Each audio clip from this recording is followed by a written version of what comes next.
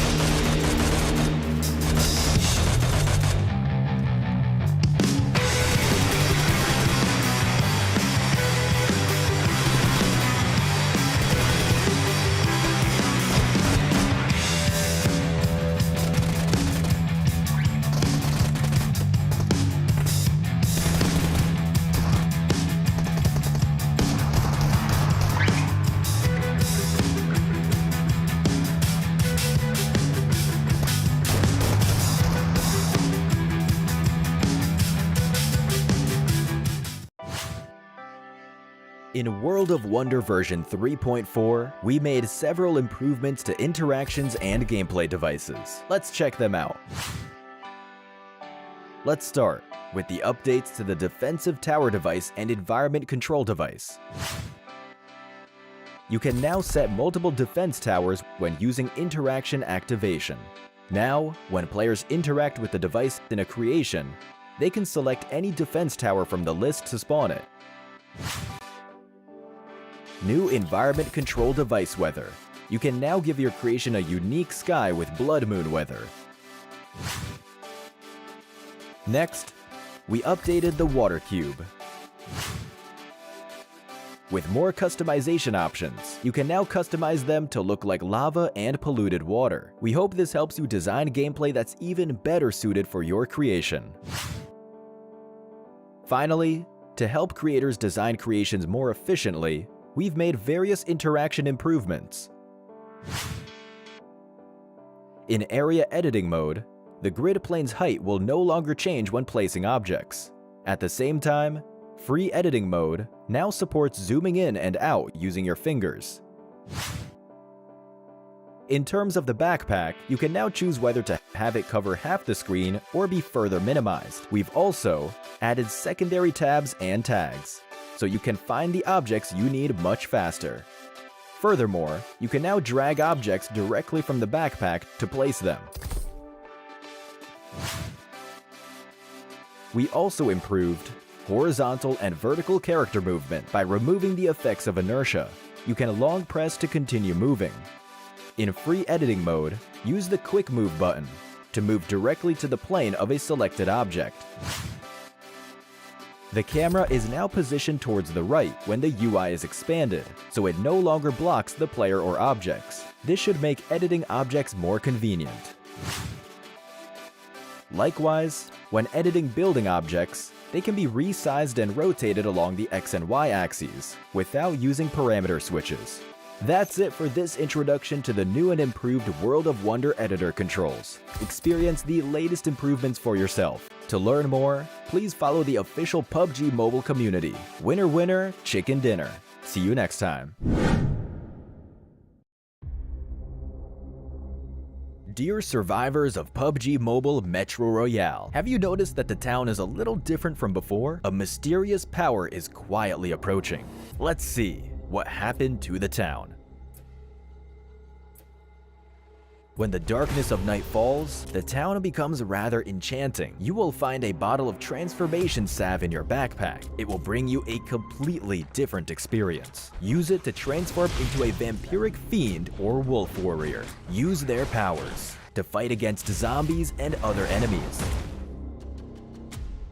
If you choose to become a vampiric fiend, you will gain the ability to fly. When you're surrounded by zombies, you can make a quick escape. You can also fly in the sky and launch attacks at enemies on the ground. Once you reach a certain altitude, you can use the quick dive ability to swoop to the ground, dealing damage to zombies and enemies within range. Also, after you defeat an enemy, a blood orb will spawn nearby on the battleground. Touch it to recover some health over a short period of time. When transformed, you will automatically absorb blood orbs nearby.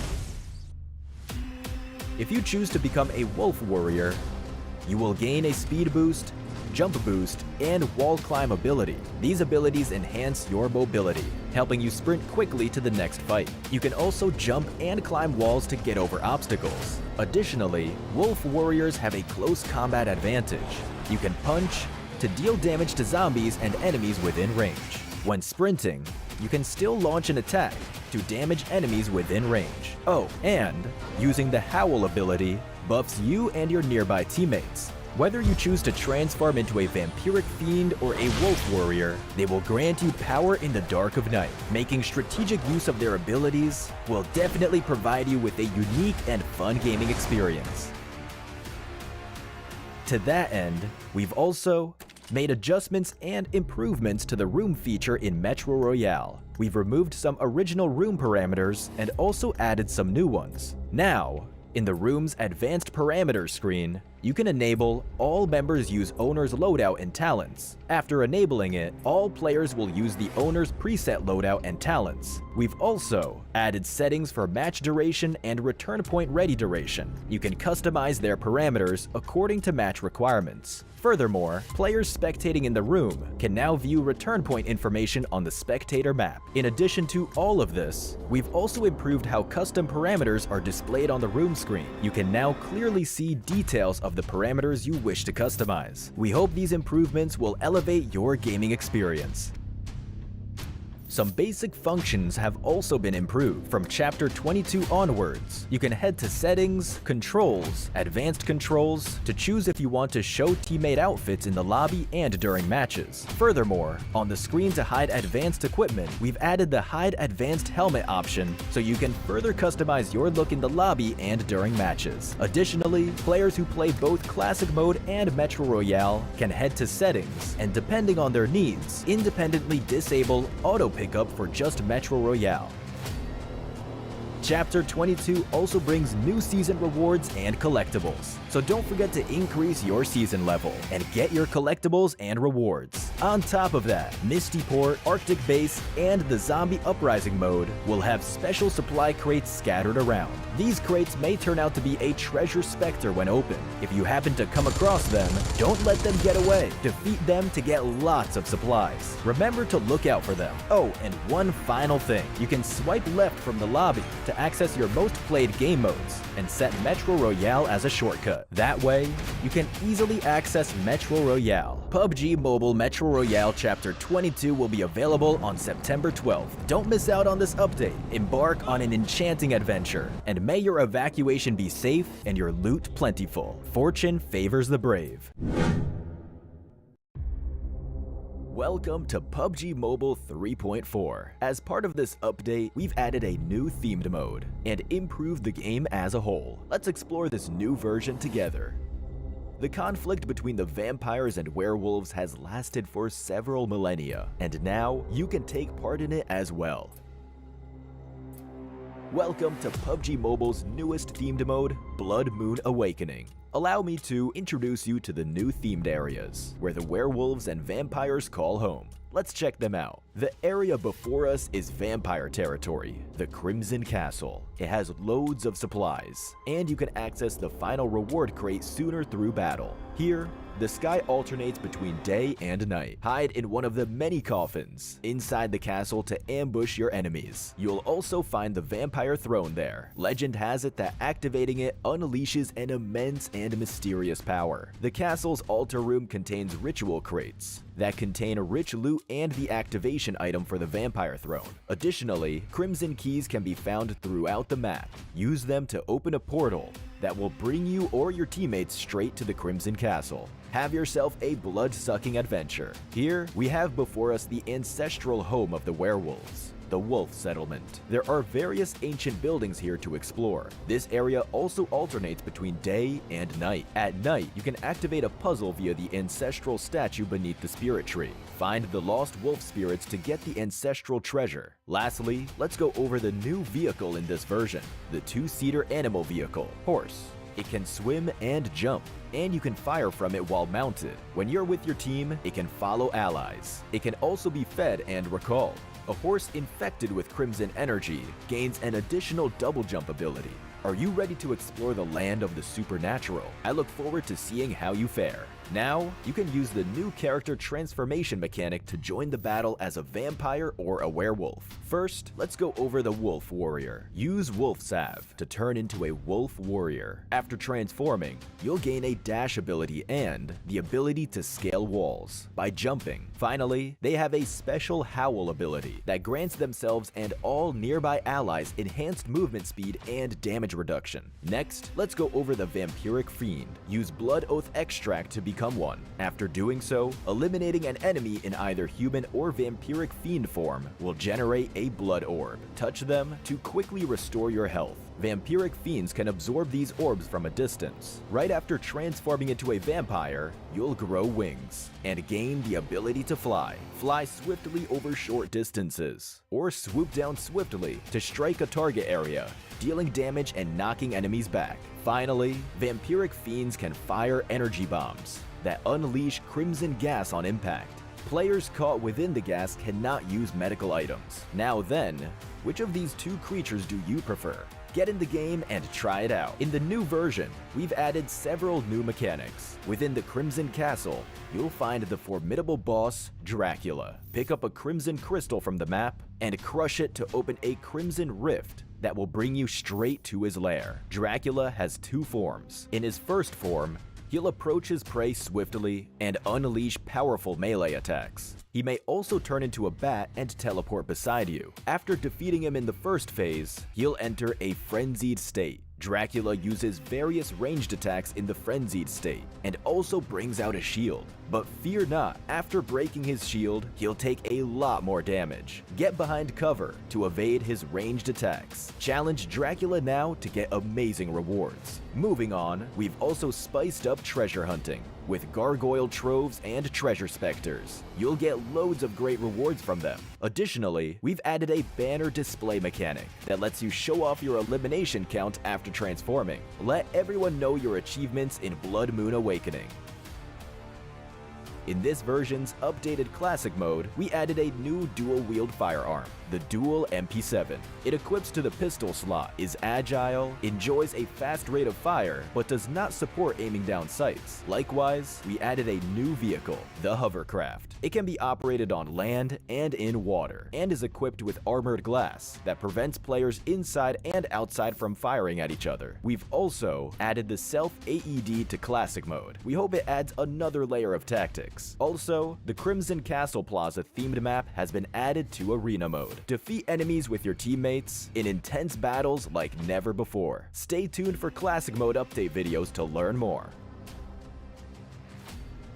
With Blood Moon Awakening's arrival, you can now also fight zombies in Metro Royale's Zombie Uprising mode as a werewolf or vampire. Choose from different abilities to thwart the zombie waves. We've also added treasure specters to the Misty Port and Arctic base maps. Defeat them to get great rewards. Furthermore, we've made some room and basic feature updates. Follow Metro Royale announcements for more details. The new version brings the debut of the Maple Courtyard Palace series of home items, along with an event celebrating its launch. New stylish items await you. Don't forget to join the home competition. Unleash your creativity and build your dream home. Stay tuned for home update videos to learn more. Version 3.4 also brings Wonder Season to World of Wonder. Also, we've added a new map template featuring Erangel after a century-long drought. More importantly, vampire and werewolf transformations are now available in World of Wonder. May this bring your World of Wonder creativity to a new level. For more details, stay tuned for World of Wonder news. Plus, Cycle 7 Season 20 has been updated,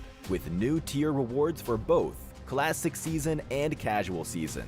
That's it for this overview of the new content available in Blood Moon Awakening. Get ready for the grand supernatural showdown between werewolves and vampires. Winner, winner, chicken dinner.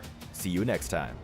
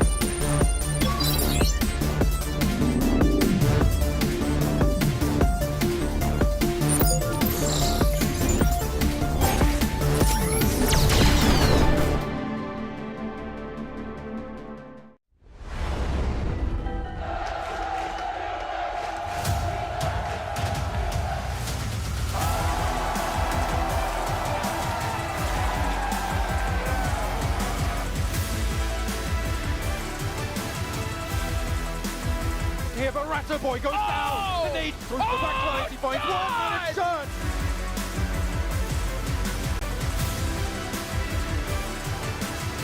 There's the response back though. First pickup. Yo! He goes on to do it.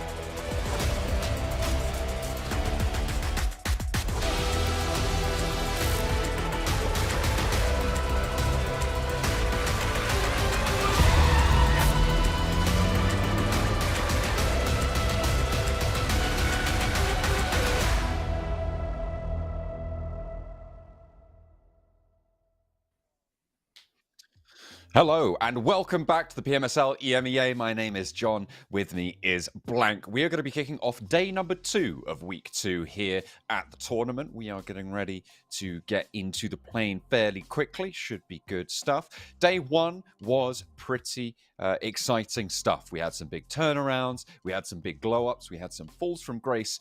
A lot of the competition still left to play out as well. So week 2 seems to be gearing up to be nice and exciting, Blank. Yes, it is indeed. I mean, so far it's been crazy watching Team Spirit take the leaderboard by storm on that first day of week 2. There is a few other teams that are rising up the leaderboards, but in the meantime, if you want to find out more about those stats, those numbers, you can find us over on our social media pages, which you can find down below on your screens.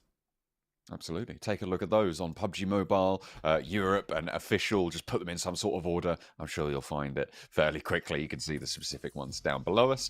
And keep up to date with everything that's going on, because it was pretty monumental yesterday. They have quite a lot of really strong performances for teams like Team Spirit. I was also quite impressed with Brute Force over the course of yesterday. They managed to keep up their consistency to maybe have a chance to defend their title and earn some of our prize pool. Let's take a look at what the teams have on the line over the course of the next, well, now remaining 3 weeks of games. The participation reward, $2,000, a team that is guaranteed in the bank accounts. Not quite yet. I don't know exactly when the payouts come through for that, but fairly soon. But it's the finals that these teams are going to be focusing towards. $227,500 will be split up amongst those teams heading over to the finals, and some goodies to grab along the way too.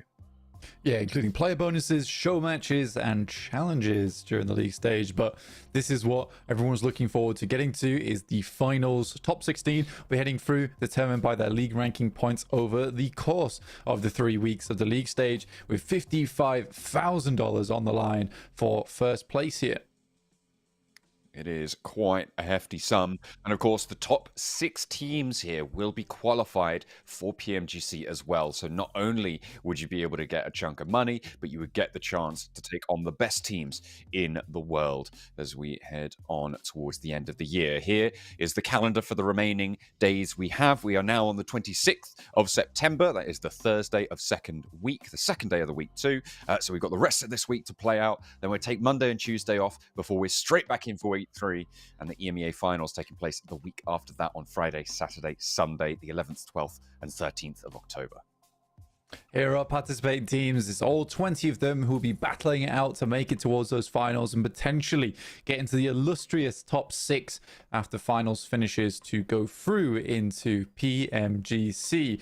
You've got all of these teams who are all done very well so far, and a lot of other teams that have slowly worked their way up the tables. Here are our groups for today. Sitting out will be Fireflux, Nigma Galaxy, Zeus, and Vibes. Both Zeus and Fireflux have had big step ups, and Nigma Galaxy have definitely improved their performance, but we're looking towards Na'Vi, who had a bit of a struggle day yesterday, as well as Team Spirit, who were able to bring things back into the fold in a big way.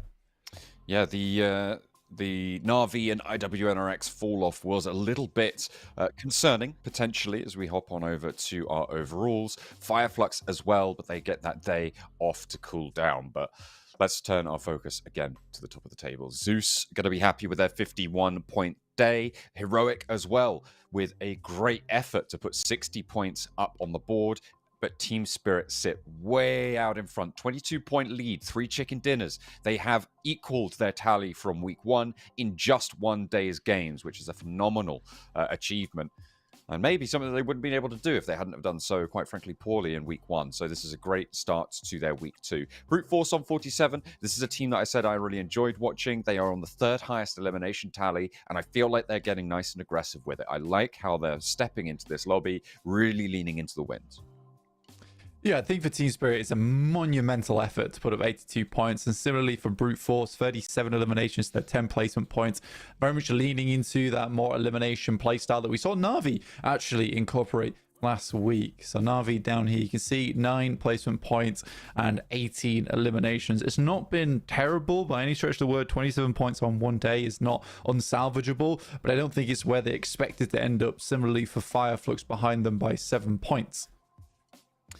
Yeah, it's been a little bit of a fall off for them. We'll see what they can do today. Sanhok, Erangel, Miramar, and of course that very secret, very unexpected thing that could happen in the middle of the day, the TDM challenges that we'll have from Nomi, who was able to get the MVP spot from yesterday.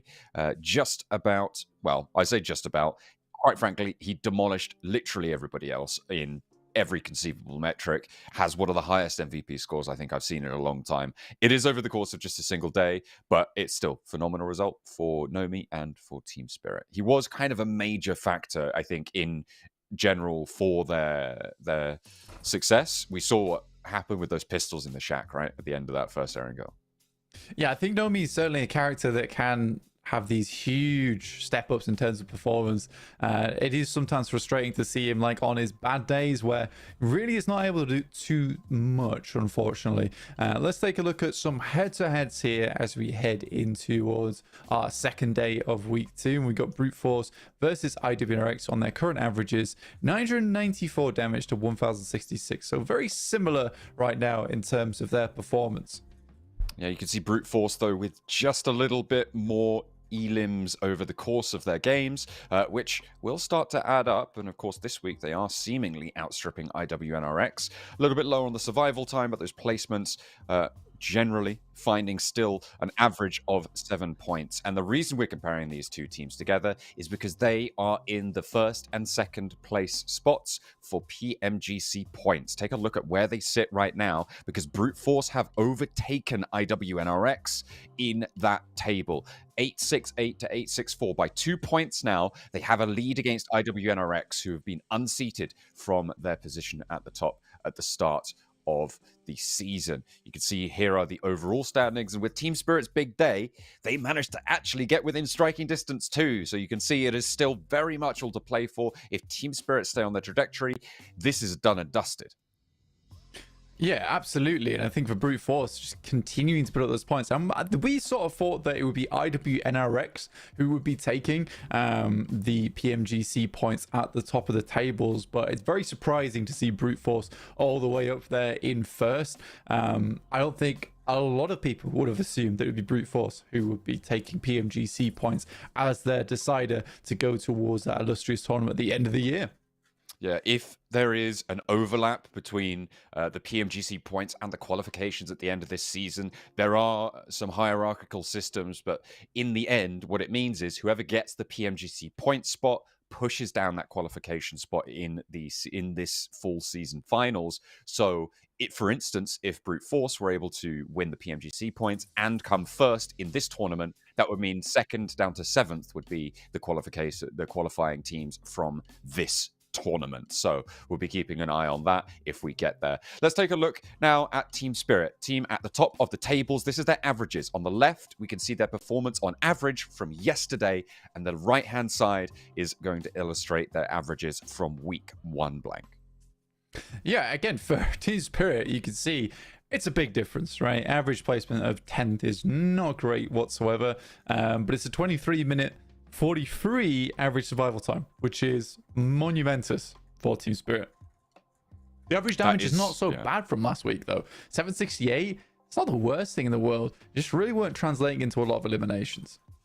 They needed to capitalize a little bit more. I think that the fact that we were looking at and sort of observing in Team Spirit was that they were a little bit timid, a little bit reticent to go in for some precise strikes, some confident rotates. They felt a little bit unsure of themselves. And maybe that was a factor of the lobby. Maybe there were other factors playing into that as well. But it seems like over the course of yesterday, they found their feet and will be able to push on in. Let's take a look at our top Sanhok performers, though, before we head into map number 1.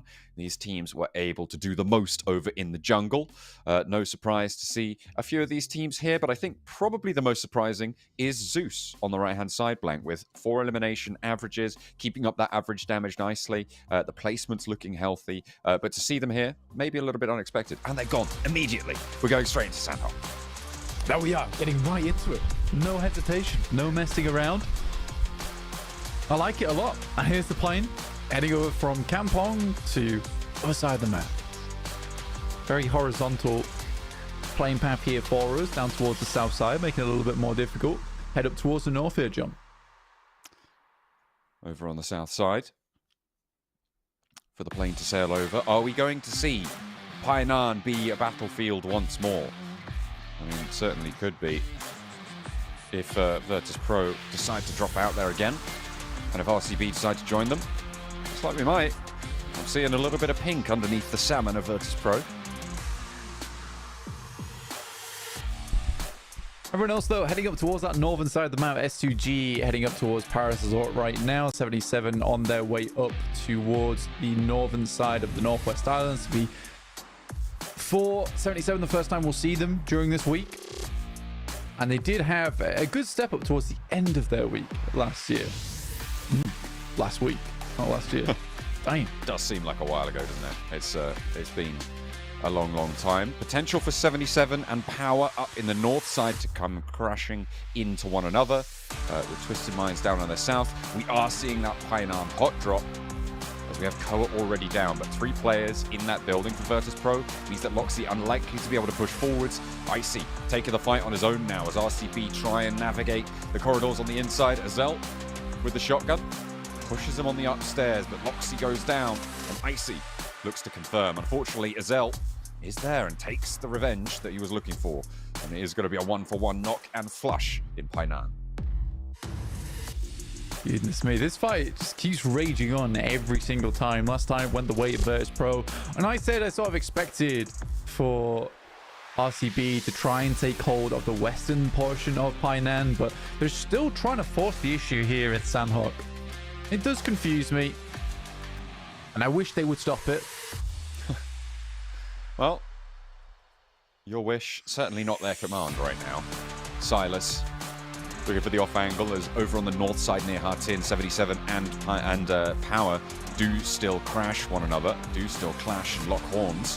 Virtus Pro looking a bit unhealthy here, but Azel again lined up by Koa. Cover from the wall, Silas half HP, and Koa pops the reload there. Malloy healing up on the back lines. Wild with the challenge. Has to spray in through the window. Doesn't quite connect, but gets the flush. Silas now up and to the top floor as Malloy tries to hold the staircase. Unfortunately, Wild sails on through. No, wait, hang on a minute. That's Trovo 2030. Third party. An off angle. A descent into this position. Moves in. And this is the first time we've seen a full Painan descent from a third party. And finally, these teams are going to get punished for it. Yeah, and to be expected as well. I think Trovo absolutely should be taking advantage of this fight. It's a silly fight to start out with, especially because teams can quickly fold over towards the high ground that sits on that north side. When that RCB is eliminated, this is the second time in a row that RCB has been removed from this position. And they're just throwing away. They're throwing away their Sanhoks. And for a team that is currently in 4th place, imagine how many more points they would have had if they just had a more steady Sanhok. 77 shots over towards Al-Haji, but it is just being traded off. Unfortunately, Al-Haji gets flushed away. Limbo Boom so low. Satan in a position to make this one a full knock and confirm, but in he goes. Is he going to get sprayed down? Is he going to win the challenge? Yes, he will. And that is 77 taken away. It is so unfortunate for Al-Haji that he goes down there, but Power play on with 3, needing to go over on the north side because the circle is popping up northeast. Na'Vi and Guild clashing on the southwest island. Twisted Minds looking for the third party over towards Hartin. And again, it seems like these hot drops are finally starting to get punished, Blank. Yeah, and as they should do as well. I mean, it's sort of interesting the way that the circle moves as well. Right now, Guild taking a few bits of damage coming through from Na'Vi. Overwhelmed them down this south side. The rest of Guild, though, did fly off into the distance. Left this one alone. 2 players going down in 0, as well as Wagner. Na'Vi being able to pick both of those up as they attempted to get themselves out from the northwest side of Tambang.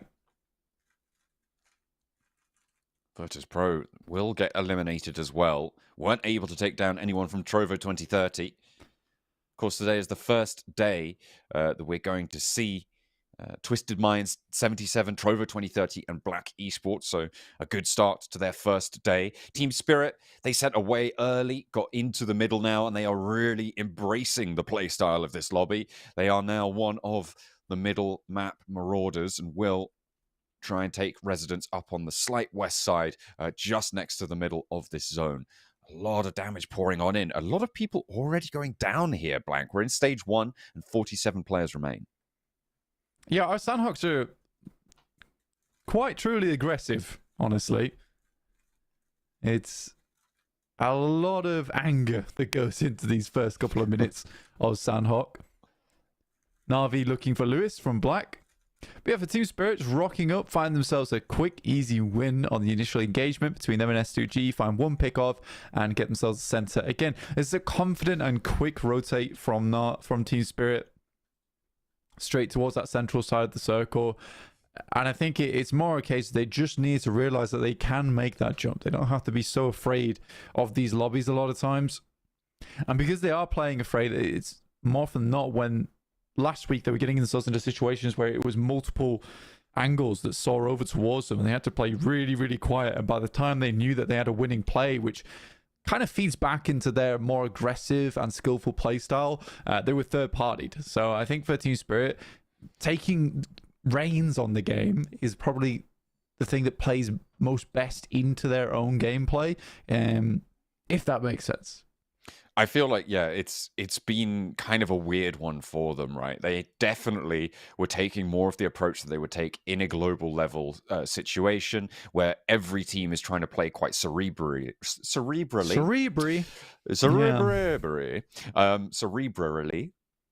like that. Cerebrally. I'll add consonants in until it feels right, but we're going well. But this time around, maybe they just need to take the gloves off and just get swinging, because it is maybe a little bit less cerebral and more there you go. Fisticuffs.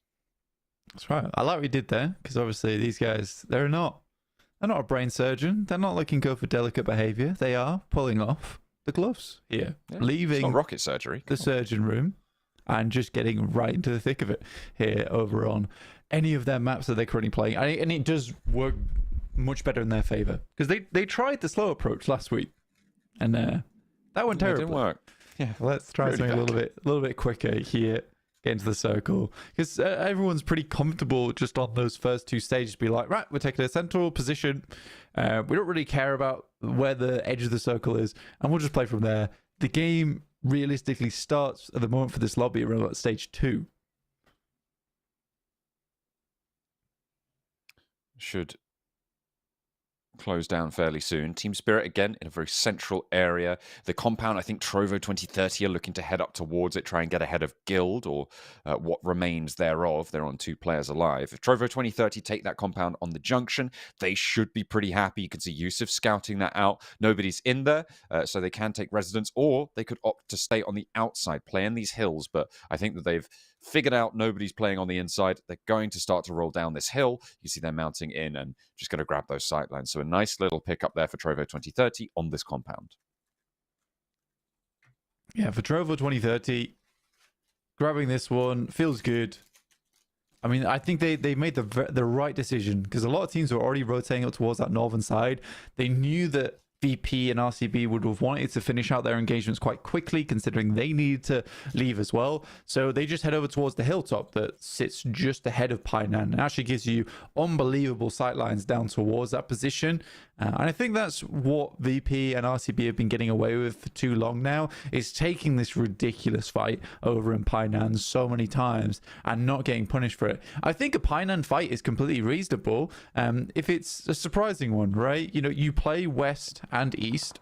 You don't give away that information to anyone else in the lobby that you're going to go for something more aggressive, and then you pull something surprising out the back. And not only does that create discord over in VP if it's RCB initiating that engagement, no one else in the lobby is confident that that fight's going to take place, and they're not already getting set up for it, because Drovo didn't even hear the shots by the time Marcelo was moving. That's the big issue with that engagement. And this time around, no dice for the hot drops. Although Power still do manage to get a bit done, Twisted Minds were a bit slower to third party on the north side, and the same sort of arguments can be made there as well, over in Hatin. Power, I feel like sometimes they get a little bit more out of it. 77 also have extracted value from those drops before as well, so we'll see if Power can keep going with 3 on this northern side. But I think in general, these late tournament hot drops are starting to get a little bit old, and they don't need to be coming through in the way that we've seen from them. So we'll have to maybe see some adjustments a little bit further in. Power on the north side near Tap Mock, with Twisted Minds actually out to their southwest, could potentially be an opportunity for them to find a crash sent towards their back. But Paradise Resort now currently completely open. However, Fidan spots Doran, doesn't quite connect the full spray, doesn't quite get that knock. Doran healing up behind the rock. Easy has a nade. Yeah, I think for Twisted Minds, being down the hill here is the difficulty. Doran does need to hit a really good nade, but it's slightly hard to place from downhill. Can't tell if Easy'd already taken some damage there or if that nade actually tagged him. He does wander back though. A little bit unsure of his position now.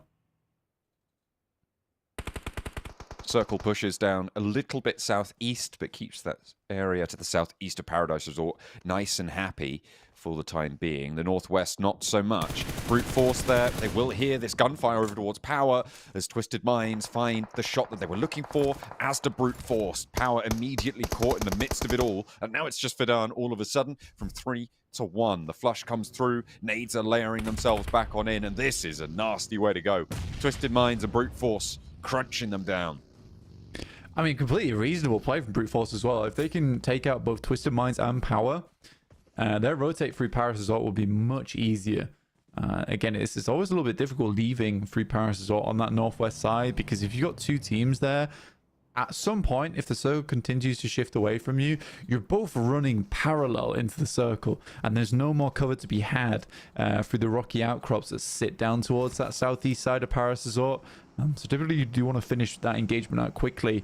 It is that case where it is one team alive that leaves victorious from Paris Resort, be it with 1 player or 4. You set them up in the lock-in, there's no real strong escape routes. You're right, it's a very difficult area to play. Around Barn, or trying to get out of the area around Barn, you've got Heroic on the southeast side right now. We're on board with Walsh, who is just on the edge of the circle. You can see he's got a teammate, Kevin, just further in. The other 2 further out back. Na'Vi as well, trying to push up from the south. You can see these long open valleys that sit around this barn area that make it really, really nasty to play around. So they're going to want to get out of there as soon as possible. Unfortunately for Na'Vi, there's not really too many strong positions that they can head towards that won't be heavily contested. You've got Black Esports ahead of them. You've got Heroic to their east. You can see shots already finding their way over to default. Kevin looks for more onto Flip. Lemon taking a lot of damage as well. This is a really difficult maneuver for Na'Vi to make. Yeah, for Na'Vi, it's going to be pretty tough to make their way through. They can double back down towards the south side, but they realize that moving up towards that compound where Gil plays is super open on that road. Getting a first pick off like that for them is decent. It's actually very, very good. Really wants that flush, but Kevin's there and puts Lemon back up in the watchtower. I think that point might be stolen away. Yeah, Black Esports able to claim Jafar. means no points for Na'Vi. They've already managed to find 3 eliminations, though, so wouldn't be a complete bust if they go down here, but a lovely splay. That comes from Kakali there, who was able to spray it down across the way. Gets the flush as well.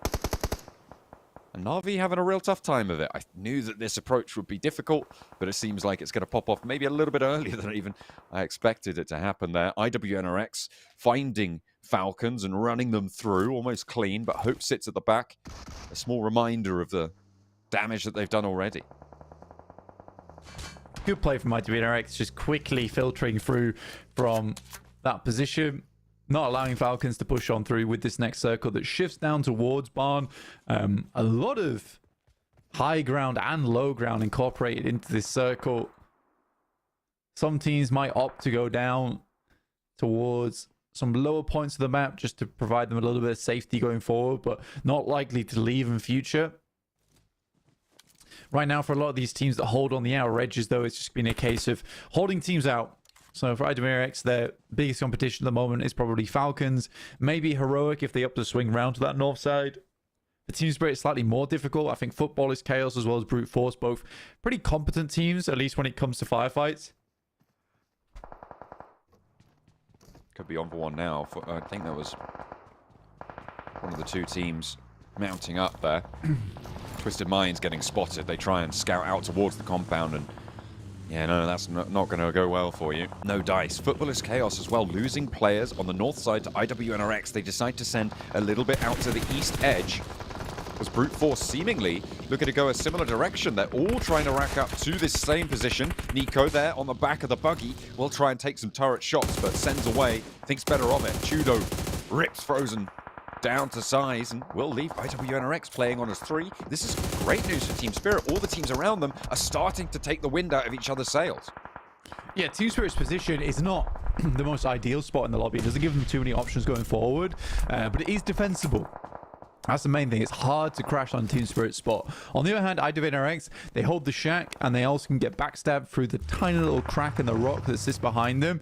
So this position is much more accessible for a team like Brute Force to try and work on towards. And already finding Frozen and melting him is a very good start for them. You could imagine Team Spirit probably starts to look down this way at some point. Send out some scouting. Getting something done. IWNRX have got the angles onto Brute Force, but the smokes are blocking off the sight lines. Hope spotted, and IWNRX take a team down at their back. That was the last player that they had to deal with from Team Falcons, so to get rid of them, they'll be happy about that. Brute Force still trying to make their way uphill after they cross the road. Prepod eagle-eyed out towards Team Spirit on the west side, and that is a northwest shift. It keeps the side of the road compound that Team Spirit hold in this next circle.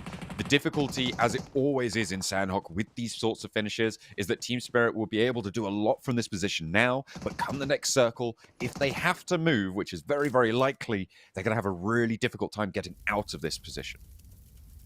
I think the useful thing for them, though, is that they're one of the only teams, if not the only teams, that has cover still to work with. I think IWNRX has a little bit over on the eastern side.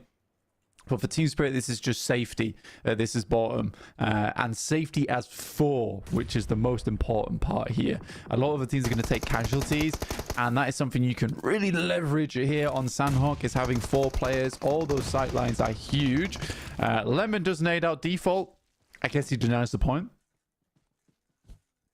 Could potentially, as there's trades between Black Esports and Guild as well that start to rage on. Lemon actually trying to traipse forwards a little bit closer to the next zone, moving a bit further out west, and may actually have a better time of it there. But as soon as he steps out too far, the sightlines from Black Esports will come into play, and that should be curtains for him. You can see Black not getting too aggressive here. They are falling back, not wanting to fully commit to go for the fight when they know they don't quite need to. Guild are going to be forced into their sightlines instead.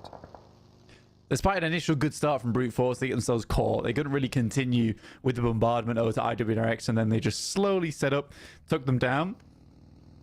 Team Spirit, though, they hear the fighting over towards the eastern edge and look to push further out.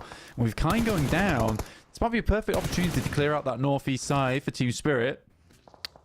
The vacuum left by Brute Force kind of puts that outward pressure on them to poke their heads over the ridge lines and look over towards IWNRX, and they're doing a lot as well. Trovo 2030 on the southwest side, they've been quiet for a while after they were able to guard out the Hainan fight earlier on.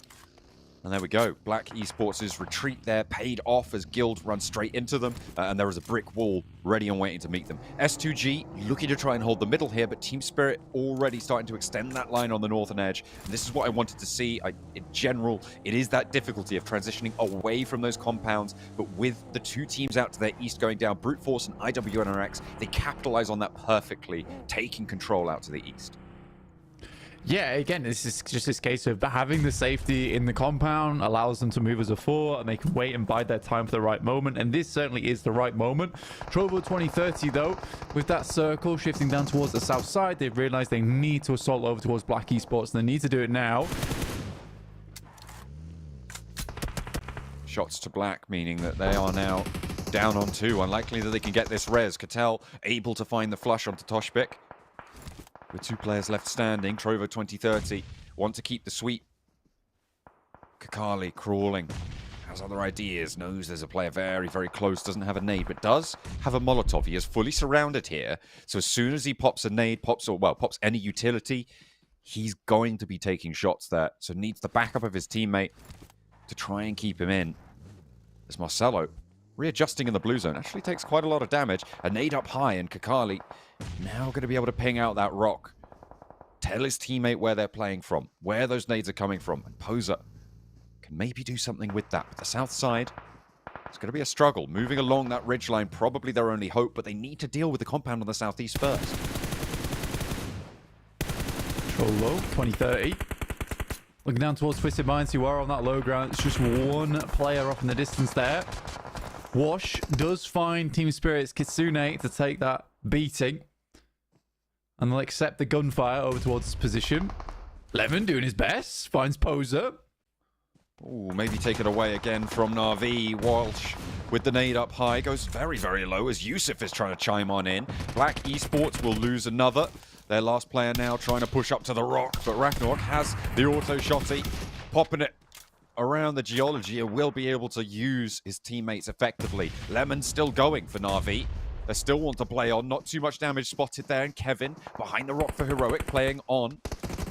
And up close and personal, Lemon eats damage from uphill as Trovo 2030 lights up the downhill engagement. Will be able to sweep through it as well. Heroic now looking shaky. The northern side not looking super strong, but Team Spirit move in with 3. Trovo 2030 dominating on the south now.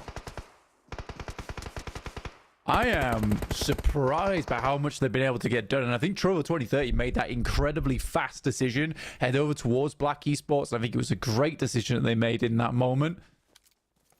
And with Heroic pincing them on the side, Trovo's just really bide their time here. Wash finding Matic is very bad news. Now just Nomi as they get the circle. That is rough. I think Nomi would love to pick up Matic here as a potential for him. But unlikely. Unfortunate.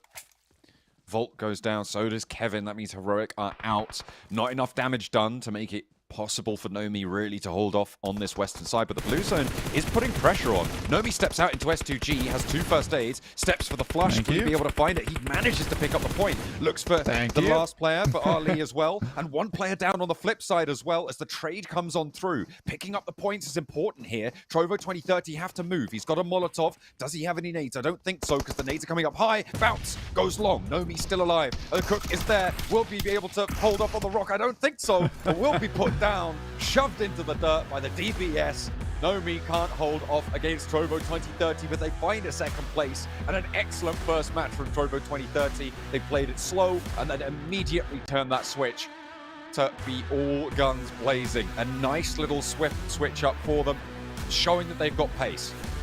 I mean, a lot of that is kind of determined by the fact that they finished the fight for ICB and Virtus Pro early on in the game. So they actually don't have 2 players playing from behind them that entire time. So it actually provides them with a huge amount of space going into those final circles. I did enjoy Nomi there. I think, you know, if he was feeling a little bit more, you know, zesty on the day there, he might have actually pulled out the nade instead of the Molotov, because I feel like there was a world where maybe he gets a double and he can work it from there. But again, 1v4 is really not likely to win, especially down the hill. But I do love the fact that he picks up both the players on S2G to confirm both 5 eliminations and that second place. Yeah, a lot of damage earned there for Trovo 2030. 13 eliminations. Not the 15 that they were hoping for after their daylight robbery from Nomi, able to pick up those 2 points. But 1,945 damage. Really strong stuff coming through from the roster. Again, one of my favorite logos in the tournament, that green lion. Just looking nice and fresh. I like it. There's something about it. It just seems friendly. Yeah, he looks, he's chilling, vibing. But yeah, for Trovo 2030, I love that. It's a really good game from him. Again, very Sanhok game with 13 eliminations. Team Spirit, though, once again, putting up more numbers with 11 eliminations so far. Heroic at 10. So Heroic continue to do well into these games. IWNRX, though, I felt like that they would go further, but 8 eliminations, they can't be unhappy with that. No, they managed to get up onto the front page. Same cannot be said for Brute Force. They went down early, as well as our hot drop teams, Virtus Pro, 77, and of course RCB, all going out early. And it was the Trovo 2030 engagement that took them down right at the start. So I think that all throughout that match, Trovo 2030 doing some nice work. 1,945 damage for them, but 1,798 damage for IWNRX as well, getting those 8 limbs that you highlighted there, which was great stuff. I think this is all arranged by damage, so it will not be, it's not Team Spirit on that page because there wasn't quite as much damage coming through as Black Esports were able to dish out. Yeah, I think for Black Esports, they just were not prepared for Trovo 2030 to make such a big side swipe over towards that eastern side as quickly as they did. Here are Trovo's stats on that game. Ragnarok doing a large amount of the work there, and Marcelo picked himself up 7 eliminations somehow. It's been a lot of stealing, it seems. Those numbers don't add up. So someone has had a lot of their work taken from them, and I think it's probably IWNRX, all things considered, given the amount of damage they're able to put out. This is, of course, that Painan hot drop and mixed in with the Hartin hot drop as well over on the north side, a feature of these Sanhoks that we would be happy to say goodbye to in the future, but for now they seem to just continue to rage on despite our protestations. Ragnarok, you can see there. This is one of the elims that he did manage to fully do himself, so good work there. An A+ on that one. Yeah, big old A+. I mean, for Ragnarok in particular, it was a good game from him. A lot of damage done. The rest of the team was doing good. I mean, if you can pick up eliminations here and there on Sanhok, it is a good idea to do it because you can bump it with points that way because a lot of eliminations are coming through thick and fast, and so are the knocks. But for Trovo 2030, I think it's a strong game. I was also very impressed by Team Spirit in terms of their rotations. In the meantime, we're going to rotate right out of here. So we go to a quick break. We'll be back soon. So the next time you're lonely, checking your phone for the only, trying to kickstart my heartbeat. You won't find me begging now. I'm feeling supernatural. I'm feeling supernatural. I'm feeling supernatural.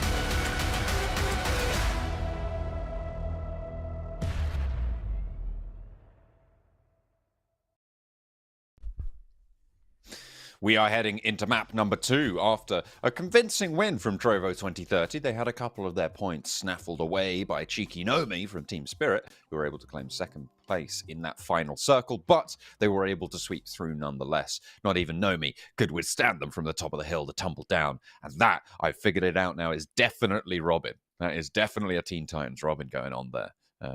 I don't know which one. I imagine Damian Wayne. I'm pretty sure about that. Definitely true. Yeah, damn. Yeah, I think I said it was Teen Titans. Teen Titans, yeah. I remember Teen Titans. Teen Titans is good. You always have to like say it in a very specific way, though. Na'Vi honestly struggling to unleash the beast this week with Monster Energy, www.monsterenergy.com/gaming, because Team Spirit, they've taken all the monster. They've got it under their desk. You can tell. Look, they are so beastly this week so far, able to get up in second place this match. It'll be interesting to see if Trovo 2030 are going to be able to keep their record nice and strong. Last week, they were able to do fairly decently. I think it's safe to say they could have done potentially a little bit better, I'm sure, but you know, which team couldn't? We're heading into Erangel, so let's take a look at our best teams from Erangel. Yeah, right now we got Power sitting at the tippy top here with 5.6 average eliminations. Brute Force just underneath them, and it cycles down the tally to Idwinner X, RCB, and Heroic so far. Yeah, Brute Force have done very, very well, but Power, not the team I expected to be currently in first place. No, they have managed to do a lot of damage, I think it's safe to say, on those eliminations, right? Their placements as well, looking very, very strong. So, interesting that they've been able to do that. But then again, when you take a look at what's happened over the last day, maybe they're just the only team that hasn't had an up paired with a down coming through. I mean, Na'Vi potentially could be close to overtaking them, but yeah, they're managing to get to the top of the table. It's great stuff for Power. Yeah, I'm pretty happy with that, honestly, so far. And I think that for Power, it's an interesting one that they're able to continue putting up a good performance. And I think everyone on that team is more of the case of there's no one individual really strong player anymore. I mean, Al-Haji's very, very good, but I think all of them have risen now to somewhat equal levels. I think Al-Haji does pull ahead a little bit, but honestly, it's very marginal at best. Let's take a look at our overalls as they stand after that last match.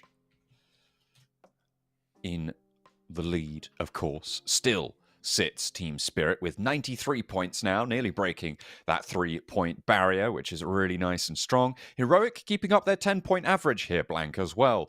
They were on that east side getting quite late into that match. They were on 70 points, able to earn 10 on that game.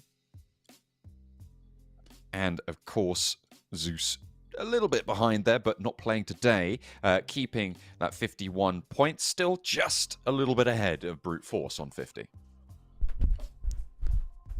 I mean, for Heroic, I'm more surprised about them than anyone else. I think that they're a team that, in terms of players, we didn't put a lot of stock into. Yeah, here they are in second place, and it's still fairly consistent, all things considered, going into our second game of the day, when they felt more like a cop-out team last week in terms of getting towards that end game, but really not doing all that much. They seem to have a bit more confidence in terms of taking those fights and actually trying to follow through with them.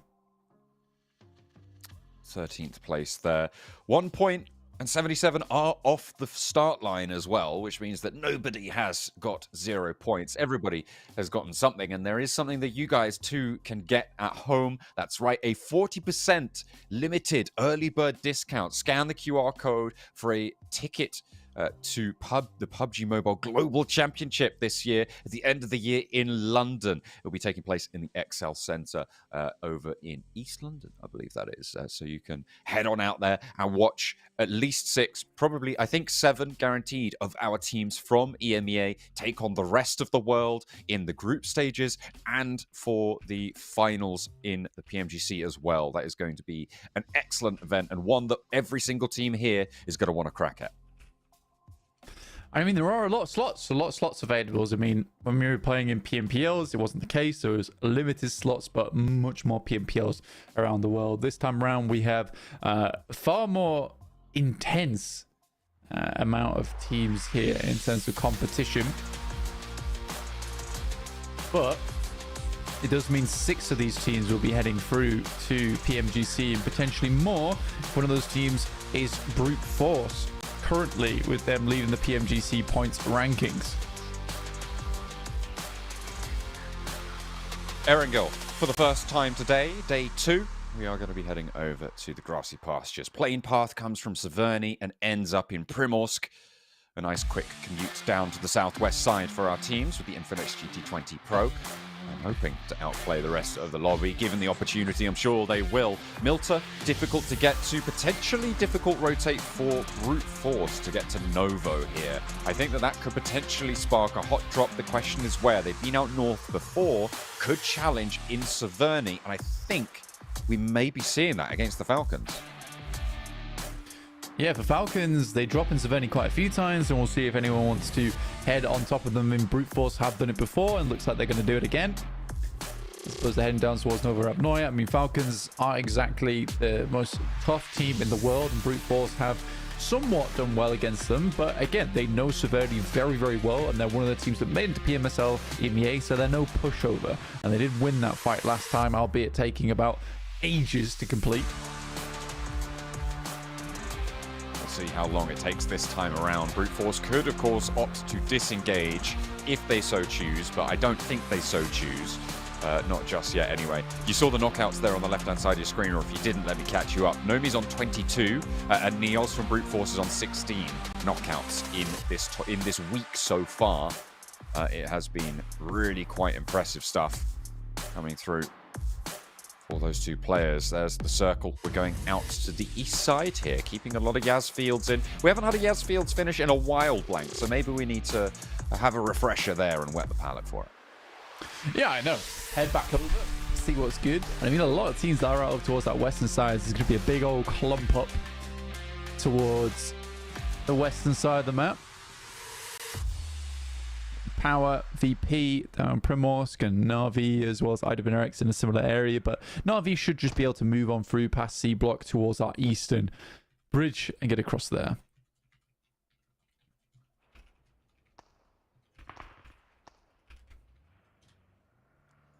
Shots from RCB.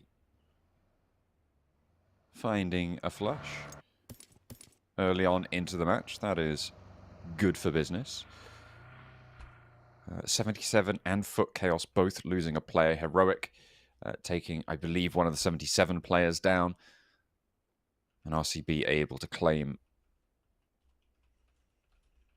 a life from Foot Chaos. It could actually very easily be the other way around. I didn't quite catch exactly who went down to who there at the start. But Falcons, they've managed to open the bidding in their engagement. Immediately answered, though, over towards Ali. Neos can drop down off this rooftop. Freezer has a decent sightline to control all of this, but the res can come through for both of these two teams. The cross across the road for Spark does just manage to get through, but takes a bullet to the thigh. And we'll have to heal that up just a little bit. And always on these early fights, healing is a major issue. Looks like Ali does have something in the back pocket, though, to help him keep going. And they roll forwards, trying to find Neos. Fair enough. I think that was a pretty ineffectual grenade towards Brute Force. Basically lobbed it out the wall. Another that doesn't really get too much done. That one looks a little bit better though. Prepod does sidestep it though, and they'll know his position. No first aid kit either, so instantly there needs to be some shots over that way, but a nice one around the corner. We'll find Neos, and I'm more surprised by the fact that Falcons have been able to find so much ordnance in such a short amount of time. And immediately a transferal over up onto the hill. Chudo goes down. Another nade into the back, and Brute Force are struggling. They are suffering under the watchful eyes of the Falcons here. Hope now with Freezer left to handle. Can he be at this long-range laser to keep his teammates safe? They haven't broken out uphill to try and get rid of Chudo fully, to try and go for that flush. They're more preoccupied with marshalling their forces. They should know that he's on this side of the road, and the Falcons got to move their way on over. Freezer waiting for them to get closer so he can do a little bit more close-range damage. So, strange fight from Brute Force. I mean, already losing 3 players is not great.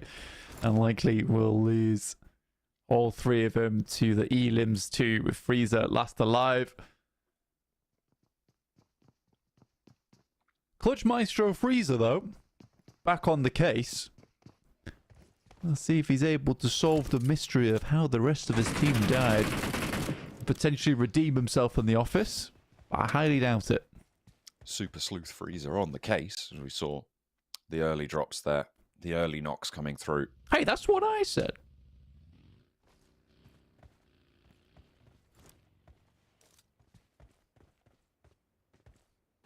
Ragnar looking the wrong way.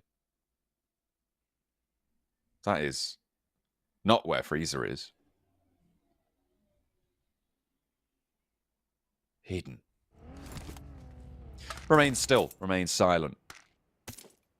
This Team Falcons look at a breakout. Potential that they return here and sweep through because they know there's someone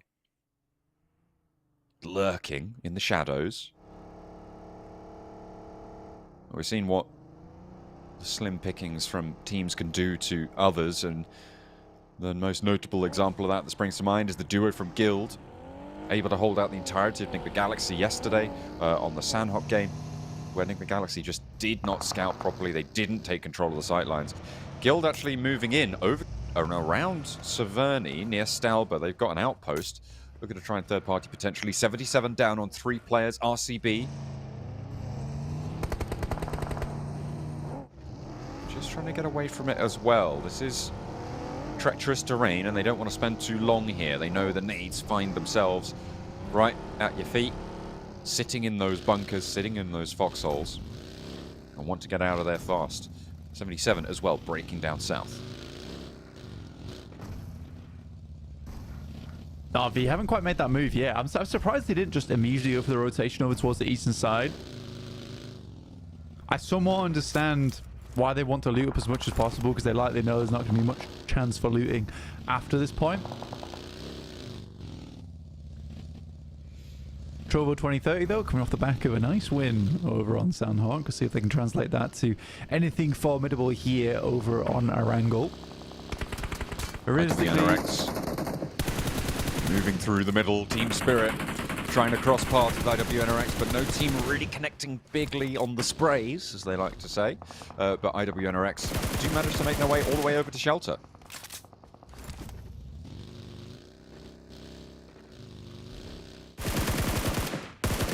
I take that back. Dolkenmer spots one. And he's currently on his own for Footballers Chaos. Lone Ranger able to do a lot over to IWNRX. No discernible reason to stop out in the open like that, but they do stop a player. Maybe the tyres on the vehicle got blown out and they didn't quite catch it, but not ideal for IWNRX, playing as 3. Yeah, down to 3 now. I think for IWNRX is not ideal for them. Try to think what I was saying before. I think it was Twisted Minds as well as Heroic I wanted to touch on in terms of that Eastern hold. It's a strong position for them to sit them outside of the chaos of the rest of the lobby quite some time.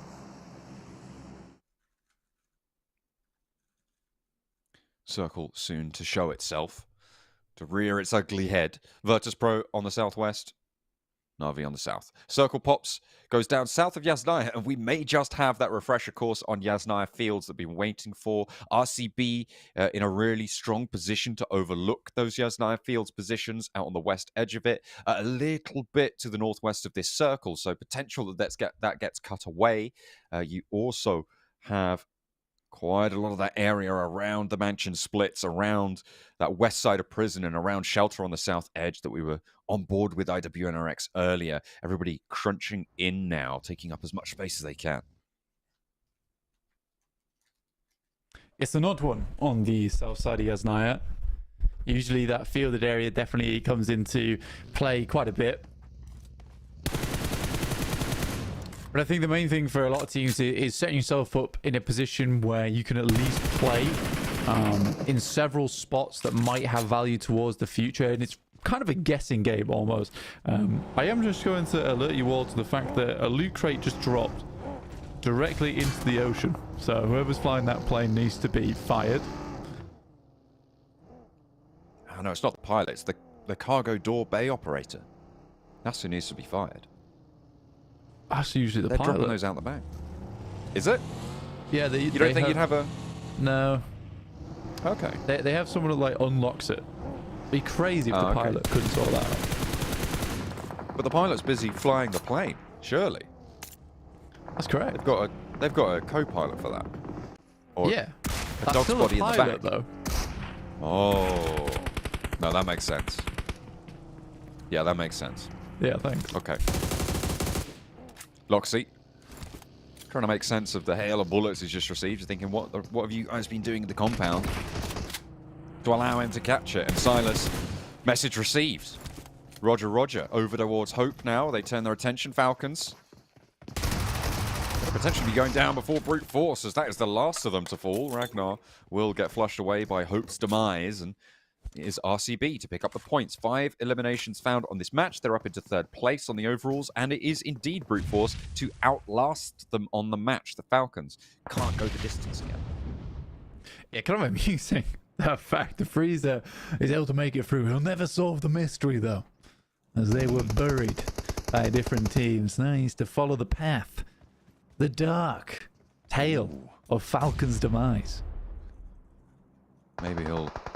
Or just die himself. I don't know. Yeah, could also do that. Maybe he'll follow the clues and find the entirety of RCB and be able to find the points. That's better. Look at the loot crate there. That's far more respectful.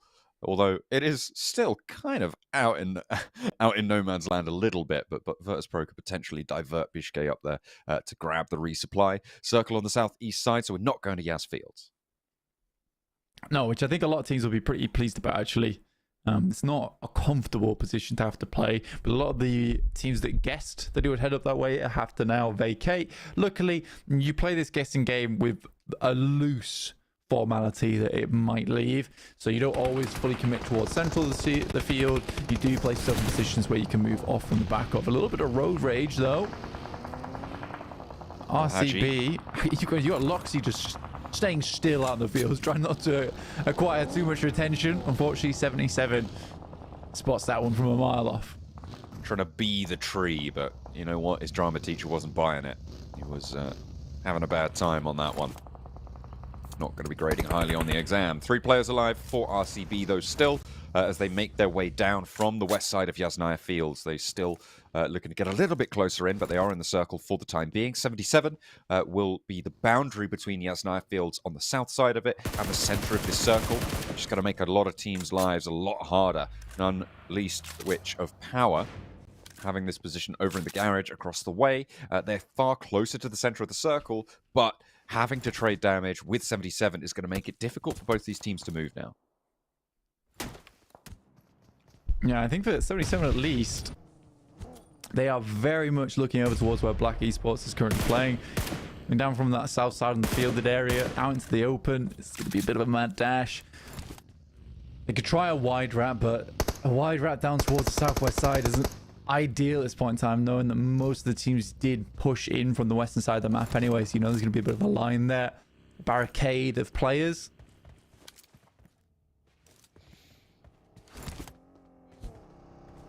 Guild trying to move across the mouth of prison without being thrown into it themselves. S2G and Twisted Minds. A little bit of a roll-up for S2G. He stood on an aid and boom goes the dynamite. Marceau eats dirt there, and Coops now trying to move on forwards to curtail S2G's approach. Another beautiful shot from Robs with the pump action shotgun. That is S2G really flagging now. 1 player left standing for them. On the other side of the smoke, up to the window. The shots are good from Coops, and through the window will be able to find their mark. Getting that knock and the flush. S2G eliminated, but here come Heroic to try and take control of this heaven compound still. Yeah, funny, still have 13 teams inside the lobby. I was surprised it was just the 14th that went out there in S2G, despite the position in the circle. X currently playing mini dip, as well as Power trying to have control over towards dip itself, with Satan currently holding that position just in case it heads down towards the south side. But I like the fact that they're set up towards a road on the west, holding out both RCB and 77, or at least keeping tabs on them. Shots from Walsh connecting over towards Twisted Minds, and Twisted Minds not having the strongest of positions now. Heroic looking to try and isolate, control this position. Nicely done. Unlikely that too many teams now opt to go for it. Where on earth did he just come from? Launching himself up onto the roof. And a beautiful ascent there. But Jafar seems to be a bit lost as Kevin on the inside has to handle business for him. Jafar maybe needs to switch on a little bit more. Luckily, the rest of Heroic are there to play. Yeah, sort it out. It did seem a little bit crazy for a second, but clean up, it comes through. As Virtus Pro versus Guild, which is going poorly for Virtus Pro here. Again, very topsy-turvy gameplay from Virtus Pro. Ups and downs galore for them. Feel a little bit sick if I was Virtus Pro playing the way they are. Like a roller coaster of points coming their way. Constant ups and downs. You want some smooth turns in there, boys. Come on. Let's get the engineers on this. Try and minimize that G-force. Might be fun for us to watch, but for the team, for the organization, it's got to be a bit of a nightmare. Enough to turn the belly, certainly. Guild still playing as 4, and it's just icy now. The assassin with the knife. Gonna try and roll across and cut through into the circle. Team Spirit, though, kind of been a bit quiet so far. Now finally moving themselves into the circle itself. Take down Na'Vi in the process, too. One player left for them. That's Virtus Pro out. Team Spirit takes a prominent position down towards that south side. IDVRX, though, they get the better end of the deal there up towards the northern edge of midi-dip. With that position just north of Team Spirit, they're going to control that run out. Team Spirit going to want to go for the res onto their downed player, but they don't have a lot of time to do it. Need to figure out how to get across, establish those smokes, get some cover, and move in. But time is bleeding away. They might actually just be giving this one up if they're not careful. Shots, again, continue to come through, and Guild are starting to turn on the thrusters here. Heroic having a chance, and finally there's the answer, but Kevin is down and very, very low. Same story for Heroic. They're going to need to commit a lot and quickly to this res. It's not going to be enough or fast enough either, and Heroic are down a player. Wagner, same for Guild, however.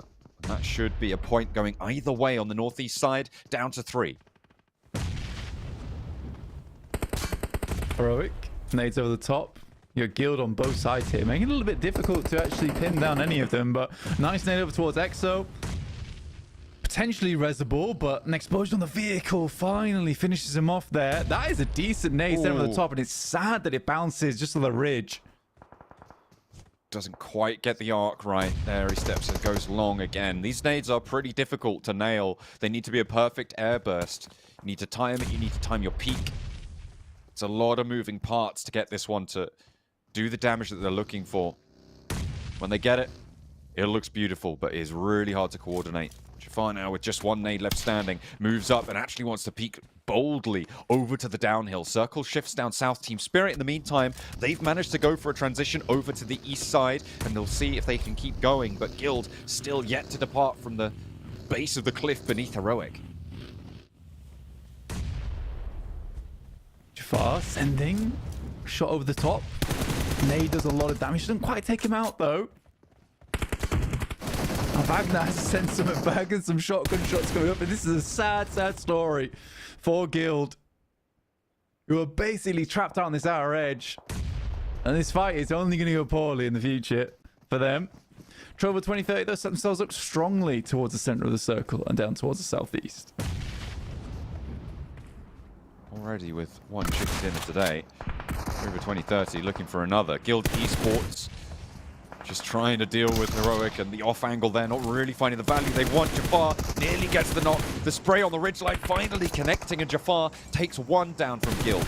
Is there going to be a second to follow it up? Because Walsh, he's swinging. He's going for one, going for two. That's what they needed. But they needed it a lot earlier, Blank, and now they're going to have a lot of trouble moving in as fast as they might like. But Trovo 2030, they've got their attention turned down south, and there may be an opening for them to slip on through. Team Spirit have been doing work, but Heroic on the north have 11 eliminations. This is a great game for them. Your Heroic, 11 eliminations, like I say, what a massive turn of events for them. I mean, they've just been super good so far. I'm really happy for Heroic this week.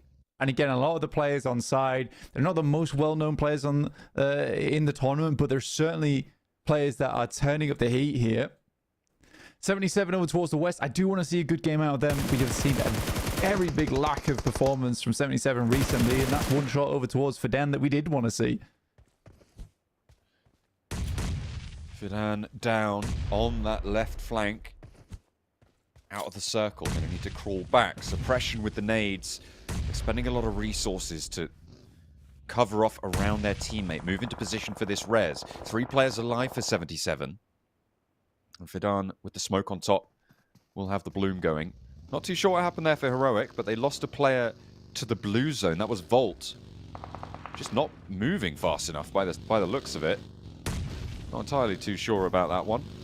Bit of a misplay on the northeast side after what has been a very strong match for them so far. But it's not going to dampen their spirits. They find Ragnarok and add a 12th point to the tally. The nade at the top there towards Power, who are struggling. They are sat on the outside edge. Obviously 77, only 3 players. There is the man advantage towards Power. I think realistically they'd have to find some good utility over the top here, John, if they wanted to find their way in. Power dropping the smokes, allowing the runway to be cleared for the vehicles to gather speed before they careen themselves over the top bridge here. Sweeping through the second smoke, but Fidan goes very low, goes down on the off angle. It's traded for 1, and Alhaji's behind the tree with the off angle. Limbo Boom down next, 2 players down for Power, but they only have 1 player to deal with in the form of Shifu across the way. Zadira's down, Limbo Boom is flushed, it's 1 versus 1. Fidan wanting to stay safe for now and will lean on Alhaji. A perfect prop for him, easy there to move in. Negotiate this fight as a 2 versus 1. First aid comes through. Bounce goes funky off the tree, but the shots from Easy don't quite connect either. Shifu down in the dirt next to the wall, trying to stay alive, but the blue zone's not in his favor. I can't believe Power were able to make that happen. It was such a good push from them. And 77 just crumbled underneath it. In the meantime, it's Team Spirit off in the distance, taking shots over towards IWNRX. This is a mini dip, and this is certainly not something that Team Spirit should be able to achieve. And a good shot from Effect will shut down the entirety of the team there. And Spirit can move onwards. The timing of that fight, really important with Power so focused on getting rid of 77 on their north flank. There's no chance of a third party to come your way. Team Spirit take that opportunity and they move through IWNRX like a hot knife through butter. Now they're up to 8 eliminations on the south side, really facing off against Heroic as well on their 12 elims this match to try and put up a beastly score, but Nomi down leaves Trovo 2030 with an opportunity to find the point of them. However, there is a trade and the rest of them too far away to go for this full flush. Trovo 2030.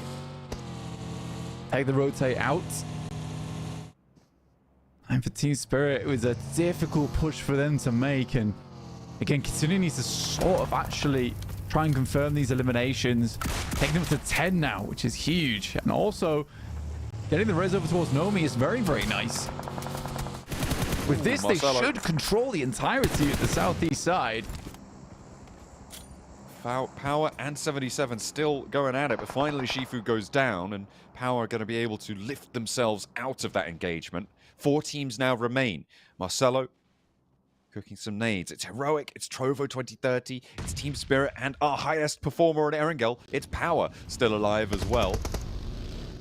The highest performing team so far over the course of the tournament. A run down from Nomi. Oh dear. Didn't look both ways on that one. A spray down from Yusuf though, maybe a little bit of retribution, but a high flying swap to the back of the buggy there and gets the spray down effects in for the play as well. And Nomi will be picked up once more. A really nice roll up for Team Spirit, and they seem to have found their momentum a little bit better now. Volt trying to transgress into open territory against them, but there's a crossfire. They don't want to step too far south for too long. Yeah, that's maybe a mistake from Heroic, but at least they get information on where the players are roughly playing on the southeast side, which is smart, but directly rock back up, and this is realistically the team that they should have been worried about. Good shots from Kitsune, but not enough to topple Alhaji. Low center of gravity on that guy. Very difficult to push over. will not go down without a fight. Hard southwest shift. This favors Team Spirit quite heavily. Power going to have to creep their way forwards. Heroic going to want to fend that off. You can see Walsh there with a lot to do. 13 eliminations, though, for Heroic. They've already done so much this match. As Satan finds a tree with a front bumper. Dodges it the second time around. Much better. El Hadji launching a nade. Should spot that one coming up. Satan tries to get across, but Walsh is there.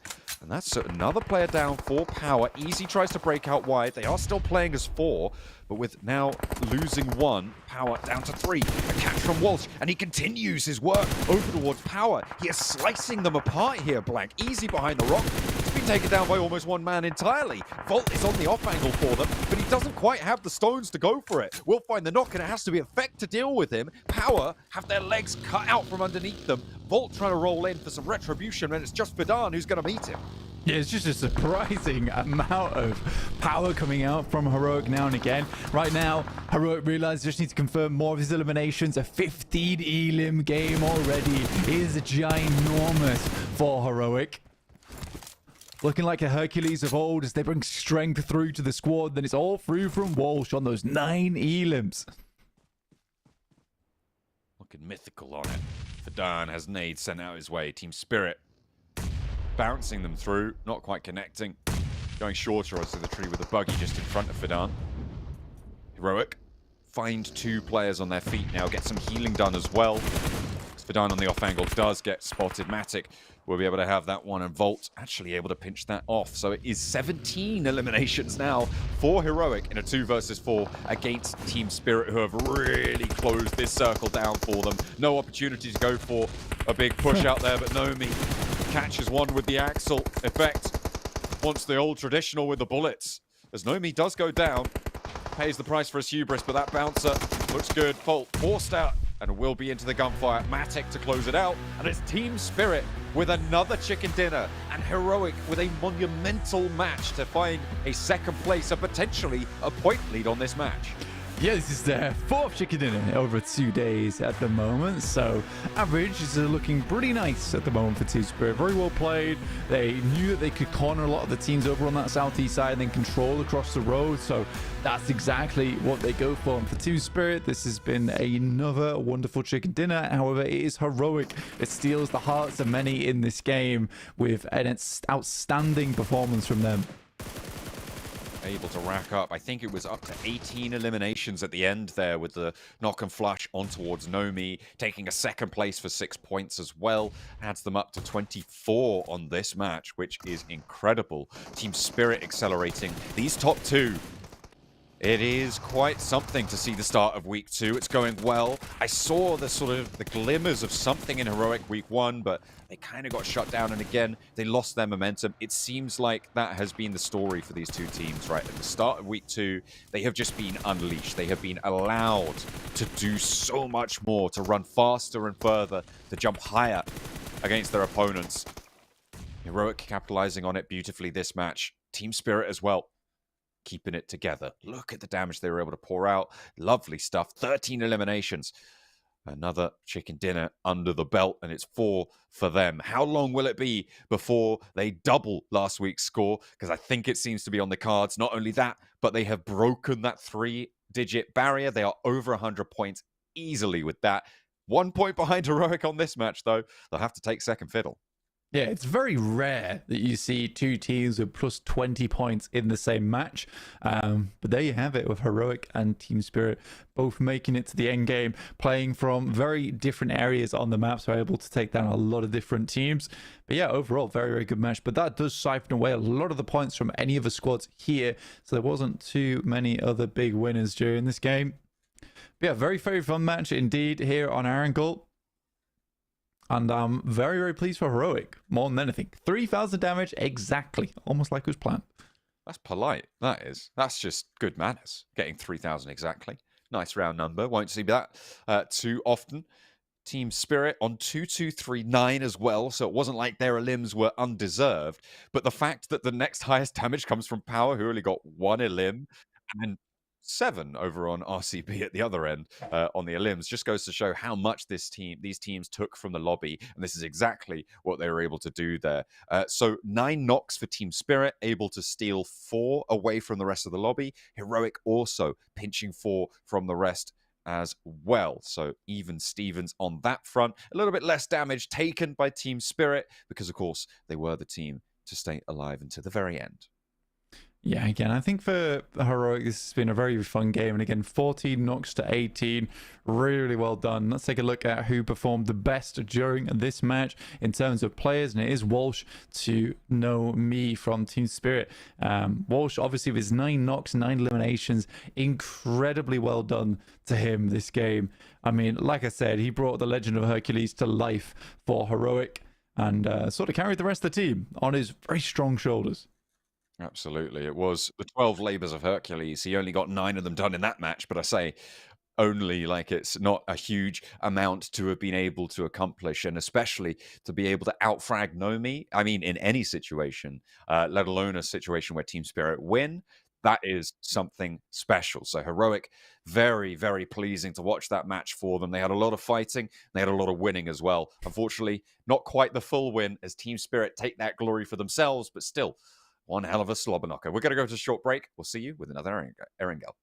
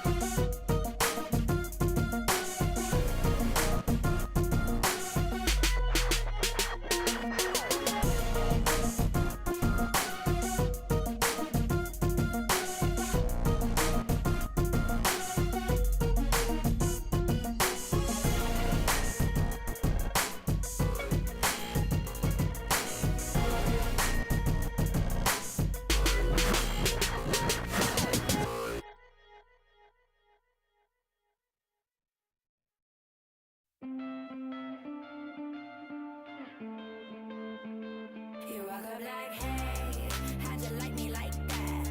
You lay it down, but it's coming off flat. Like, hey, why you acting like that?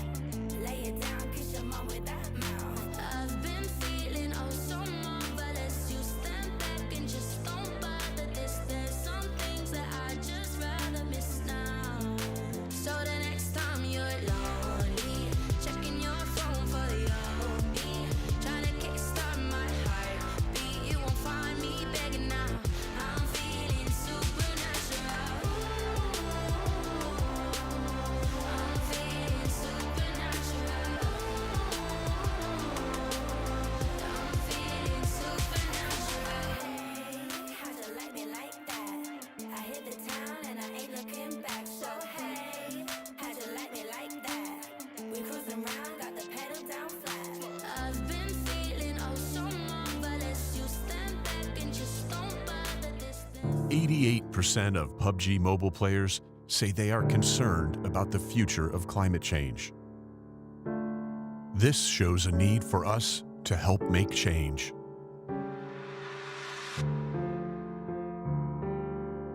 Experts say that climate change is changing the face of our Earth, and that we are already seeing significant repercussions around the world.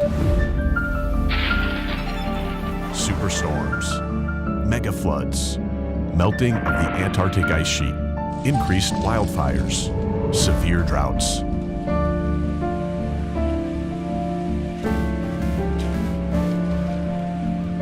Experience the ruins of Erangel after 100 years if we don't take action.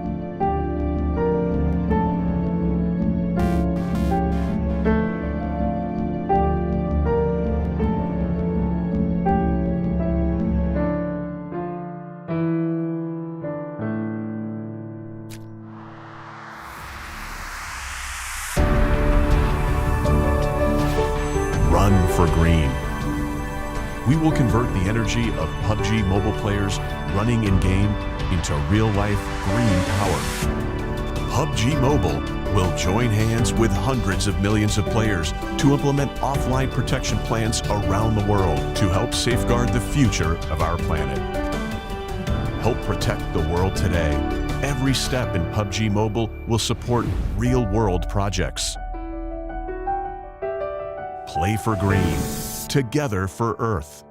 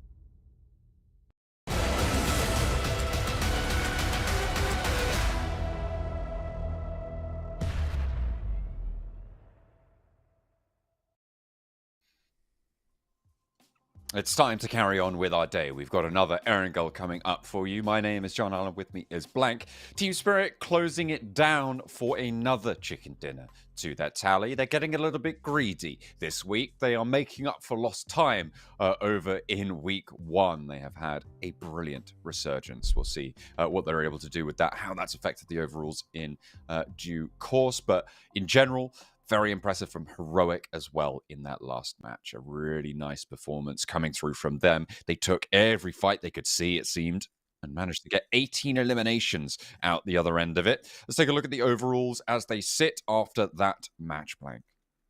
Yeah, Team Spirit, I was just about to say that they have broken into the top teams that have made it through those triple digits. 116 points for them. Finally looking a lot more on form here, with half of their games being chicken dinners, which is no small feat indeed. Heroic with no chicken dinners, but not too far behind with 65 eliminations and 94 points, only really falling behind Team Spirit in placement points here, actually ahead of them in those eliminations with 65, the highest in the lobby currently. I mean, you look at that 94 points and 116, you think, okay, that's quite close, that's nice. And then you see third place, 55 points, right? That is a 39-point drop-off right now from second down to third. There is a clear front-running pair out in front so far that it's going to be really, really difficult to catch people as time goes on. The days will go by quicker than they may have liked. Trover 2030, they have managed to do pretty decently on their matches as well so far today. In 2 matches, they're up to 27 points, which is, of course, over that 10-point average that we like to yap on about time and time again. So good stuff for them. Able to get one of those maps, beat a Chicken Dinner, the only team, actually, to stay even with Team Spirit's Chicken Dinner rate of 50%. I know, despite only having 2 matches, but still, it's a good feat from Trovo 2030 so far. For S2G, they need to pull the boots up a little bit. Same for some of these other teams down towards the bottom of the page. But it looks like we're heading into game pretty shortly here as teams put their headphones on, in-ears in. More difficult to say than I thought it would be.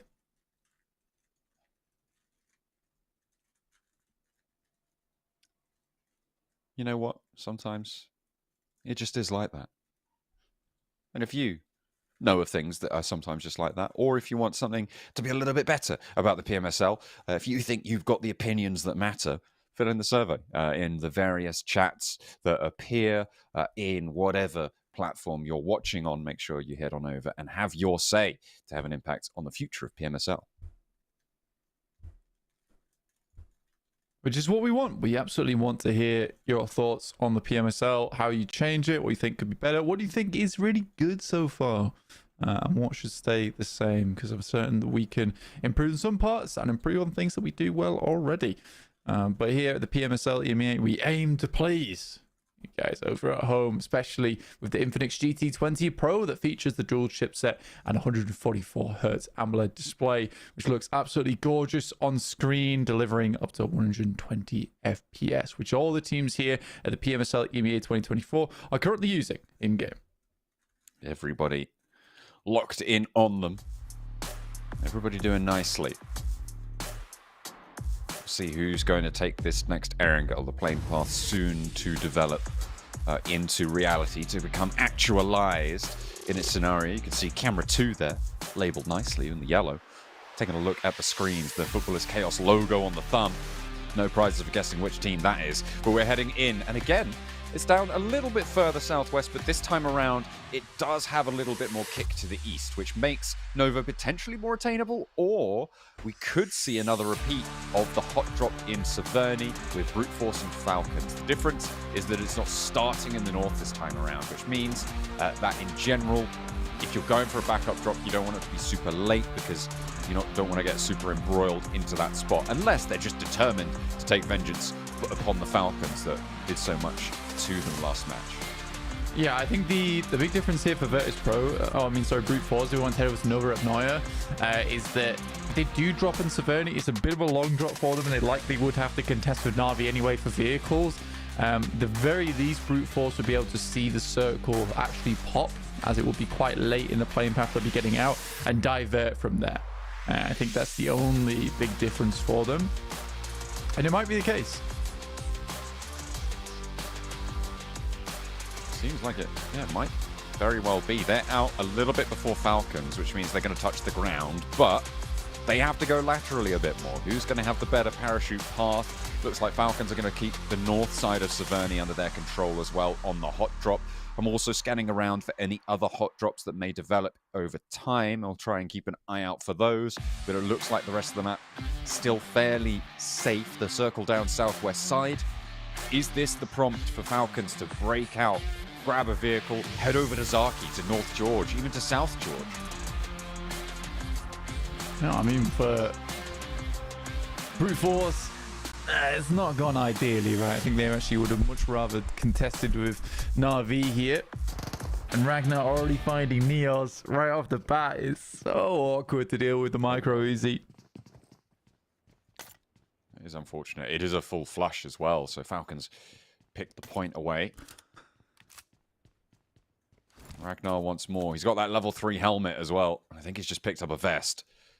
Kind of like a raid boss right now in the early game. That is a really, really difficult player to deal with at this stage. So much gear. So many points to pick up in his local vicinity. Unfortunately, though, Hope does get spotted. Shudo is there. Is he going to be able to cover the cross? He's on the corner. Freezer should have been spotted there as well, as Shudo lines up and nearly tags on for a second, but evaded for the time being. Ragnar in the window, and Chudo is laser accurate with this thing. Iron sights, not to worry. I mean, they have to move in, though, on this, because they've been able to isolate at least a fight here. Stun grenade goes in to at least disorientate 2 players in the building. They're now pincered. Chudo, though, with a barrel. This thing kicks, but it does a mighty amount of damage to the head. Hope with the nade, drops it right at his feet, but he's already leapt over it. Tries to get the cut across, but will not be able to find it. Allows him into the ground floor. And Team Falcons, they've taken one away from brute force. Is there retribution? Freezer gets spotted, will be falling down. And again, unfortunate, but Chudo is still there and putting pressure onto 2 players for Falcons. Nade in hand, but doesn't quite connect. Now sat on the staircase. Rez comes through. The stunner is there. He sails straight in, misses with the first, the second, the third, and it has to be pre-pod to be able to get the job done. Swaps back to the barrel. You're much better on that, Chudo. You need to be cleaner with the shotgun, but it's not going to matter, because now it's Ragnar and Ali trying to move in on the ground floor. Ali breaks out, takes a lot of damage with the pump action, but again, doesn't find it cleanly. Ali with 1, finds a second drop in from the balcony, and there's no time to react. It's brute force down again. Falcons 2 for 2. A very nice lineup from Ali. Prepod's almost able to do something there, but again, I think from initial engagement, especially at the stairs, he gets stunned and he moves so awkwardly in the building. They expected him to jump around a little bit more. So instead of just lining up the shot, they were expecting him to move wildly. And but Falcons, second time on the drop, second win on the fight versus brute force. Very, very nicely done. Talk about the circle very quickly, though, down towards that southwest edge. You got Virtus Pro, who set themselves up around Quarry. They move up a little bit more from Primos. They realize that they're likely one of the teams that has an inside track, considering they got to loot the earliest. I think they were the first out of the plane over towards Primos. These remnants of the fight as Ali hops over for one with the shotgun. That was really close to going poorly for the Falcons. He ate, I think, 1 shotgun shell, just got winged by it, just got clipped a little bit, didn't go down fully, and was able to answer beautifully. A little bit of a missed time drop down, but Kine maybe has a drop down of his own against Team Spirit now, as Team Spirit try and push into the farmland compound against IWNRX. They have made successful first contact, but Kine has nades. They need to stay safe from them. Will not be the case for Kitsune, and now he could potentially be picked up from an off angle. Effect with a nade, lobs it around the corner, trying to stop Kine moving in, and will do so successfully. Effect steps out as well, picks up more, and now there's another player trying to flee him upstairs. Will be able to do just that. Kitsune still alive. Effect bobbles one down the staircase, breaks out wide, bouncer into the top floor, looking for the flush, looking for the knock, but does not connect up to the roof. And IWNRX are looking to move Swain into position to get that res, to find that player on the inside. Effect heals up, now looking to stack the res. It's a very, very good nade that comes through to start this all off over towards Kitsune, but it's an even better run out there from Effect. A desperately needed run out as well, but now they have control over towards this building. They're able to get time to get the res through. This could be a very well-placed grenade from Nomi. Don't know if that was the re-knock. I think potentially the heal came through just at the final moment. Yeah, they are down 1, and that was Nomi on the spray down. Kine, however, has fallen. So has Frozen. Effect is still going. He's gotten so much value out of these positions. Smoke's being thrown on top of him as well. This guy is on every single corner, peeking you, no matter where you aim. Swain doesn't have a teammate on the inside. Effect has to hit the deck. His belly found in time to stay alive. Kitsune on the roof and Swain on the rooftop. Zedwolf on the outside. They are not playing together. You can see they are far off in the distance, and these bleed outs are going to be brutal. The heal is there, and Effect is just on a tear. Zedwolf, with no longer a head to his shoulders, will have to lay down behind the buggy and think about what he's done. You dare to peek Effect. Swain may be looking to get so bold with it too. I mean, it's an insane play from Effect. The fact that because he's pressured down by Swain every single time. So it's a case where he has to be so quick on lining up that shot after coming out from prone. It's not easy to do, as opposed to just third person peeking out the window. It's so wonderfully set up from Effect. Again, I think Nomi really assists him by getting that nade out the window. He just bobbles it through. But if he didn't hit that first nade, which dropped both of them quite low in the process, the second nade that was thrown by Effect probably wouldn't have knocked both of them. But yeah, good team effort. But you have to say that Effect had the most effect in this entirety of the fight. He's just finding head after head after head, and it is lovely to watch.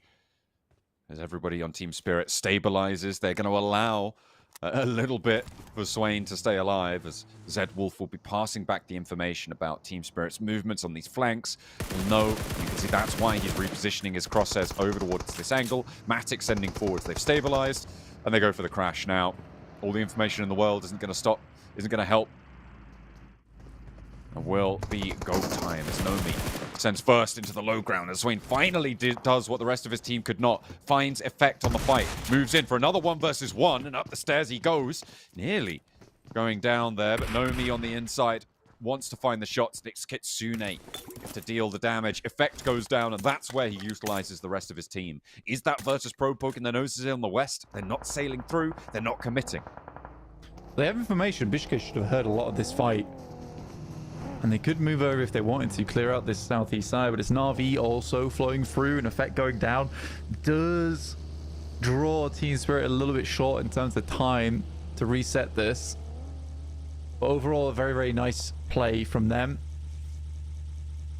I do think that they realized their mistake a little bit speedily in that fight, where it almost felt like last week's gameplay from Team Spirit as they started to give Swain some 1v1s, and Nomi goes to push through the doorway. I'm pretty sure there's a call back from the rest of the squad that actually we should wait. We should absolutely just pin him in. We don't have to take the push. Yeah, it's a nice nade out the window. Oh, clean shot over there as well. Gilda descending onto the north side here, and Falcons, remember, they lost a player earlier to the fight in Severny. Gilda here, but Heroic are also moving in on this north side. Exo, nade on over to the building next door. Not going to find the connection. Heroic wanting to third party, but torn between that and getting south of the river, because in theory you could let this play out and move over to a position on the north edge of Everest, spot out exactly what's going to happen here, but maybe they want more points, more value for it, and we know that Heroic like to get aggressive. I mean, currently they're in a position where they have to battle through Guild and Falcons to get into the circle. Na'Vi, though, lost a player already, but it's Virtus Pro looking to take them out as they swung past Team Spirit over towards this angle on the side of Quarry. Lemon's actually forced to jump off there, but not before he gets a nice nade over towards IC. Flip with the nade clearance on the ridgeline, steps forwards. Axa nearly goes down to Koa, but they are going to back it up now. Flip controlling these sightlines. Virtus Pro, unfortunate position there, and that's a beautiful nade to the backlines. Koa still under pressure. Bishke trying to find an opening, but not going to be able to do so. They once more just keep getting pushed back and back and back. Axa on the low ground looking to heal. The airburst just short, but that one is just behind Koa. It is side to side, and Lemon finally is found. Virtus Pro with a touch of retribution. And now they can move forwards. They want to commit for this res onto Icy. I mean, it would be super valuable if Bishke can make this cross, but it's risky. But Icy isn't safe here either. He's just going to have to stick it. They know that this is happening. Axa has a nade. He's going to be backed off the ridgeline, and it's right over towards Koa. One in the right spot, and that's another re-knock over towards the players on the east side. They look for more. Lemon goes down, and the Icy is back to his feet. That is a miraculous pullback. It's a bold move from Virtus Pro, but not one that they can really challenge from Na'Vi. There's some really good angles set from them. Lands that one perfectly on the top side of the rock and looks for another. That is the last nade in the deep pockets of Axa. With Na'Vi going down to just the 2 players with potential res coming through, I think, again, another not so great game here from Na'Vi to be shown to us as we head further down towards the south side of the map alongside with Quarry and the swamp area. This is the south arm of the Quarry mound that sits curved around that west side. Na'Vi losing Lemon. I don't think I really expected it. Icy going to have a nade sent out his way as well, but fades the damage again. Neither team can really play on the top of this effectively. The fact that there's nobody on the north side of Quarry right now is allowing them to do this. But Twisted Minds are going to move up. You can see they've just managed to get to the top. That's going to force Virtus Pro to play on one side. And Na'Vi are going to have to turn around. It's like naughty school children. They've been caught at something they shouldn't be. And the admonishment will force them to behave for just a little bit longer. But I'm sure they'll be up to their old tricks soon enough. I mean, technically for Na'Vi, it's not so bad as they control this side and they have the easiest way down off of this edge. For Virtus Pro, though, they desperately know that they need to get some knocks flowing through before Twisted Minds starts to take residence and take some shots down towards that southern edge, because at this point in time, as the circle starts to come in, a lot of the teams will get themselves into position. Look at that, though. Malloy finds a knock over towards Twisted Minds. They're at least aware of them. Also, with S2G now on the west side, pressure. Heroic as well are sailing down slowly on this side. S2G will spot Twisted Minds, so it is a four-way engagement here. AXA still quite close and potentially unknown to Virtus Pro if they think that there's been a pullback. S2G desert the fight, do not want to hold on the west. Instead, they capitalize on that knock. Kelsey's the next to go down. And they move on through towards this position on the north side. Lord cuts through one, and Twisted Minds handling S2G. A bold push out, a bold rotate, but it's not going to pan out as S2G go down. Na'Vi, however, in a fight of their own still with Virtus Pro. 2 players down and knocked. Lemon was out earlier, so Flip, important for Default to get back up. Icy, however, not going to be able to do so just yet. The shot's across the way. Yeah, Team Spirit actually entering the fray now too. Finding more shots towards them.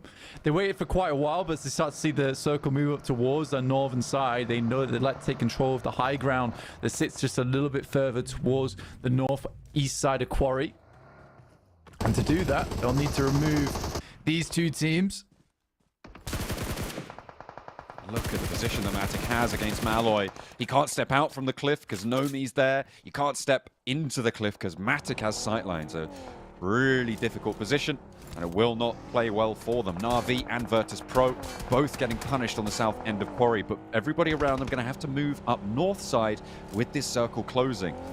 It seems like Team Spirit have been allowed to find so much more on these flanks, taking a surgical approach to clearing their path in, slamming through when they need to, and it is so much cleaner. 8 eliminations now for Team Spirit.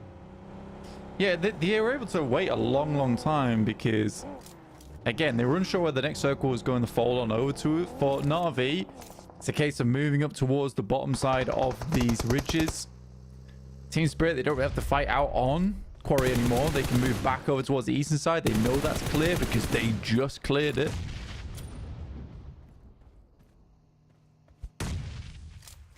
Nade over from Ragnarok.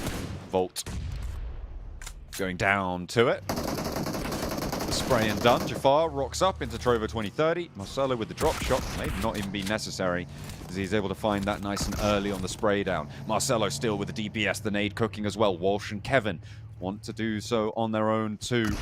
The nade is good on the cook, but they've strafed out wide. Kevin caught as Yusuf's ready. Look at that back angle there. The nade does find Cattell, but they should be able to rally around this position. Just Walsh left standing. A massive amount of damage he was able to do last match, but they've only found the 1 elimination so far. Marcelo spotted. It's an off angle. A third party from up on the high ground. A bouncer on the in. And Kevin just behind the ridgeline. Does go for the cross, pops it around the corner, thinks Yusuf is there, but he's repositioned. Walsh now up to the challenge with the DBS. He wants to find another player from Trovo 2030 because there's only 2 still left standing. Walsh is low, breaks past the broken wall.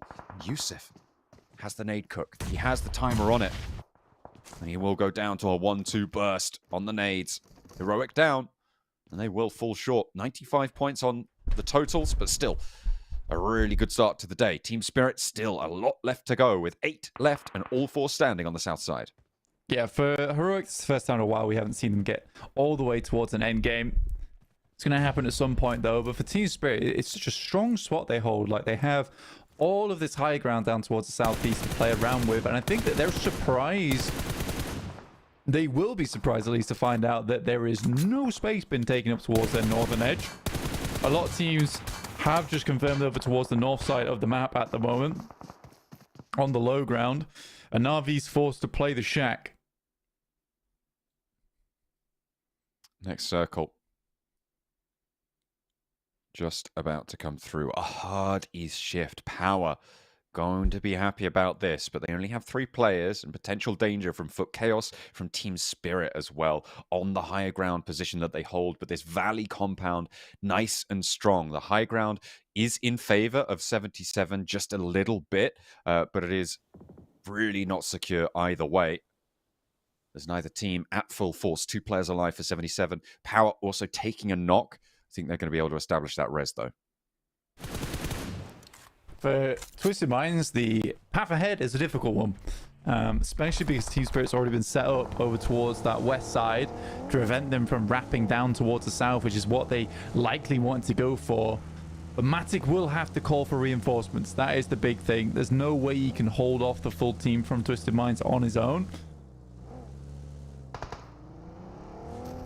RCB as well, scouting on the north flank, and a lot of teams trying to move onto this hill. It's probably the second strongest position after crashing into the compound, and RCB diverted by Team Spirit, going to move on in, and this is because Power didn't have 4 players alive, but Team Spirit are there. So are Footballers Chaos out on the east. This is a crossfire for the ages. Falcons taking the fight up in the north side, but will not be able to win that one out. Everybody coming a cropper as they try and make their maneuvers on the northeast, and RCB straight into the center. Twisted Minds luckier than they know, and RCB more unlucky than they think. If they'd just gone for that crash in full, they might have been able to take down the 2 players from Team Spirit in Nomi and Effect, because Matic and Kitsune are far more preoccupied over towards the west side of the map with Twisted Minds and potentially Trovo 2030 into the future. In the meantime, it's Footballers Chaos and Black Esports battling it out for that eastern edge. Flip is still going as well for Na'Vi on the southwest side. Trovo 2030 going to try and move in on the north edge of that ridgeline. Potential to come into conflict. Twisted Minds mounting up, trying to go for a long wrap around the south edge of Team Spirit. We'll see whether they're able to pull up. Black Esports with 3. North side with Footballers Chaos to worry about. Yeah, Twisted Minds hop out in the blue, and they've already taken a knock to it. There's only 1 player left now for them. That's Robs. Not looking super healthy for them. Robs does finally take down Flip. I think Flip actually found a knock and maybe a flush over towards Twisted Minds. They headed up towards the shack, but it's now finally removed from the game. Got Black Esports, though, who have been floundering a little bit on this northeast side like a fish out of water. And now desperately need to find some oxygen in the sense of a compound here, somewhere safe to stay where they can breathe easy into the future of this game. 77 would be the target to go for, only 2 players alive, up and kicking, but you know that Footballers Chaos would immediately descend upon that for a third party. And again, on the precipice of this circle closure. Trovo 2030 not looking to move too far up on that ridgeline. Again, the center is to Power. The question is, who gets the successful crash? Is it going to be a team that goes in first, goes in early and fast, or is it a team that's going to bide their time on the outside, try and wait for everybody else to make the misplay and capitalize off of that? Because right now, options are starting to dwindle for a couple of these teams. Black and Footballers Chaos most notably. Trovo 2030 on the northwest and Team Spirit on the southwest have a little bit more time to play with. So what is this northeast side going to do? So much strength here for Power, though. A game that could be won for them. And again, it's annoying that they're only on 3 players. They had the full 4-man. This would be a far more convincing win for them, but it's such a huge compound to hold that it does get hard towards that end game. And there likely will be a crash. They'll have to give up space. In comes Black Esports, though, over towards 77. An initial pump shotgun is amazing. Where is Black Esports looking? They walk straight past Shifu. Only the one was looking at him, but he's already met with a face full of lead. The buckshot blast them back, and now Black need to reassess because they've just got one player left standing. Lewis on the outside. They didn't fully commit to it. They may have wanted to there. As a first good hold. Now, on to the next. Footballers Chaos, with the removal of Black on their north, can move up to these high grounds here. These hills that sit as they do. Maybe play for time. Move back into a more passive stance. They don't actually need to drop down if they keep control of this position on the plateau that they have on the south side of their ridge.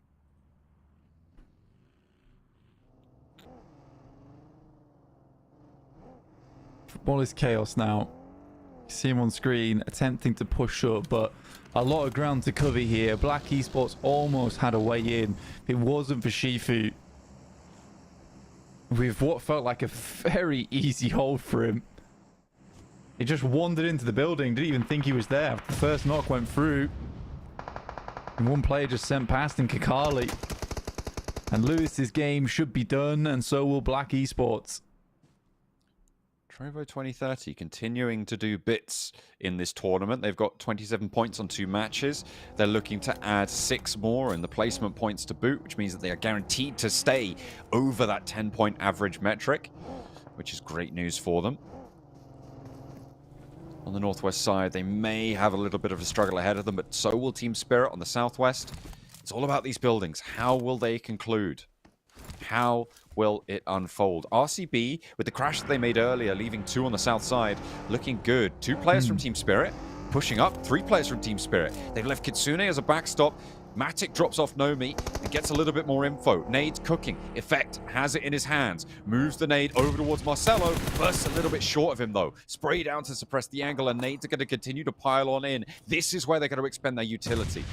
And now the nade's clipping effects very, very low, but Nomi so stays alive. He's very, very close. I don't think they know. Ragnarok goes straight past him. One goes in, one goes long. Marcelo moves up close, and Nomi with another nade. He hears this approach, bursts it close to him. Doesn't quite get the knock, but now Trovo left floundering. Effect got the heal through, and here comes the slow roll with a vehicle to move in. Ragnarok is down, the smoke is blooming, but a DBS through the smoke spots Nomi. Will catch him unawares. 3 players down now for Trovo, and it's Youssef on the back lines. Nomi the only one to fall in the face of it, but Youssef has the spray, catching an ankle. Can't quite catch a break, though, as Kitsune stays up for the time being. Will go down to the second. Effect on the rock, looking for the peak, watching the run out. Spray through the smoke. Difficult to hit the shot, but Youssef on a miracle run. Nomi back up and into the fight. Matic now with the challenge, with it all to do. The DBS in hand. The blue zone going to push them all in, and it's going to be a difficult set of reses. Nomi with the pump action. Knows Youssef, knows his position. Playing behind the monster truck. The tires are here to protect him.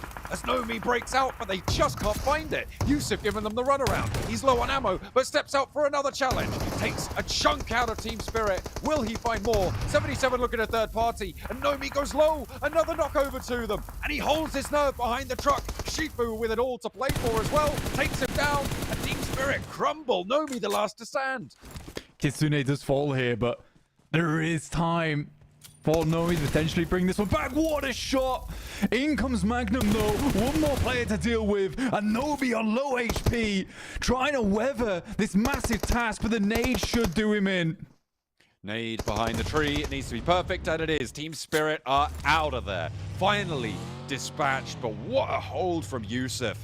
That was impeccable. Only 77's presence took them down there.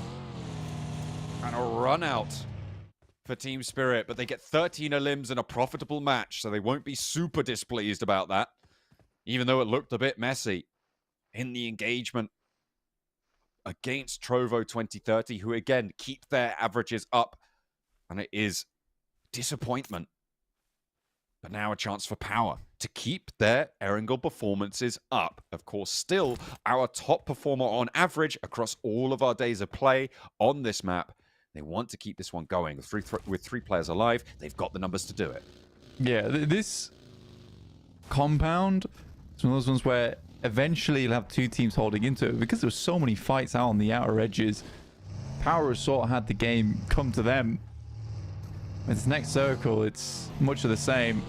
Should be an easy win for Power. Though for 77, it's wonderful timing from them to head over towards the other side of the map. I mean, they just take their chances with it, hope that they can win the fight out. And a really good nade from Magnum. I mean, I was surprised that Nomi got the first shot over towards Shifu more than anything. I was also surprised by the fact that they didn't just molly out the monster truck. Honestly, that was the one thing that I was most confused about, especially because Nomi had, I think it was 3 on board with him in terms of utility.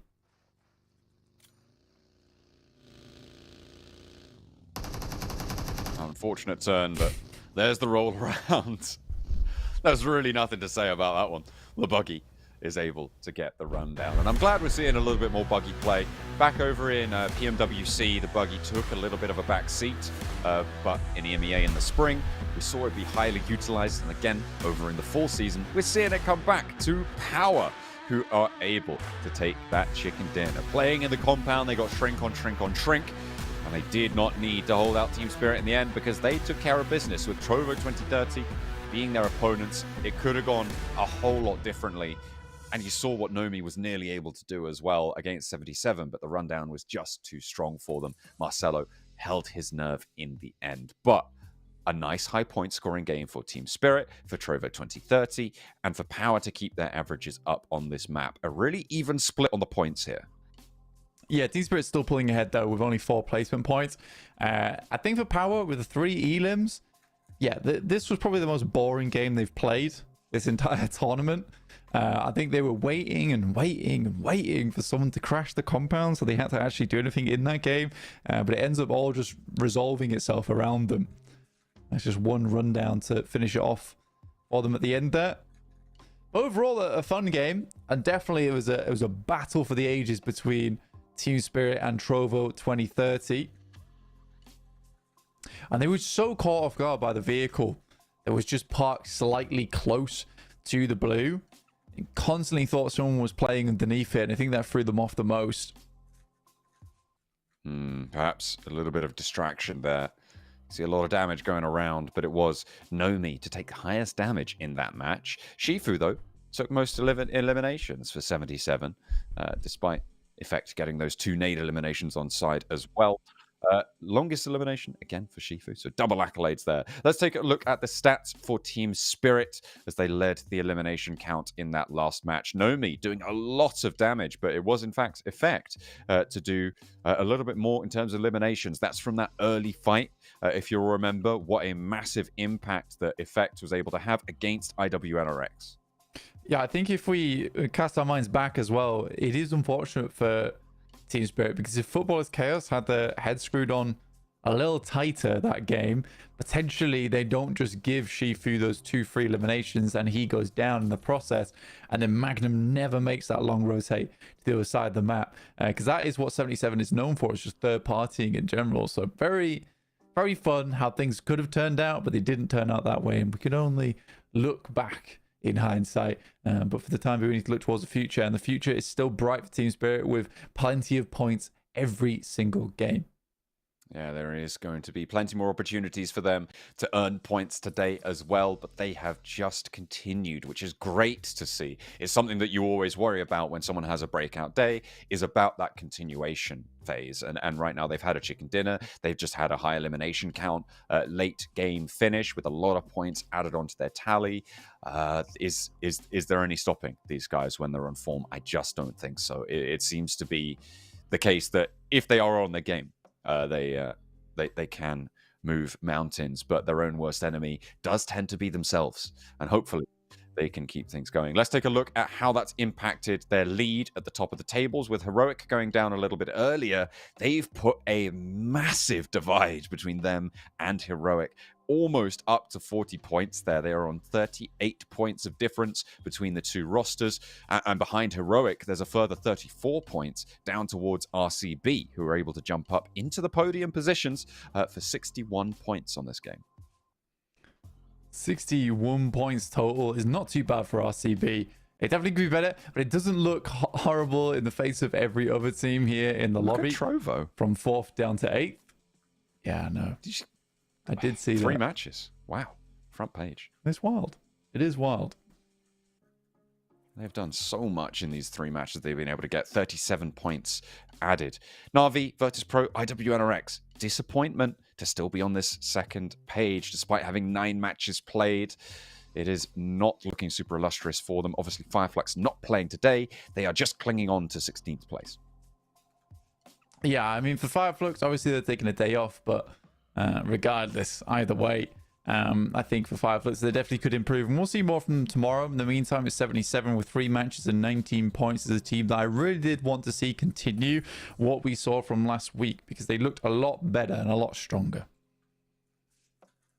Certainly will be. It will be something to hope to improve for the games still to come. But we are going to go to a short break. We'll be back with a call-out match from yesterday's MVP, Nomi. Sorry, was it? It was Nomi, right? Yeah. Have I just made that up? Yeah, Nomi. Definitely was Nomi. The call-out match for the TDM in the warehouse. We'll see you guys in a few minutes.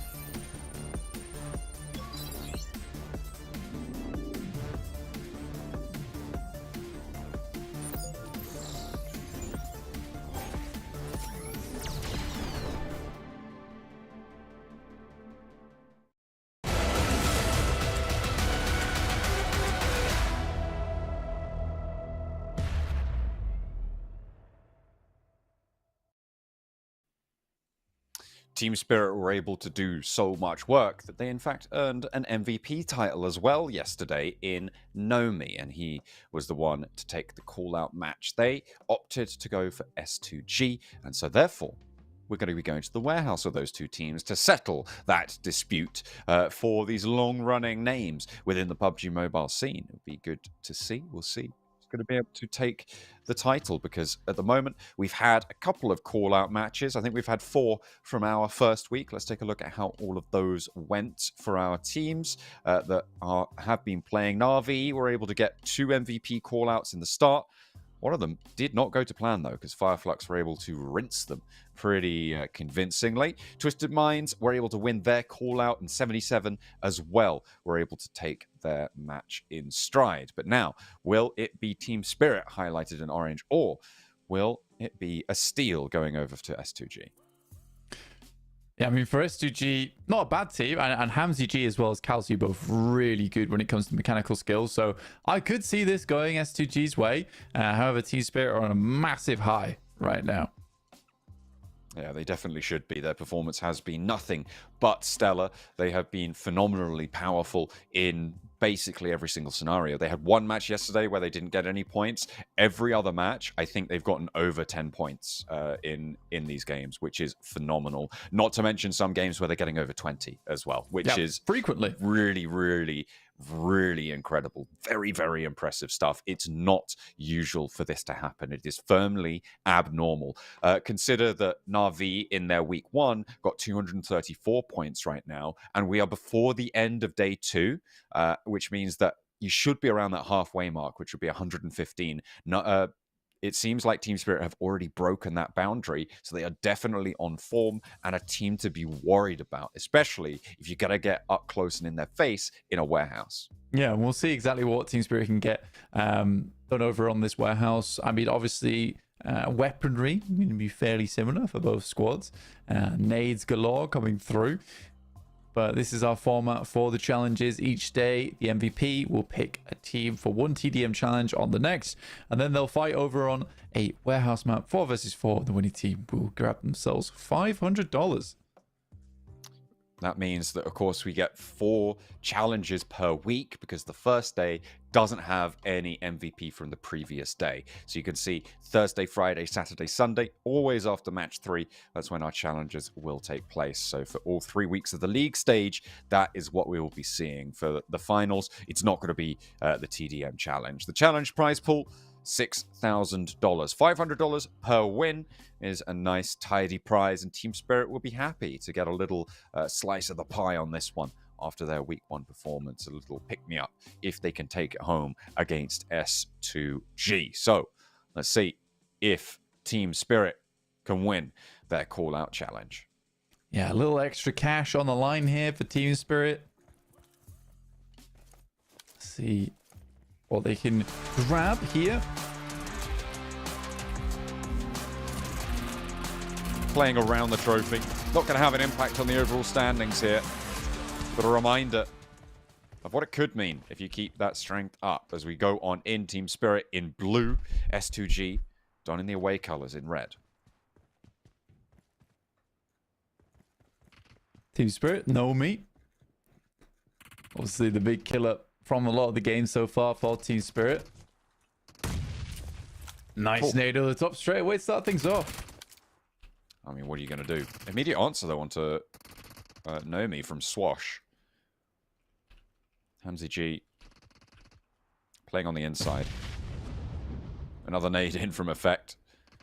It'd be quite miraculous to find 2 for the same position on that nade. Kelsey spotted and peeked out immediately, taken down.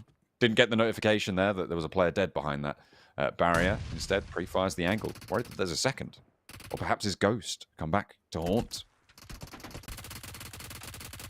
Watch from S2G though. Finding effects on the drop down.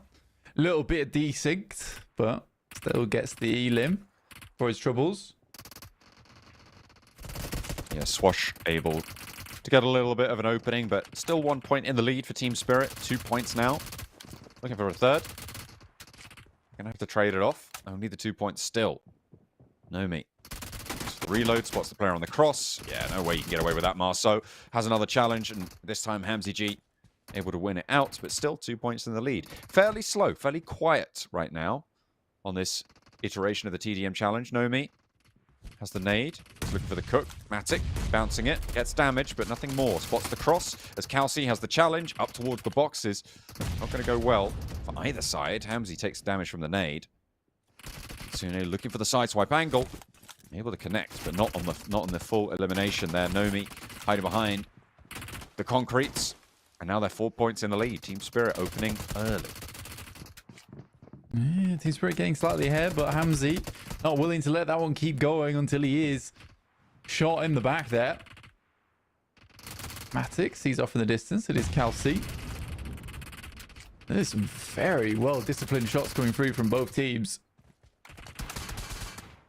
But at the moment, the discipline seems to be favoring Team Spirit. 12 points now, up to 7, so 5 points in the lead. Matic still on these boxes, doesn't have a nade. Waiting, the bold hop up. That's a dangerous position to go for Matic. You're really exposed to the back of the warehouse, but it is going to pay off, pay out dividends. 14 points now added, 6 in the lead. Sorry, just 5 now as 9. is the scoreline for S2G. And Nade takes a lot of damage off of Swash's health bar. As Kitsune goes down, keeping the 5-point distance. 6 now extended. Effect puts the reload in. Hamzy with the challenge, doesn't connect. Kitsune. 19 points right now for Team Spirit. And S2G still looking to bring this one back. Team Spirit just really not giving them any kind of edge here. And it's a double spray down that comes through over towards him from Kitsune. Seems to be lighting up here on the warehouse. Nomi turns the corner, an 11-point lead. Now up to a 12-point lead, a 13-point lead. And Nomi still has another challenge at the contest for the peak, but not going to go around this time. Back into 11 points, but 24-13. And Matic rampaging through the sidelines will get cut through in the end. Spray downs back towards Team Spirit, and Hamzy G leads the charge into the warehouse. They're pushing out the sidelines, trying to get some scoreline back here, because 26 points to 17, a 9-point lead is looking good for Team Spirit. S2G still getting backed off though. Team Spirit sending all the way in. Marceau does find a bit of a response here, as does Hamzy, but it still feels like Team Spirit consistently pulling ahead. 9 points. Matic loses the challenge. We're back to an 8-point lead. Was getting a little bit funky, and that's another pickup. 7 down to 6 now with an extra to go along. A side plate, a side dish. 30 points now achieved, though, from Team Spirit. They just need to go even on these trades and find small openings, win out these challenges. 31 points. 23. I mean, overall, this has been some real strategic gameplay from both teams. I mean, both squads have players that have seen the very upper echelons of international play. Even a stun grenade been sent through. Now, that is cheeky. Gonna get the full white out there. 8 points needed now for Team Spirit to take this one home to win those $500. But they are showing their broadside a little bit more than perhaps they would like to. Hamzy not going to peek out for that spray. There's no meat. Fades it back. Aggression to be the counterpoint on the other side of this as well. Matic taken down. 26 points right now for S2G. I mean, they haven't gone down easy in 34 points for Team Spirit. They are just really looking to close this out. It's trying to squeeze S2G for the remnant of what they have. They are not ready to give that up. 5 points remain for them to pick up, but 28 points for S2G. An aid over towards Marceau, but he's already repositioned. And Matic now back up to the boxes. Spots one, but sprayed down quickly. Kelsey sees this hop up, knows that there's a jump coming, and is ready for the peak over the top. 5 points behind now. They're closing the gap for S2G. Hamzy, 10 eliminations so far. Swash as well on 9. Kelsey keeps another one. Tucks it under his belt. Matic goes down and Effect nearly follows him. 32 points now. Kitsune in danger as Marceau leans out, steps wide, breaks through, and it's the other side as well to take him down. 33-35. Team Spirit, they had it all in the palm of their hand, and they're letting it slip away here. S2G going to resurge a little bit. 34, but finally there's an answer. 37 points. Can Team Spirit keep this under control? Because Kelsey's got the M249. Plenty of ammo to handle these close fights. 2 points now needed. 35 in hand for S2G. I cannot believe that S2G's been able to bring this back. This is one hell of a comeback from them. And now it's even Stevens. 38-38, 39 to S2G. Almost from the back of the fence here, S2G have made the warehouse their own versus Team Spirit, who are terrified to let this one slip. 39-39, and somehow Kitsune, who started off this game so well, is able to finish it in a panic. Oh my goodness, that got way closer than it needed to be there for Team Spirit. Chuckles. Hopefully they're taking it in their stride. And that is $500 to add to Team Spirit's bank. Very happy to be able to achieve that. They will paste their name up there alongside 77, Twisted Minds, Fireflux, and Na'Vi as our TDM Challenge winners so far. Still maintaining the high ratio of the challengers' victories to the challengees. It seems to be a little bit favorable when you can elect exactly who you go up against. Who knew? Yeah, I mean, to be honest with you, S2G is still a difficult one to go up against, I would say, as we saw right there, where they brought it back a little bit. I mean, Hamzy and Kelsey, two players mechanically that I really would not want to play against myself, personally. I think they'd absolutely dumpster me. But for Team Spirit, they had a little bit more to say about it. In the meantime, we'll head to a quick break before we head to our last Erangel of the day. See you there.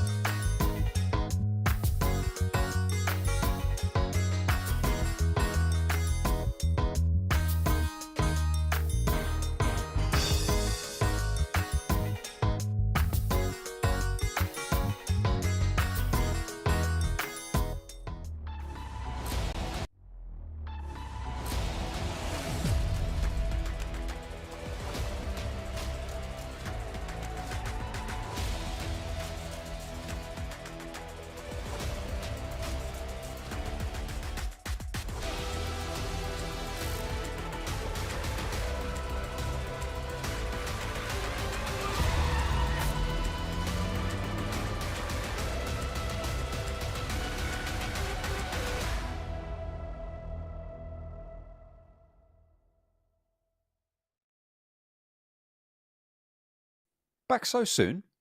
Goodness me. It's like you never left. Well, we're going to be heading into our next Erangel. The players getting loaded into our lobby. I can see that lobby full. Someone needs to press the start button. That's normally blank, and he's just holding us up, really. It's purely blank, so if you have any complaints about that, address them to him. Send it to me. Absolutely. I've tried to accelerate things, and we are speeding up. All right. 8 o'clock CEST. We're going to zoom through our last matches of the day here. Unleashing the Beast with Monster Energy. You know where to go. And if you don't, it's www.monsterenergy.com/gaming. Find out a little bit more of everything that Monster is doing within the gaming sphere. There's something I don't like on my screen right now, Blank, and that is the lack of earphones in IWNRX. They are not getting locked in. Koa trying to grab attention of someone very specific. Oh, friendship. Friendship across team boundaries there, I think. It's quite cute. Yeah. Very sweet indeed. Big old smile from Axa, as per usual. Hey, there you go. And Gotta give a little bit of love. Maybe not excelling as much in game, but still very cheery. I mean, we'd hoped this was a resurgence for Na'Vi in the long run as well. In their first week, they were able to do so much more and potentially looking good to qualify to the PMGC. And if you would have wanted to see them, well, you'd have had to get a ticket. And the best way to do that is with the limited 40% early bird discount. Scan the QR code on your screens right now in order to get in on that sale that will be taking place in London at the end of the year. There's all the information that you need behind that QR code. So make sure that you're scanning that and snaffling up those tickets before they sell out. It will be in the Excel Centre in London at the end of this year, which is going to be very, very exciting. 6 of our teams will qualify from this tournament. There's also various regional qualifications from PMGC points, and that is all going to be announced on our various social media. So make sure that you stay tuned over there, as well as staying tuned to this tournament to find out which 6 will be going through. Still just waiting for players to get into the game here. Just come off the back of this one. Matic's asleep. Fair play. Wake up. Time to game. Wake up. New PUBG Mobile map just dropped, Matic. Come on. Oh. He woke up for the high five. I don't even know he knew that it happened. He sensed it.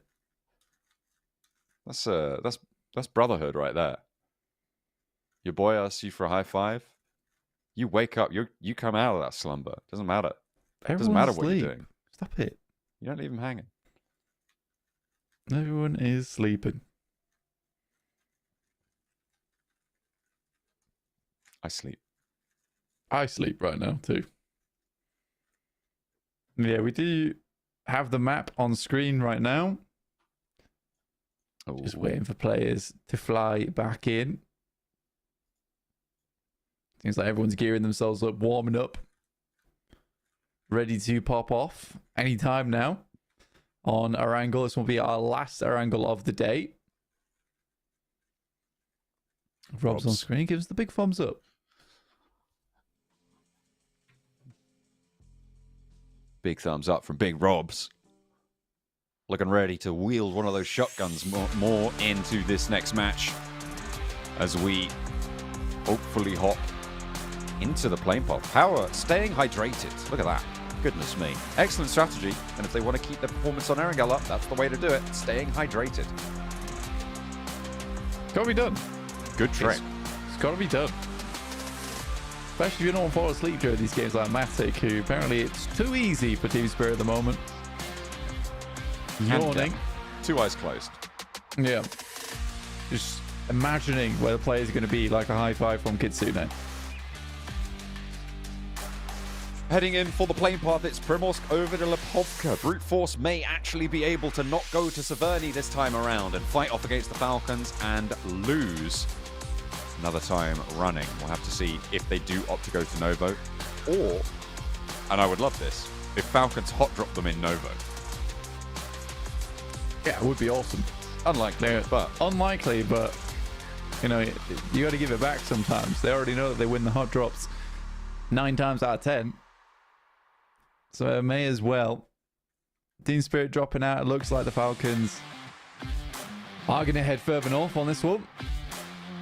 Yeah, biding their time. Maybe dropping out over and around Mansion, grabbing vehicles, heading up to Severny. Of course, the plane path hasn't fully completed in the circle path. The circle hasn't popped yet, which which means that you don't necessarily need to commit to going to Severny, but grabbing those vehicles will be profitable no matter where you want to end up. So let's see if Falcons are able to do that. They're very close to a lot of teams dropping around this area on the east side of the map. The west looking a lot quieter. And our northwest shift. Okay, moving up to Severny could be good. Na'Vi have lost a player. I reckon. Oh, that's down over towards military. Trovo 2030 have joined the party on the south. Yeah, we got a third team jumping in here. And Na'Vi is not able to win out on that one. Again, another poor start. Really, really unfortunate stuff. When they're circling all the way up towards that northwest side, completely on the other end of this plane path, there's going to be a bit of an awkward circle to work with. A lot of teams rotating at the same time, so have to tread carefully into the future of this game. This northwest circle causing a lot of problems. There were some shots out. I think it was from 77 over towards RCB or potentially Falcons as well. Power moving fairly early with Black Esports over in ruins. Actually, they're going to go send for a rundown here, but Satan doesn't have a weapon. Kakali does. He's got armor and a helmet as well. So whatever Satan can get in this building is what he's going to have to face off against. I mean, the bike there could potentially give them pause for thought. Satan hops in, finds a helmet, but really not much more to play with.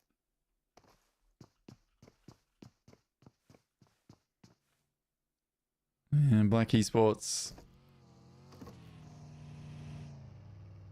have converged upon power. It is Satan, as per usual, caught out on the cold. Used to playing on his own, but I don't think the right decision was to take shots. I think the right decision was to stay out of dodge. In comes Easy, though, as backup. The rest of power start to fly on in. I think Satan might have just drawn the rest of his team into a difficult fight here. It is going to be very, very tricky. Lewis stepping out. Will be able to handle Easy. Auto shotgun versus pump action, and it's a win for Black Esports. Again, finding a second. They've had time to loot. They've had time to grab weapons. Now Satan with a pistol on the inside. I think you might be right. Has baited his team in. Fidan now the last to stand, and Power's record on Erangel suffers as they lose 3. There's no way that Easy gets back up here. Oh, Easy's down. And here's the initial shot over towards Na'Vi. As Cattell does find default. Again, typical vehicle you want to pick up, and Na'Vi usually spreads out to find those vehicles.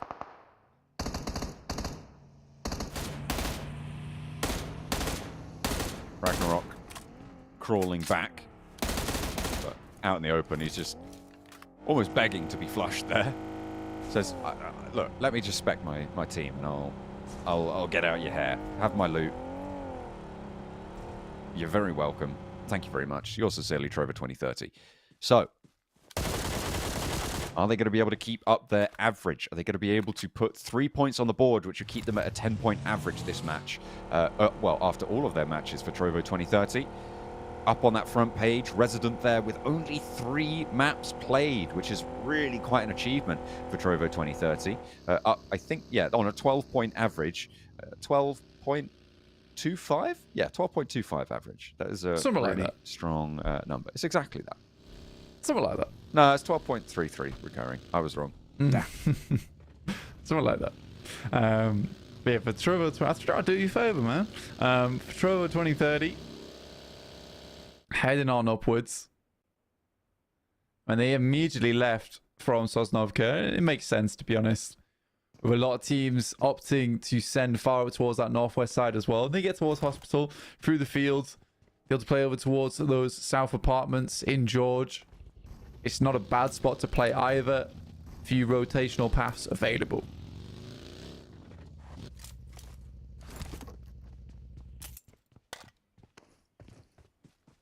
Falcon's going to stop off a little bit longer for a little bit more loot here. Ali not happy with his pick, and so he's only got a level 1 helmet. And you do want a little bit more armor around the head, one of the most important parts of the body. So, you know, you can't be going out without appropriate headgear. 77 with shots over towards Team Spirit. Matic sailing into the ridgeline covers. Adira suppressed at the back. will be moving under the crossfire established for Team Spirit. They're doing some nice and effective movements here. They're playing with one another rather than seemingly against them. And they will move in on the southeast side of this circle, trying to cut off the route out from Severny, but there's already a lot of teams here.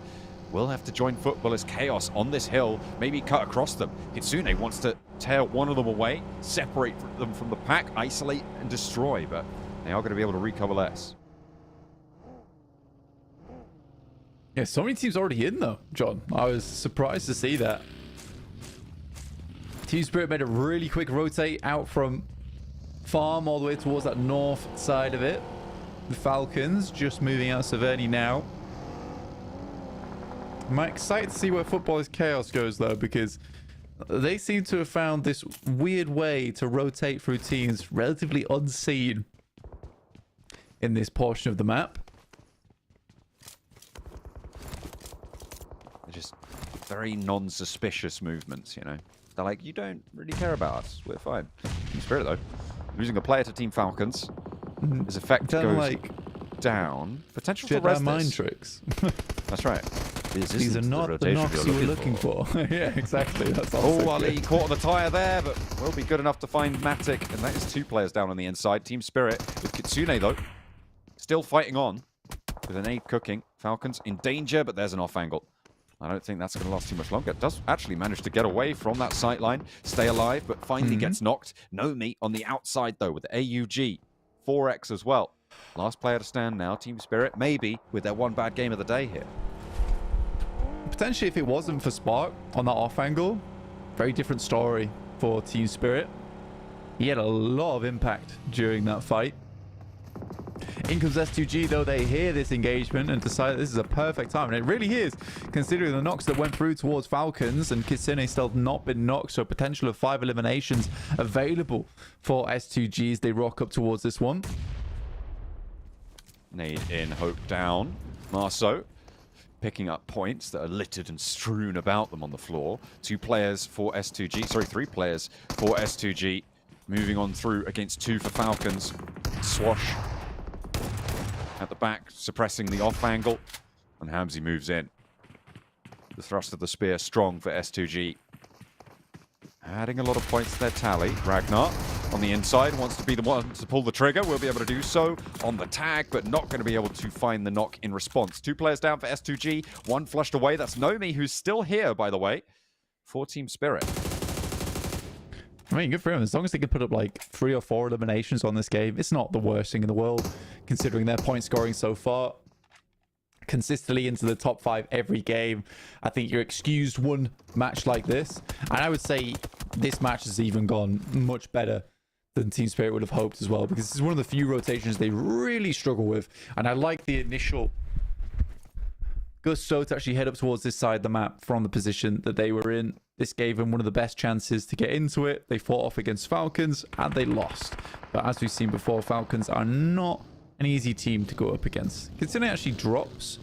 I don't know if anyone even got themselves an elimination from that. Be interesting. He took so long to go down. I think the Falcons may have been able to get the credit for that one. Not too sure. No, they managed to pick up some points somewhere else. I'd have to go back and do some forensics here to try and figure that one out. But either way, Team Spirit are going to be left as 1 player alive. But Nomi is he's kind of him right now. So like, maybe? He is that guy. He is that guy. Waiting on stage 3 though. We're halfway through stage 2. Starts to pull together. Virtus Pro down towards the north side of Georgia Pole. And Trovo 2030 looking to pass on by. Virtus Pro starting in Primos, but made a very early rotate on the western side of the map to get here. And it will keep them relatively safe and give them a lot of loot to work with into these future circles, which is the main promise that Georgia Pole holds.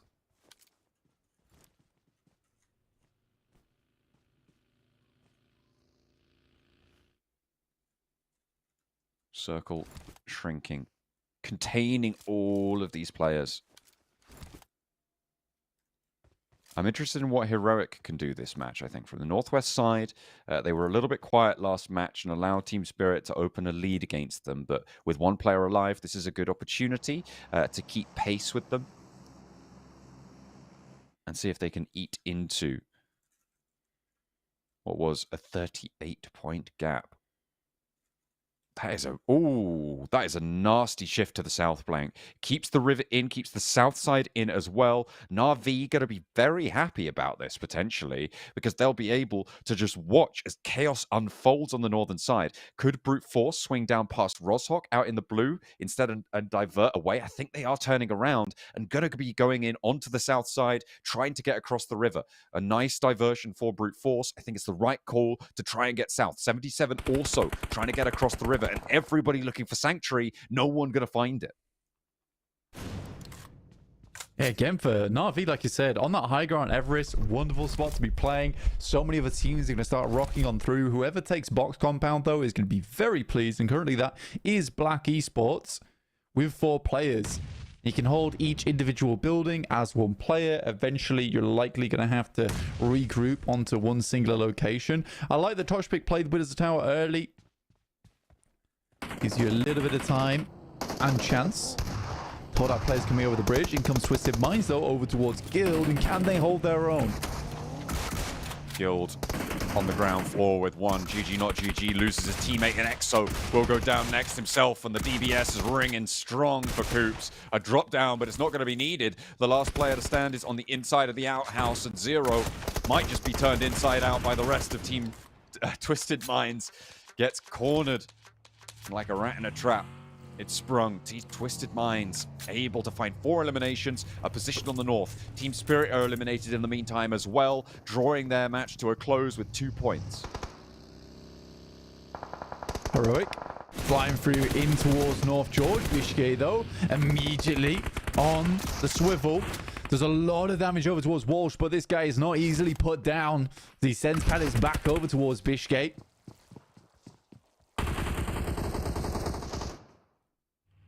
Jafar low. Down behind the wall. Koa cooking a nade. Walsh with Malloy on the inside. Catches one. The first set of flak to find it. But Malloy has a chance to wing Volt through the door. Connect beautifully there. And low HP on the inside forces the heal to come through from Walsh. But he's down as well. Virtus Pro stay alive. Zone 3 just about to finish. You need this res fast for the Bishke so he can bandage up and then get that first aid off. But Heroic are done as well. The top of the table's frozen. RCB looking to put that chase on now as well. Twisted Minds looking over towards Football is Chaos off in the distance. Yekta.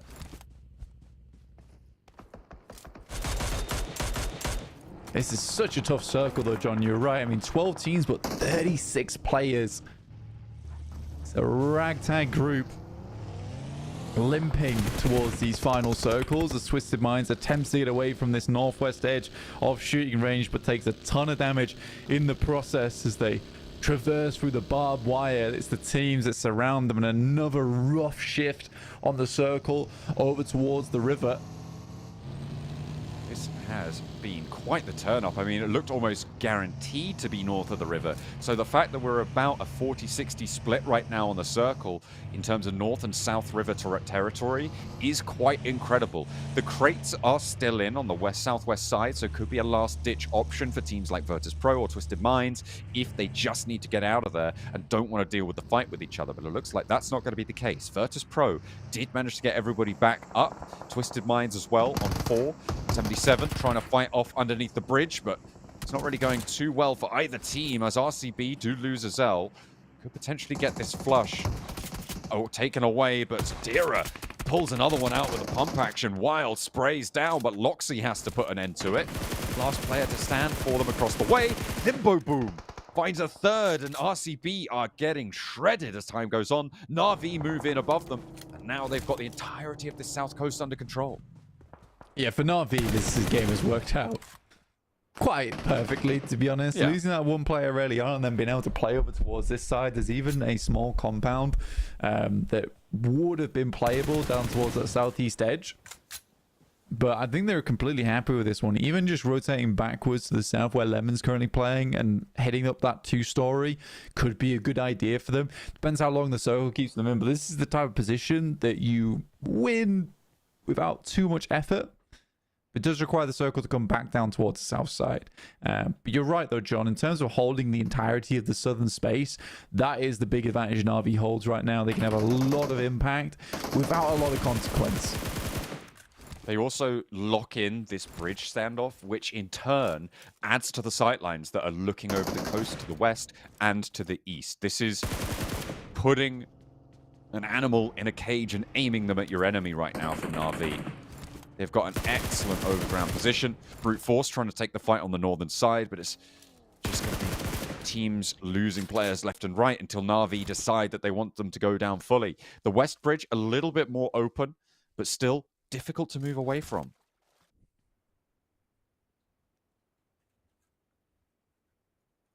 Stage 5 is going to be where it gets a little bit more rough.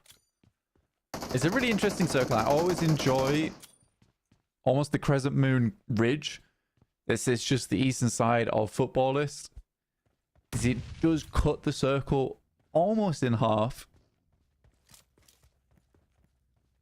I mean, for Virtus Pro as well as Footballist Chaos, they likely are the two teams to take advantage of that, but they need to wait for the circle to push a little bit further. Limbo Boom finds another.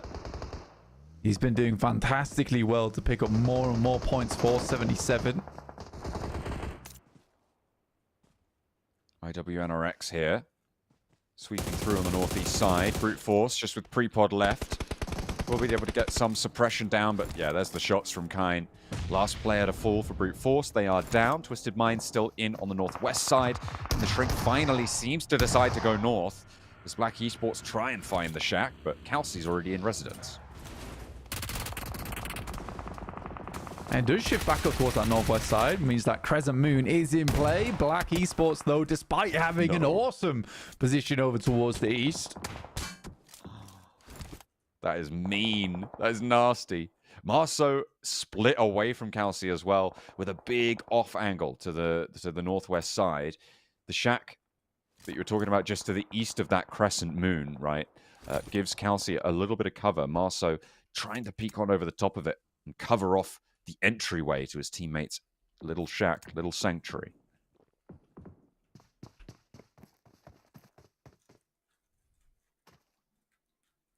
.77 moving out.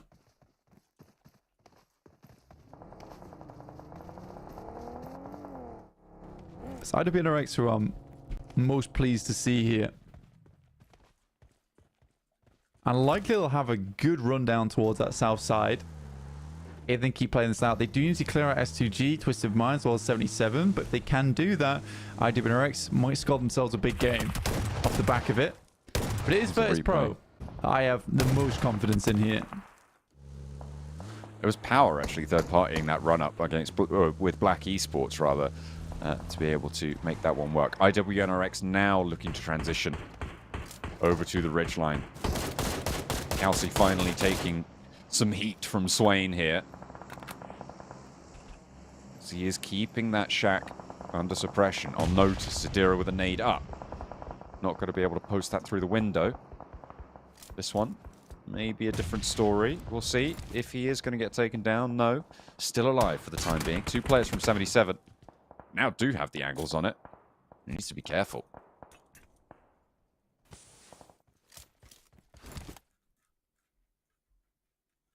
Zadira, Limbo Boom, being able to regroup here just a little bit.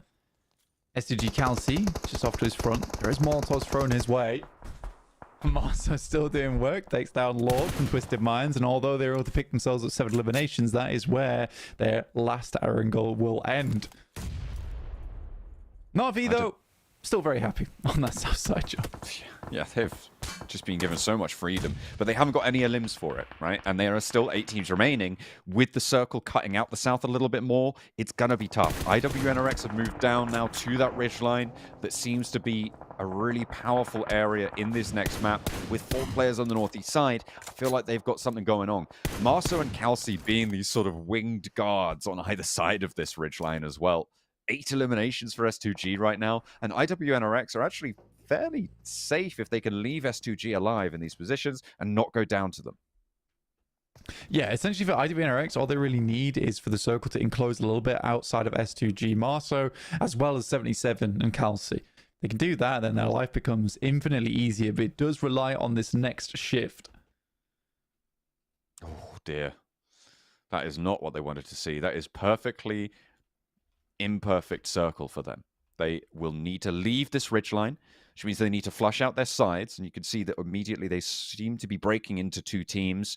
Kine and Frozen to the north to deal with Marso. Kelsey on the south, the worry, as is 77. But then they're going to need to figure out where to go. This may be a straight crash onto Foot Chaos position angle. Could just move up to the roadside. I think they can play on the ridge there potentially, but it's going to be very, very tight, and they can't move too far south either, given that Na'Vi is still in the circle on the south edge. Yeah, Lemon tries to get himself up towards some of the rocks here that plays hard cover on the bank. But you're right, this is the worst circle for IWNRX. They play out towards that western side now, and you know as soon as they come off that ridge side, they are in full view of both Virtus Pro and Football is Chaos, so super awkward to play. They could head down south though, and heading down south was probably their only option to try to play underneath the bridge for the end game.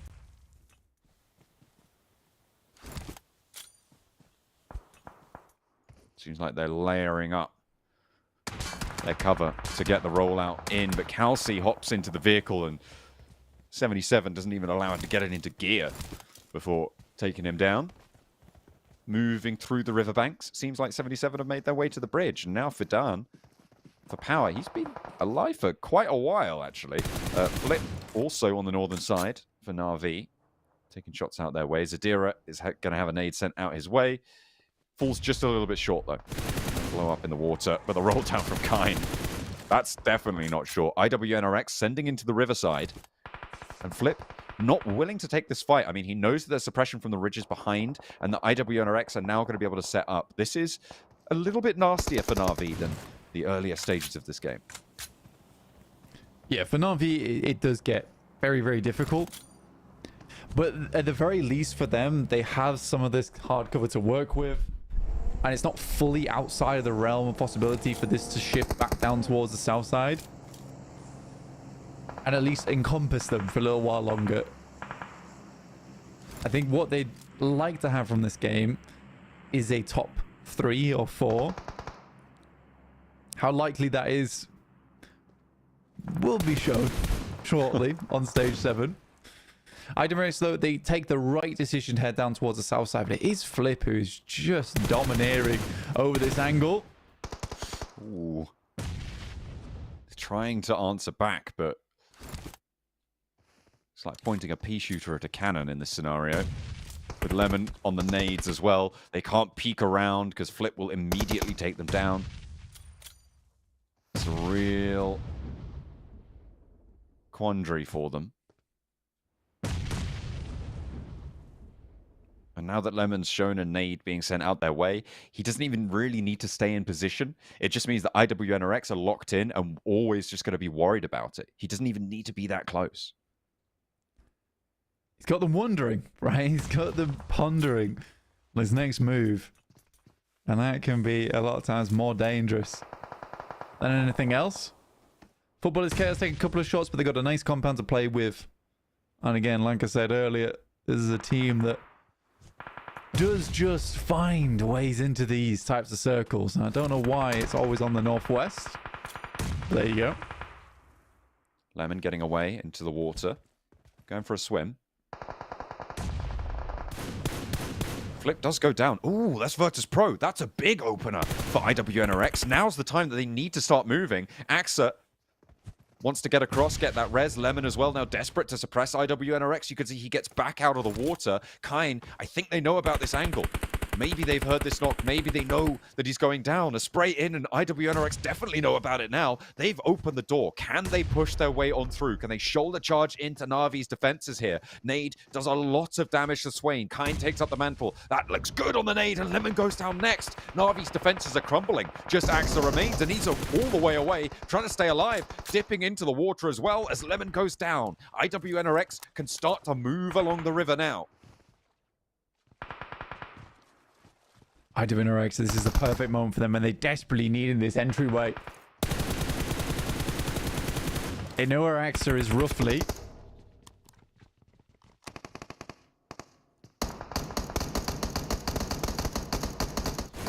Virtus Pro, though, on that northwest side, John. I'll have to move eventually, I imagine.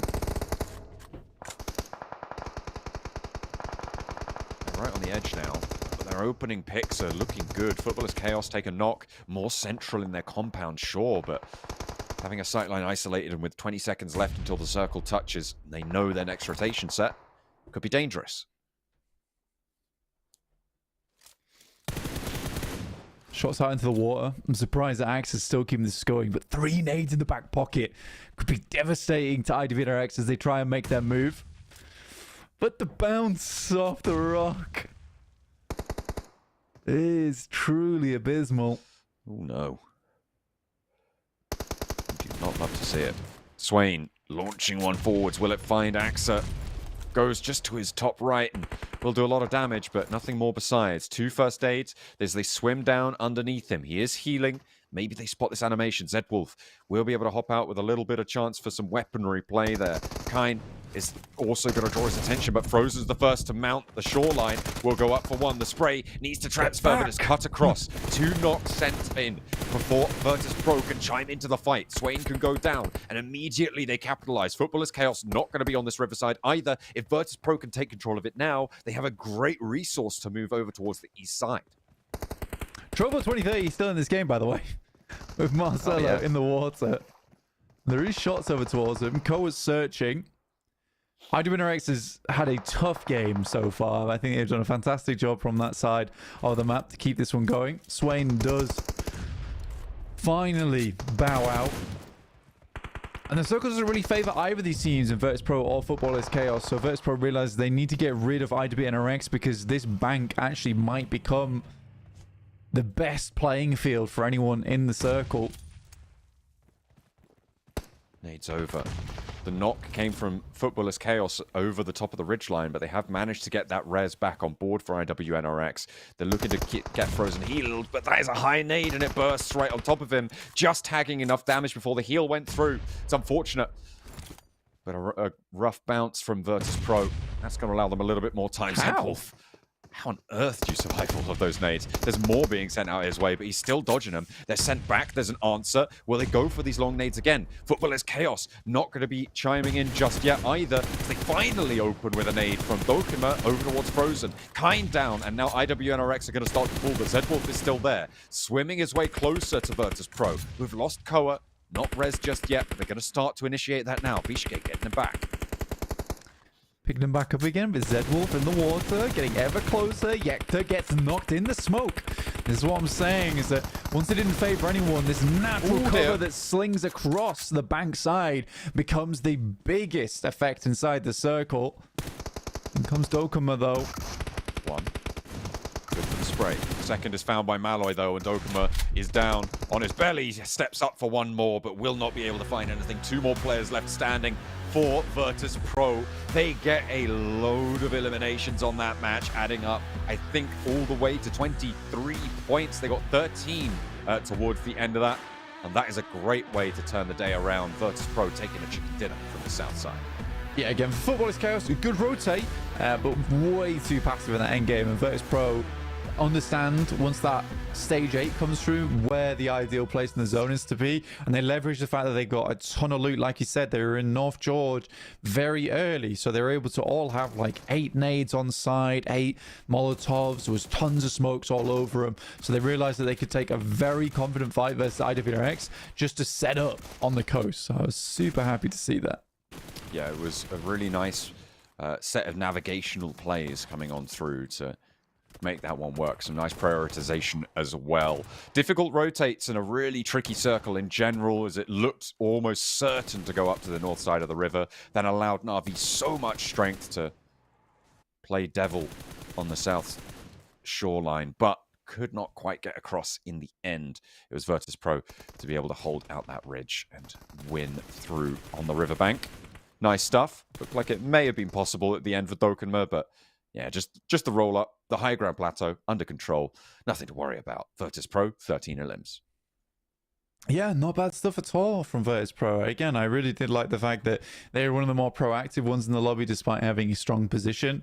I mean, you look down towards IW and RX though, and I think that their game was so tough, John. So tough. Yet they still made it work. And you can see the match ranking here. 23 points for Virtus.pro, like you said. And 14 points for IW and RX. You can look where Football is Chaos is. 6 points in 5th place. All they got were placement points from 2nd. Yeah, that is far from ideal. They had the buildings for the longest time, but it was all murky in the water, drenched with the blood of hundreds. Well, maybe tens in that scenario, but it sounds more poetic when you say it like that. Black Esports topping the 2nd page with 4. Guild, Heroic, RCB on 0, and Spirit on 2. So the top of the table's not doing so well. Hopefully they can just pick themselves back up, dust themselves off, some tough rotations, chalk it up to an L, take a bad game on the day, and carry on with proceedings as usual. Virtus.pro, though, able to eat into that match and do well. On 23 points, I mean, it's what they needed, right, for Virtus.pro. They hadn't been in the conversation as much as before. The same for IWNRX, able to add some more points to their tally, where we kind of missed it.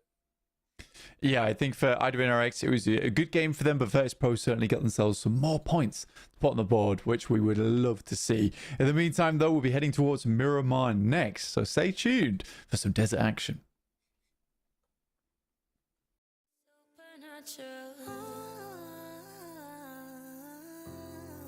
So the next time you're lonely, checking your phone for the OB, trying to kickstart my heartbeat. You won't find me begging now. I'm feeling supernatural. I'm feeling supernatural. I'm feeling supernatural.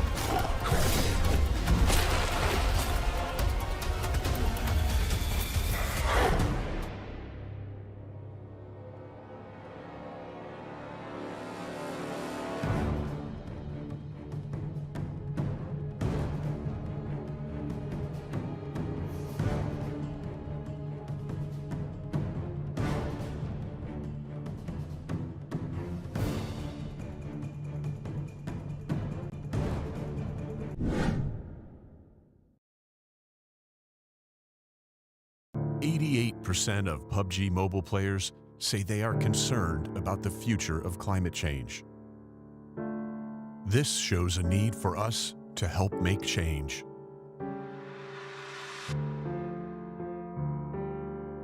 Experts say that climate change is changing the face of our Earth, and that we are already seeing significant repercussions around the world.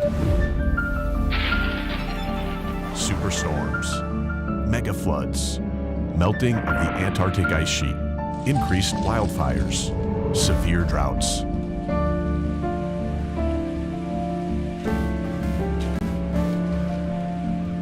Experience the ruins of Erangel after 100 years if we don't take action.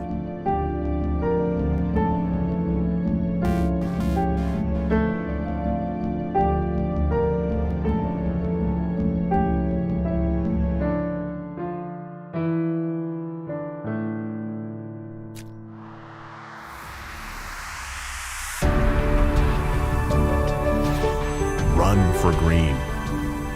We will convert the energy of PUBG Mobile players running in-game into real-life green power. PUBG Mobile will join hands with hundreds of millions of players to implement offline protection plans around the world to help safeguard the future of our planet. Help protect the world today. Every step in PUBG Mobile will support real-world projects. Play for green. Together for Earth.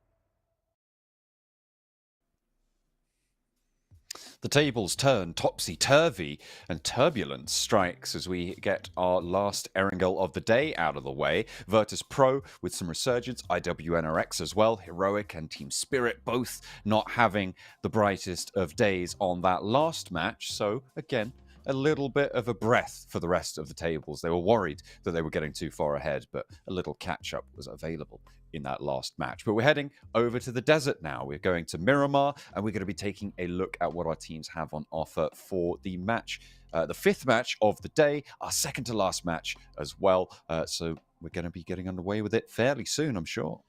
Yeah, obviously, I mean, Miramar is always a fun match to watch out. And it's very interesting getting that last time around, obviously, with Virtus Pro being able to put up some kind of performance there. Again, very, very well played to them. And it is their map here on Miramar in second place. Hard to really fault Na'Vi, who are currently on a massive average here over on Miramar, though that has dipped. In terms of the averages there, that should be higher if not for brute force gatekeeping them all week so far here on Miramar. Yeah, you've got 77 as well on this list. Fireflux and Zeus, two of our top performers on Miramar, not going to be playing today, funnily enough, which means that there is a little bit of room on this front page for maybe some teams that have been performing a little bit less well so far. And if Na'Vi aren't going to be able to take that resurgence with them as well, there's a lot of room to be made for our top 5 Miramar teams. We'll see just how everybody else is able to take to the desert. But let's take a look at the comparison again from Na'Vi's gameplay. Week 1 on the left-hand side, it was really, really powerful. And then you can just see that drop off into week 2 going in for Na'Vi. 733 damage so far. So despite being the top performer on Miramar, there is definitely a window of opportunity for teams to be taking them down early. Even on that last match, it felt like they were very much helped by the circle, but they didn't manage to get across. They didn't really find a foothold at all. Yeah, again, for Na'Vi, it was a very hard game for them. But like you said, the circle did give them a chance to at least get further into that game. But here are overalls. Team Spirit currently at the top there, 135 points, and Heroic 95. And RCB still trailing in third place at 61 points. Less than half of what currently Team Spirit has been able to put up over 2 days. Very, very insane performance right now from Team Spirit. Certainly is. I'm a little bit disappointed to see Trovo 2030 dropped down to page 2, but they're on 42 points right at the top in 9th place on their 4 matches played. They are still over that 10-point average, which is where we want to see them finding themselves. Na'Vi will be battling their way back up, as well as the teams on 6 matches played, dropping down over and over, which is to be expected, but our Fireflux going to end today in bottom place because Black Esports, with 2 matches left to play, are already on a draw with them. They do not have the placement points to win out the tiebreaker, which is the only thing keeping Fireflux off the bottom of the tables right now. Yeah, I mean, for Black Esports, it's more than likely they will to put up the points. It's around about a 5-point average so far for them in their games. So if we're going by that metric, they should end with 30 points today. Again, for Fireflux, a little bit sad considering the performance. I mean, they were doing fairly well to get into those end games. But in terms of actually having more presence in those final moments of the matches, just not meant to be. Na'Vi getting loaded on in, ready to unleash the beast with Monster Energy. Find out more about that at www.monsterenergy.com/gaming.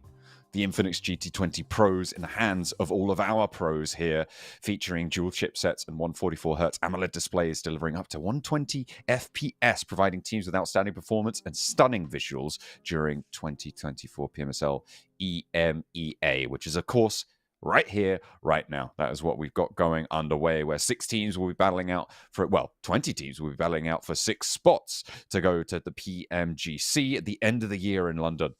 And of course, if you want to head over there, you can grab some tickets. Make sure that you get that early bird discount, as well as QR codes been flashing up over the course of today.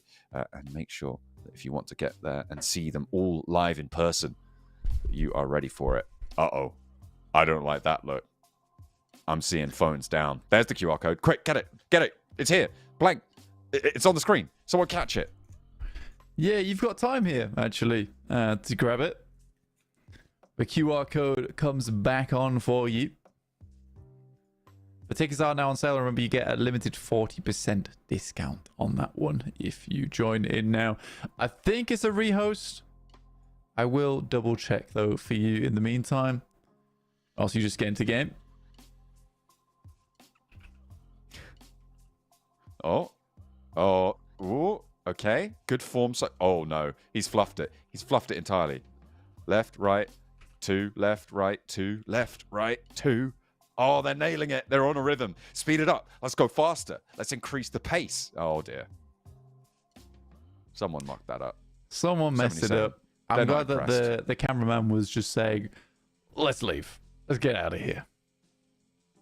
Let's just go over. That's embarrassing. It was for everyone. good whilst it lasted. They said the same about Navi's day 1 and day 2. Oof. I mean, to be fair, day 3 wasn't too bad. Neither was the rest of the tournament. I mean, it's not terrible. But when you compare it to days 1 and 2 for them in week 1, it's pretty awful, really. Like, comparatively. Yeah, a little bit. Just a touch. Just a touch. Just a touch. Twisted Minds, though. Studying their play pass. Whilst we wait to get back into game. We're just getting the lobby reset up. And all the players back in.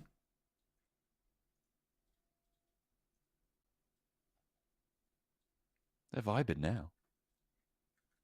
Headphones are out, but they're going back in. Okay. All right.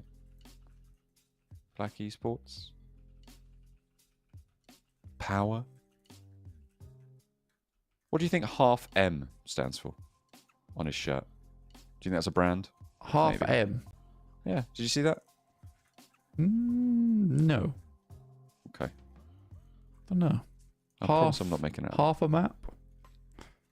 Would we just play half the map? Yeah. Why not? Could be. Play with half the men? Two players? Yeah. Certainly possible. Ooh. I'm hearing music, and I'm seeing a map on the map feed blank. Wow. Which means that potentially, I don't want to get your hopes up, but it might just be game time. It might be time to head over to Miramar for the first time today. We've got 2 of them up for you next. Delectable, delicious desserts on the desert, as always. We go down from Partona up towards Campo Militar and Tierra Bronca on the northeast side for our plane path. We are indeed loaded into the match. For that, in the plane, all the boys heading past Los Leones or towards Tierra Bronca. Virtus Pro getting out early over to Porto Paraíso, which I think has absolutely helped them in their point scoring, particularly because not a lot of our squads actually dropped down towards the southeast side. That has been filled out a little bit more this week. Most eliminations, 35 for Nomi, with Effect trailing with 19, but what a week it's been for him. Doubling the highest damage is crazy. Wow. I mean, that is special, right? You just don't see that. It's incredible. Over 2 days of games, I mean, somebody stop him. He's absolutely on a tear. There is no way that you could stand up to a force like that. It has revitalized Nomi, and he is dragging Team Spirit along with him. Not to say that they're not pulling their own weight. The second MVP is Effect, right? On these standings right now. I'm taking a look at this week. Nomi sits so far ahead on the MVP ratings, and then Effect is there behind him, and Matix not too far behind that as well. South shift on the circle, so their chance to establish a perimeter early down on the southwest side of Chumacera. Navi as well further over towards Minister Sur. Guild actually going all the way down to Partona, dropping out very, very early. Yeah, getting out of the plane. I mean, Guild, this actually works out for them. Navi heading over towards Via de Mar, though. Goodness me. Sick of dealing with brute force on that north side of the map, it seems. Yeah, why not? You know? Just get out of dodge. If it's not working for you, do something entirely different. Sometimes it's the best play, really. And I think a lot of teams are very hesitant to move away from their drop spots. God damn, this music goes on. Just keeps going. Sanhok, look. Oh, I miss it now. It's gone now. I miss it. You were mean about the music. Now the music's self-conscious. I was not mean about the music. You were. God, It's just I don't know. I think it's because I've got my volume on my browser very loud. So you just cyberbullied the concept of music. no, its no, entirety. it's my That own includes volume. that includes Taylor Swift. That's dangerous to go against. Oh, is it? Well, I mean, it's just like I said, it's just on my browser, and I need to turn it down on my end because I BTS. cannot. You do not want to anger them. I cannot think. Can't believe you're so mean about music. All right, try cast while I'm doing this. Pre-pod. It's going to go 1-for-1 on the trade. As Blank rips a gnarly guitar solo off on the sidelines with his tonsils there, all a quiver. There you go. Look at that. Brute force. Nice play from them. Hey, they win a hot drop. Yeah, I mean, if they can't deal with Navi, like, oh, just grumble, go deal with someone else. Oh, dear. Yeah, They need can't deal action with early. Falcons either. They can't deal with Falcons either. They're like, just find us someone else. Twisted Yeah. minds. There you go. Yeah, I think Falcons have been built up in the Colosseum that is Picardo. They really have. They got a real blood-soaked attitude to their hot drop fights. Rob's down. Yeah. Oh, we Rob's down we too? just saw that. Yeah. Well, Black Esports have 2 elims, so Football is Chaos, and Brute Force have 1 against Twisted Minds, which means that Black Esports must have found the other player from Twisted Minds. I was wondering why I was sorting his hair out. It's really early in the game. I was like, oh, he's dead.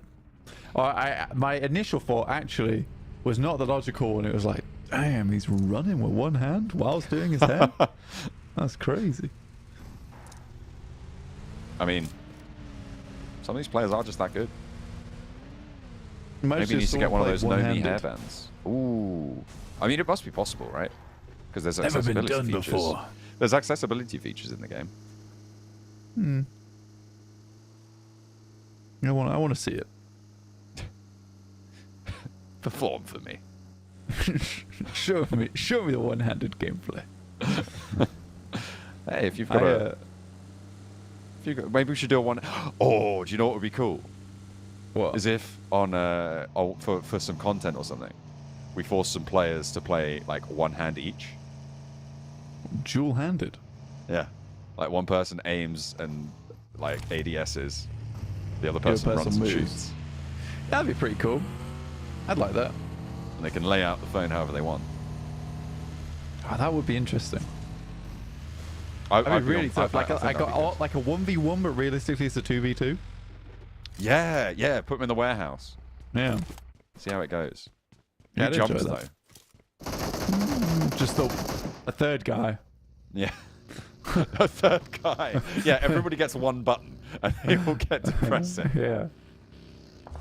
Or you could do it where you had like the whole team, and they tag each other in to press buttons. How do you mean? I don't know. Maybe you have like there's buttons on the two rights, the right and left side of the screen, and then on the top and bottom of the screen. And you surround it. Yeah, okay. Oh, so one person's playing upside down. Yeah. Ah. You have to give him the controls that are the least exciting, though. Yeah. You have to give him shoot and jump stuff you could give just call him for. lean left. That's Lean left, and he's like, lean left. No, you're leaning right. My right, I'm your at right. Who's right? I'm upside down. Oh, Yeah. dear. That would be bad. Don't think I've ever thought about port and starboard on a phone before, but there you go. Yeah, lean port. Port lean. Aye, Port sir. lean. Aye, sir. Port to full lean. Anchoring. That would be dear. good. I'd like a team that only played with nautical callouts. That'd be good. Probably not super effective. Unless they were all like really into it. I feel like one person would just get really annoyed and be like, guys, just tell me he's over there. I don't know what you mean. And what are they going to do? Like captain on deck every time Kitsune walks in? Yeah, exactly. And anytime anyone goes against it, it's a mutiny. You Molotov him. It's the equivalent of walking the plank. That's interesting. I could get behind that. Do you mean in the game, right? Molotov in the game. Okay. You don't just Molotov in real life. Just make him I don't walk think the that. plank I don't if think it was the a real studio life. is. I don't think the studio is rated for aggressive Molotovs between teammates. Oh, it depends if they can That's a get on health and board with safety this. issue. No one has done the risk assessment for it. You can't be Molotoving. Sorry, the risk assessment isn't done. Maybe Falcons though have done the risk assessment. Black Esports have not, losing 2. Yeah, and this is a team that we were talking about to overtake Fireflux. Their 5-point average does not look good here. Just Lewis left here. I think this is the team that called for the rehost as well. Now, I'm not saying that they should have lost players for that. They deserve it. I'm not saying that. I'm not saying that. It has not been said. I don't think anybody's saying that. Yeah, no one said that. Stop saying that people have said that. You're being weird. Yeah, exactly. Guys, chat, come on. Be Don't reasonable. say that this is Black Esports' fault. Yeah, because ostensibly nobody said that. No. So you're just making that up. By the way, unless they get themselves a big game at the end of the day, we have one final Miramar to go. It's no bueno on the cards for taking over Fireflux. Should we talk about this really hard shift over to Los Leones? Because this is pretty nasty. It's going to force a lot of teams into the urban environments, into the hills that surround Los Leones. You can see a couple of teams already in there. Everybody who went to the Chumasera Hills kind of high and dry now, and they're going to have a tough time to push in. They have to figure out if they're going to swing wide on the north. Black Esports may be losing another player here. Their risk assessment's really not up to date. Not on these engagements. Lewis on the crossfire. That's bad for the health. Lewis goes down, and that is Black Esports out. They need to get themselves further into that match, and Lewis needed to make for a heroic endgame push. Oh. Not possible. Not possible. S2G, on the other hand, massively split, by the way. Oh, the Giga split. Yeah. Okay. Kelsey and Marceau, as you can see on the screen right now, just leaving Valdemar, past Ministervalle, and Hamzi. I think, yeah, there's only 3 players alive on S2G, so Hamzi is the only lone player, and he's out all the way to the east. He's actually in the next circle already. Here's a replay on the Falcons, racking up 2 eliminations. Nice little spray down from Hope. Twisted Minds, just Coops remaining. Brute Force took 1. I think a couple of other teams took the others. And it's bad news bears all around for Twisted Minds. In a big way. Twisted Minds, it's not looking great for them. Currently in 19th place. They had a spark of joy last week. They were able to bring things back up to speed, and I think that they're still figuring things out. And those 2 days off, they seem to have wandered back to square zero, not consulting the compass or the telescope on their galleon. I need to break out the armillary sphere, figure out the stars, try Yeah, and triangulate their position on the open seas, because right now it's getting choppy. they need to chart a map back to day 5. And they're doing well.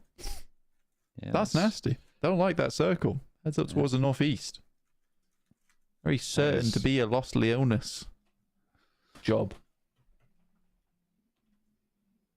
I'm getting the band back together. It's a Los Leones job.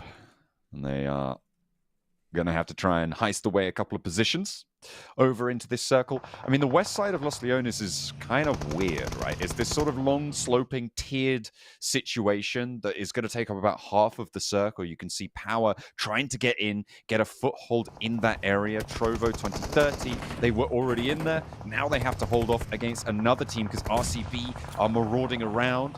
Al-Haji wanting to try and wrest control of that. Trovo 2030, they've lost Ragnarok. A lovely bounce on the nade. Goes high, though. It thought it was just going to post straight through the window. But the bounce, I think, takes it just a little bit off target. A push in, and yeah, you can't get away with that. Marcelo, too quick on the trigger. That is Power going down. Getting taken away. No, they still got one player left out on the west side, but that might be under threat. There's still more to play for, and everybody is smashing into the west end tiers of Los Leones. S2G, it is Marceau. Oh, towards that top side. 3 players for S2G currently. They were on that massive split and they've managed to somewhat get back together. There's Marceau on his own on the other side of the road. Ragnar nade high. Team Spirit down 1. Rez coming through quite quickly here. Gnarly down allows Team Spirit to maybe recoup a little bit of breath to their lungs.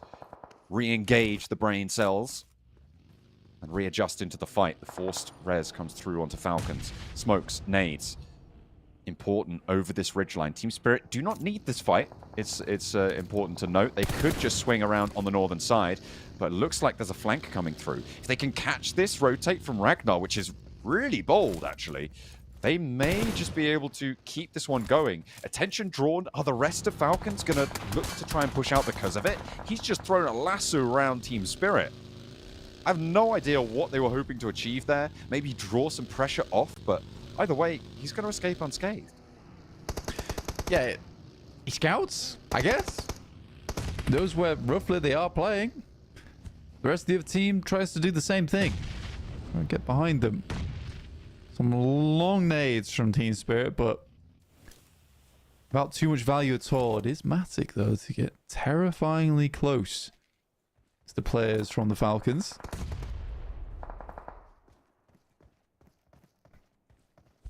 Ragnar nade over the top towards Effect now with the spray challenge but not connecting.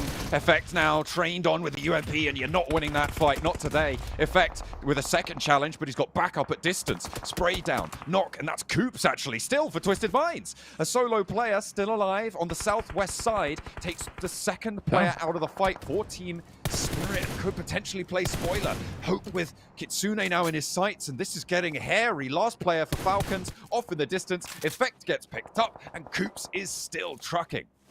Man, kind of wild. The Couponet are back at it again. Bring in the Couponet to Team Spirit.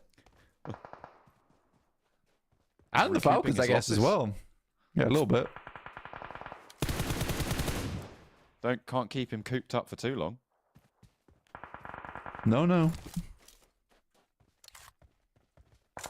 He's had a little bit of a coup up towards Team Spirit. Right, I think you should do another one.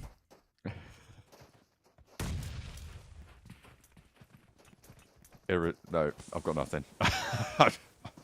I dug really deep there in my mind. It's just not coming up with anything. Exo moving in for Guild. Playing pair fire maneuvers over towards default. Swagner goes down as Lemon gets the angle. Traded though. Lovely nade in from Exo. Straight into default's mouth, really. Max with the M249 around the side. A ton of bullets to play around with, but none of those bullets hit. Doesn't really matter. As Guild raise the banner as they rush towards Na'Vi and Flip cannot back them off position. Now Lemon. Ooh. The shotgun comes through. It's easy peasy. Lemon squeezy. Oh, there it is. You love to hear it. Nade over long for Lemon. Looks to get the flash bounces short of the rock. That could have been another knock and a flash potentially added to the tally as well. Team Spirit losing Kitsune. They did manage to get 3 players active, so that's another knock. Brute Force actually going for a crash over on that west side as Lemon continues to fight on for Na'Vi. 0. Resable, but lots of damage found there. Exo going to force the heal out first. Lemon has managed to slow this one out. Doesn't have any more nades, though, so needs to just go for the fight.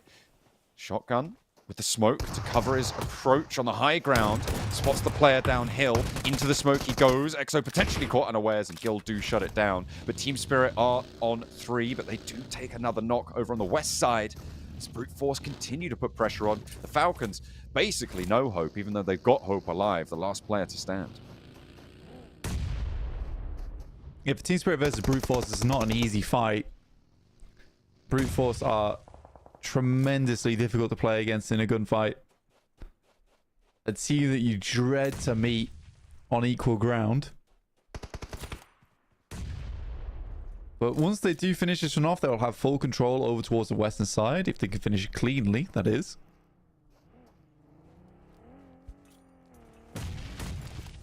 Nade in from Freezer.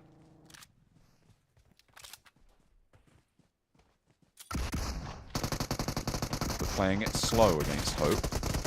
They know that anyone in a house with a DBS is danger. Really giving them the runaround. Hope nearly gets Chudo. That was dangerous. But we'll step into Freezer. And Freezer, it turns out, was the one inside the DBS with the house. Wait. Switch that. Reverse it. Other way around. You know what I meant. 77 on the southeast side of the circle. One of the few teams over in Los Leones. Matic still going. Team Spirit. A dog with plenty of fight still in him. Yeah, Matic's just got no meds though. That's the real issue. Neo's, the res onto him will need to come through immediately. Which it does. And now Nomi looks to challenge up against Pre-Pod. Good pre-fire on that. But again, no meds on side for him either. So just confirming the elimination. That's the right thing to do there. Matic already took a knock. So 2 wins, Team Spirit. It's not great, but again, for today, it's been around about a 53-point day, I think. Still, yeah, they were on pretty awesome. 82 before this. So 55 with the 2 points they got this match as well. Yeah, very strong. They've still got a match left to play, so potentially keeping up a 10-point average today as well as just getting hella points overall. Shouldn't feel as cool as 80 points in a day, but still damn good. That would be the exact same scoring as VP on their 60 over 2 days. In the meantime, though, we do head over towards Los Leones. Pretty central on the outside edge towards the crates, which leads me to believe this is probably going to go all the way to stage 9. Probably 3 or 4 teams in that last circle.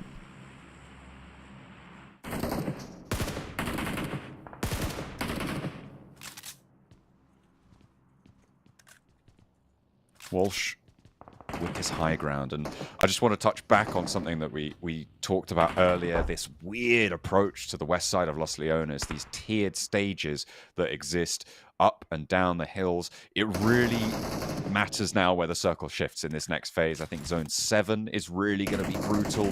Stage 6 could also have the potential to cut more people out, but I think that's just going to be a fairly natural progression in the circle. It is going to be just all guns blazing in stage 7, as these tiered stages just are so inhospitable for teams moving between them. You kind of have to just pick one and stick to it. It's all you really can do. I mean, for Heroic, I'd be excited to see them get a strong game here. Capping off the day on this one would be good for them, and even just breaking into triple digits. They don't do great on that next game would be awesome. Well, it's Chaos here on the outside side, who always seem to be an outside chance, but still only on 35 points so far. Circle shrinks. It does go to the biggest and centralmost tier of the Los Leones approach. IWNRX, S2G, both with opportunity. Heroic, their high ground out to the east side as well. Look at how many sightlines they've got available to them. It's going to get messy. Teams are going to try and crunch in. 77 have to regroup up to the north. Guild have to find a way in somehow. But they are really on the outside, and it's getting cold, even in the desert.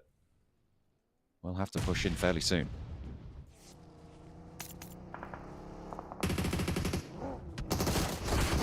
Oh, VP on the screen versus Shifu. Creates an interesting bit of architecture with the vehicle. But nothing more. Virtus Pro down to 2 players. Brute Force on that north side. They took a knock and a flush. 77 currently controlling over towards the eastern edge, but they'll have to move in. IWNRX currently with one of the strongest positions in the circle.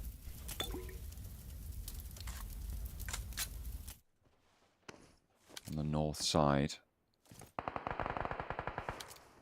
of this large flat ground that sits in the middle of this one.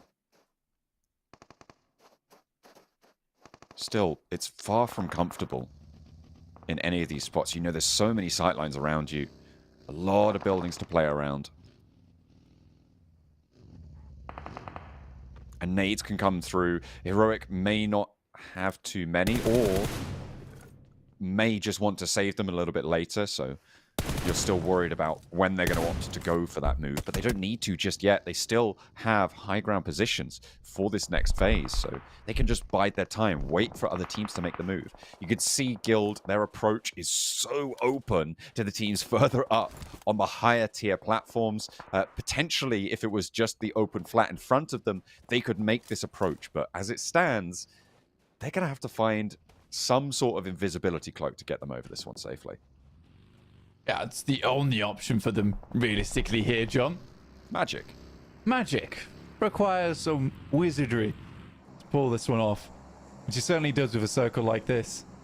A lot of times you hell-bent on literally a burnt-out tractor, anything like that to help you get through these horrible last parts of the game. I think this is one of the toughest positions on the map to play, despite having so much hard cover to work with. The rotations, the movements you have to make to be so quick and smooth to make it through, and one mistake can drag you down.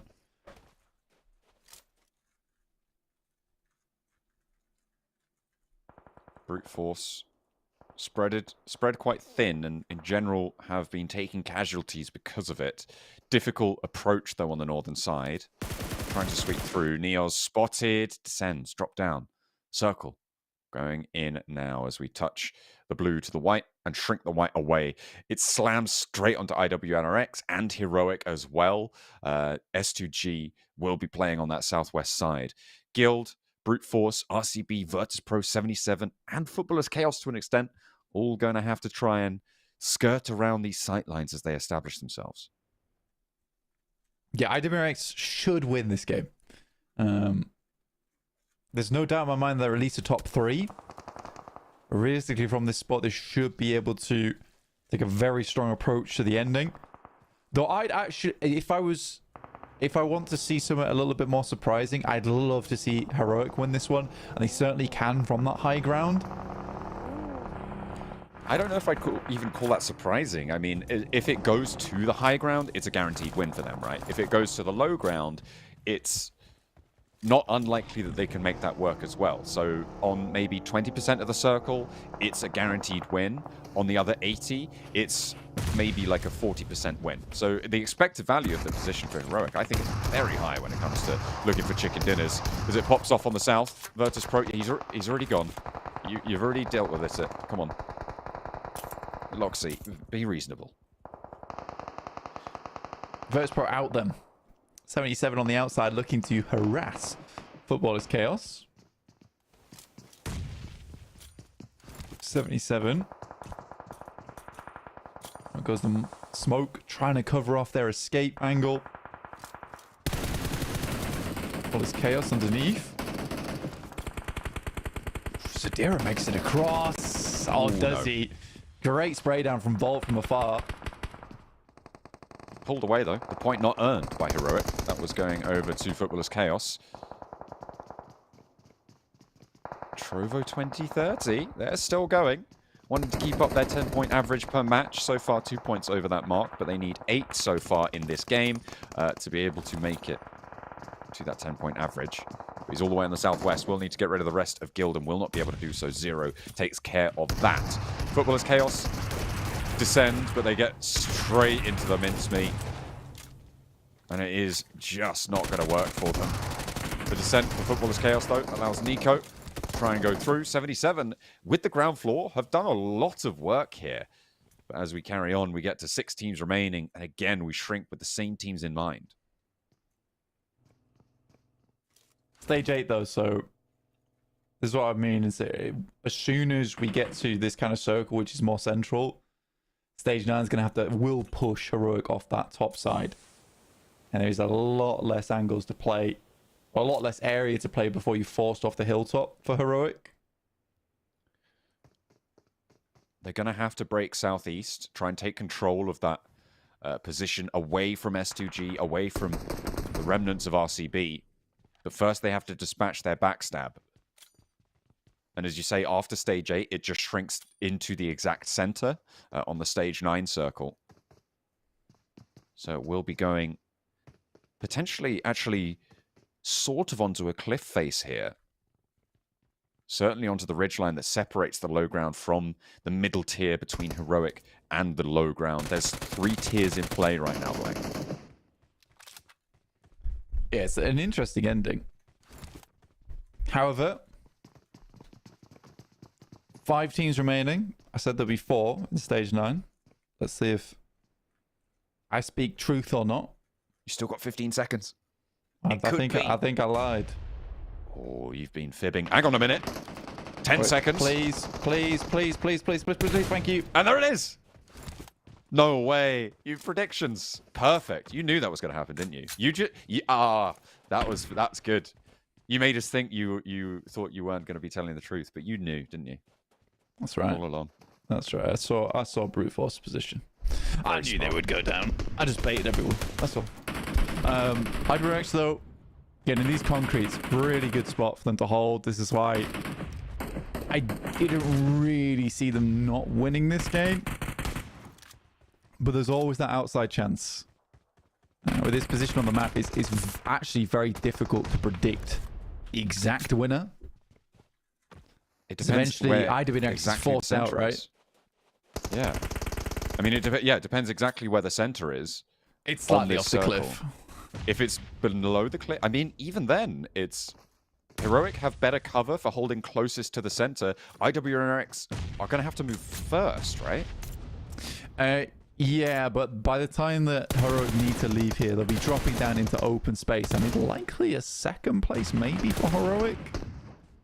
We'll see, though. They can't hit these shots. It's not meant to be. Volt gets the healing. Nade over laterally. Heroic, yeah, they're going to be forced down now. They haven't gotten rid of RCB, which means they couldn't take the fight over towards S2G and control this ridgeline. But they are what is stopping everybody else from getting more central now. As the nades start to tumble down, Heroic will tumble down after them. They know where RCB are. And breaking down, you can see, to this left side would have been so great for them. But they could not get that spray down. A nade up high, and they are so low now. There comes the spray. There comes the knocks. There comes the drop. IWNRX trying to take control and cresting the ridgeline. And they will be able to sweep everybody else aside. Just S2G left with 1 player against them. IWNRX not going to find the res. They have 1 player down. Hamzy to try and play for S2G, and Kine over the top. 10 eliminations for IWNRX. They want to put the 11th on there, and it will be Frozen to claim it. IWNRX, as predicted, 4 teams in Zone 9, and IWNRX the only one to win it. It was a good game, honestly. It was a very, very good game from Heroic, and I think that they did their best. It was just unfortunate because RCB just kept hitting their shots over towards them, and Volt wasn't able to hit those. And again, you might be asking why the rest of the squad didn't actually head over to help him, but essentially what they had to do was force IWNRX off position, S2G off position. So, wait a sec. Let's fix that. One more time. Oh, Does it work?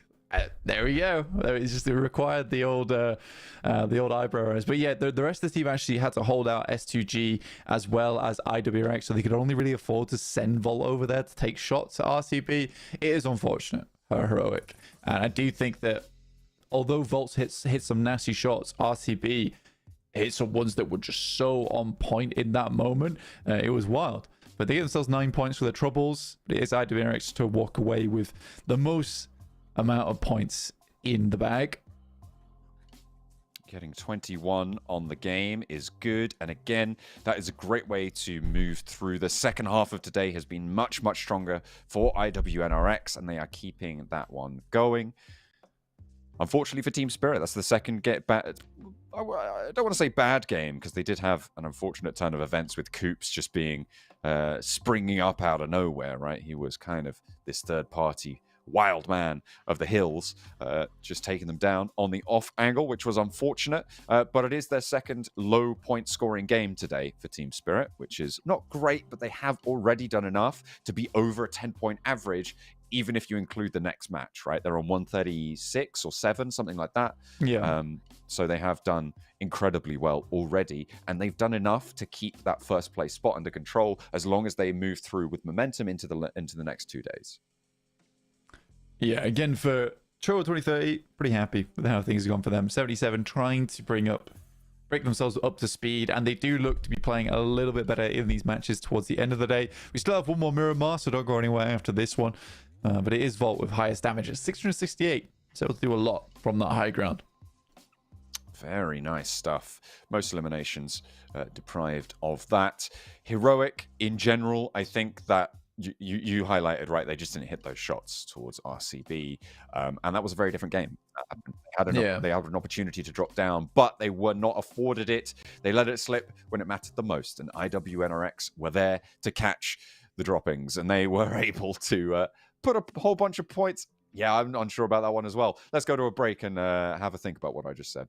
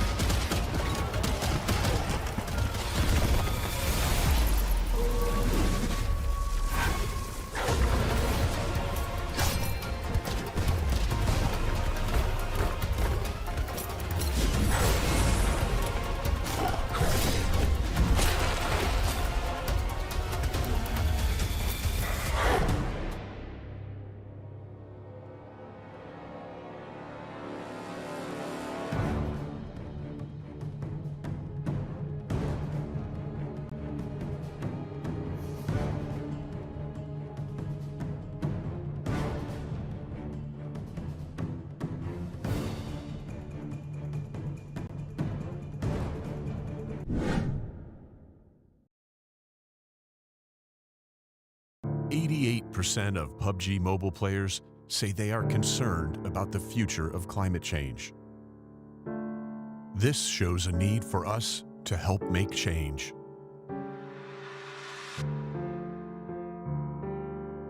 Experts say that climate change is changing the face of our Earth, and that we are already seeing significant repercussions around the world. Superstorms, mega floods, melting of the Antarctic ice sheet, increased wildfires, severe droughts.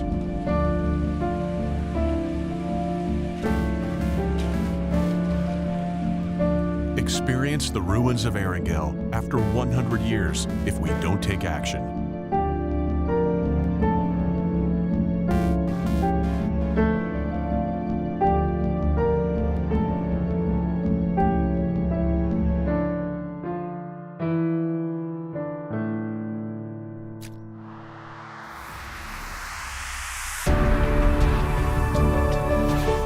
Run for green. We will convert the energy of PUBG Mobile players running in-game into real-life green power. PUBG Mobile will join hands with hundreds of millions of players to implement offline protection plans around the world to help safeguard the future of our planet. Help protect the world today. Every step in PUBG Mobile will support real-world projects. Play for green. Together for Earth.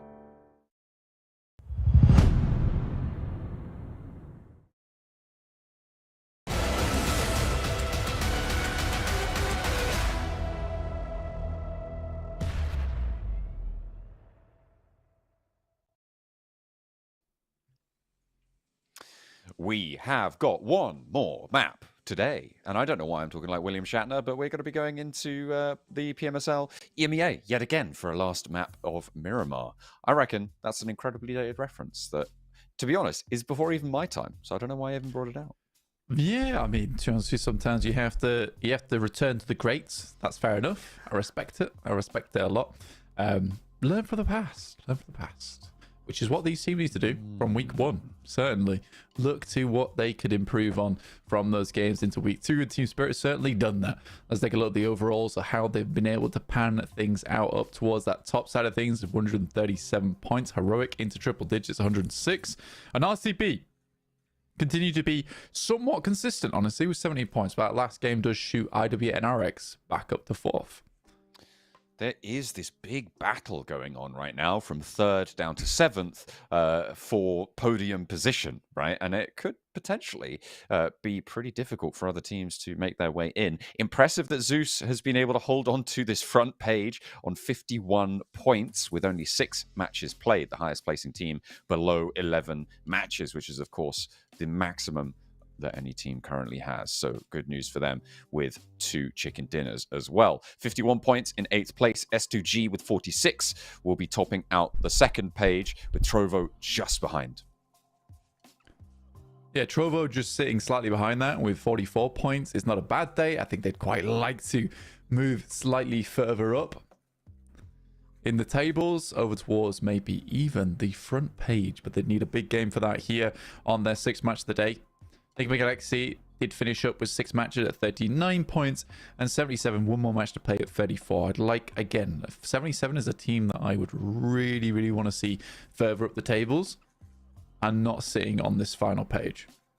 Fireflux did get pushed down into last place by Black Esports, who got 2 points in that last match, meaning that now 20th place is held by Fireflux, which is a big old turnaround. Remember, they came 2nd in last week's matches. They have only played 1 day this week so far, and it was on Team Spirit's incredible day. So potentially that's where a lot of those points kind of came from, if you want to think about it that way, for Team Spirit. So Fireflux need to step it up for their resurgence, hopefully in tomorrow's matches. So we'll see them again then. Twisted Minds suffering, to be honest with you. A lot of early game scuffles that do not go in their favor at the moment. So they need to work on that a little bit here. Black Esports, on the other hand, one more game to get ahead and out of 20th place to force Fireflux down. And Team Spirit looking much better and much higher spirits as well. Overall, Nomi though seems to always have this somber expression. It's because he's got his microphone on his chin. He can't move his face, otherwise his entire setup breaks. That's just how that works, you know. The Botox mic. That's right. It just paralyzes you, which is why we say people shouldn't do it. Just use the beautiful microphones that sit atop the headsets there, you know. It's nice and clean. Yes. Nice and clean. Of course. The way to go. Yeah, we're just waiting for the map to come online. But it's Pro, much better performance overall, and a heat pack to the face. How do you like that one, Icy? I don't think he's got a response. Not just yet. The sleeves still perturbing me. On the end there. Yeah. Wake up. Time to game. Come on. Head up. Oh, yeah. Massage the muscles. Strong muscles. Oh, yeah.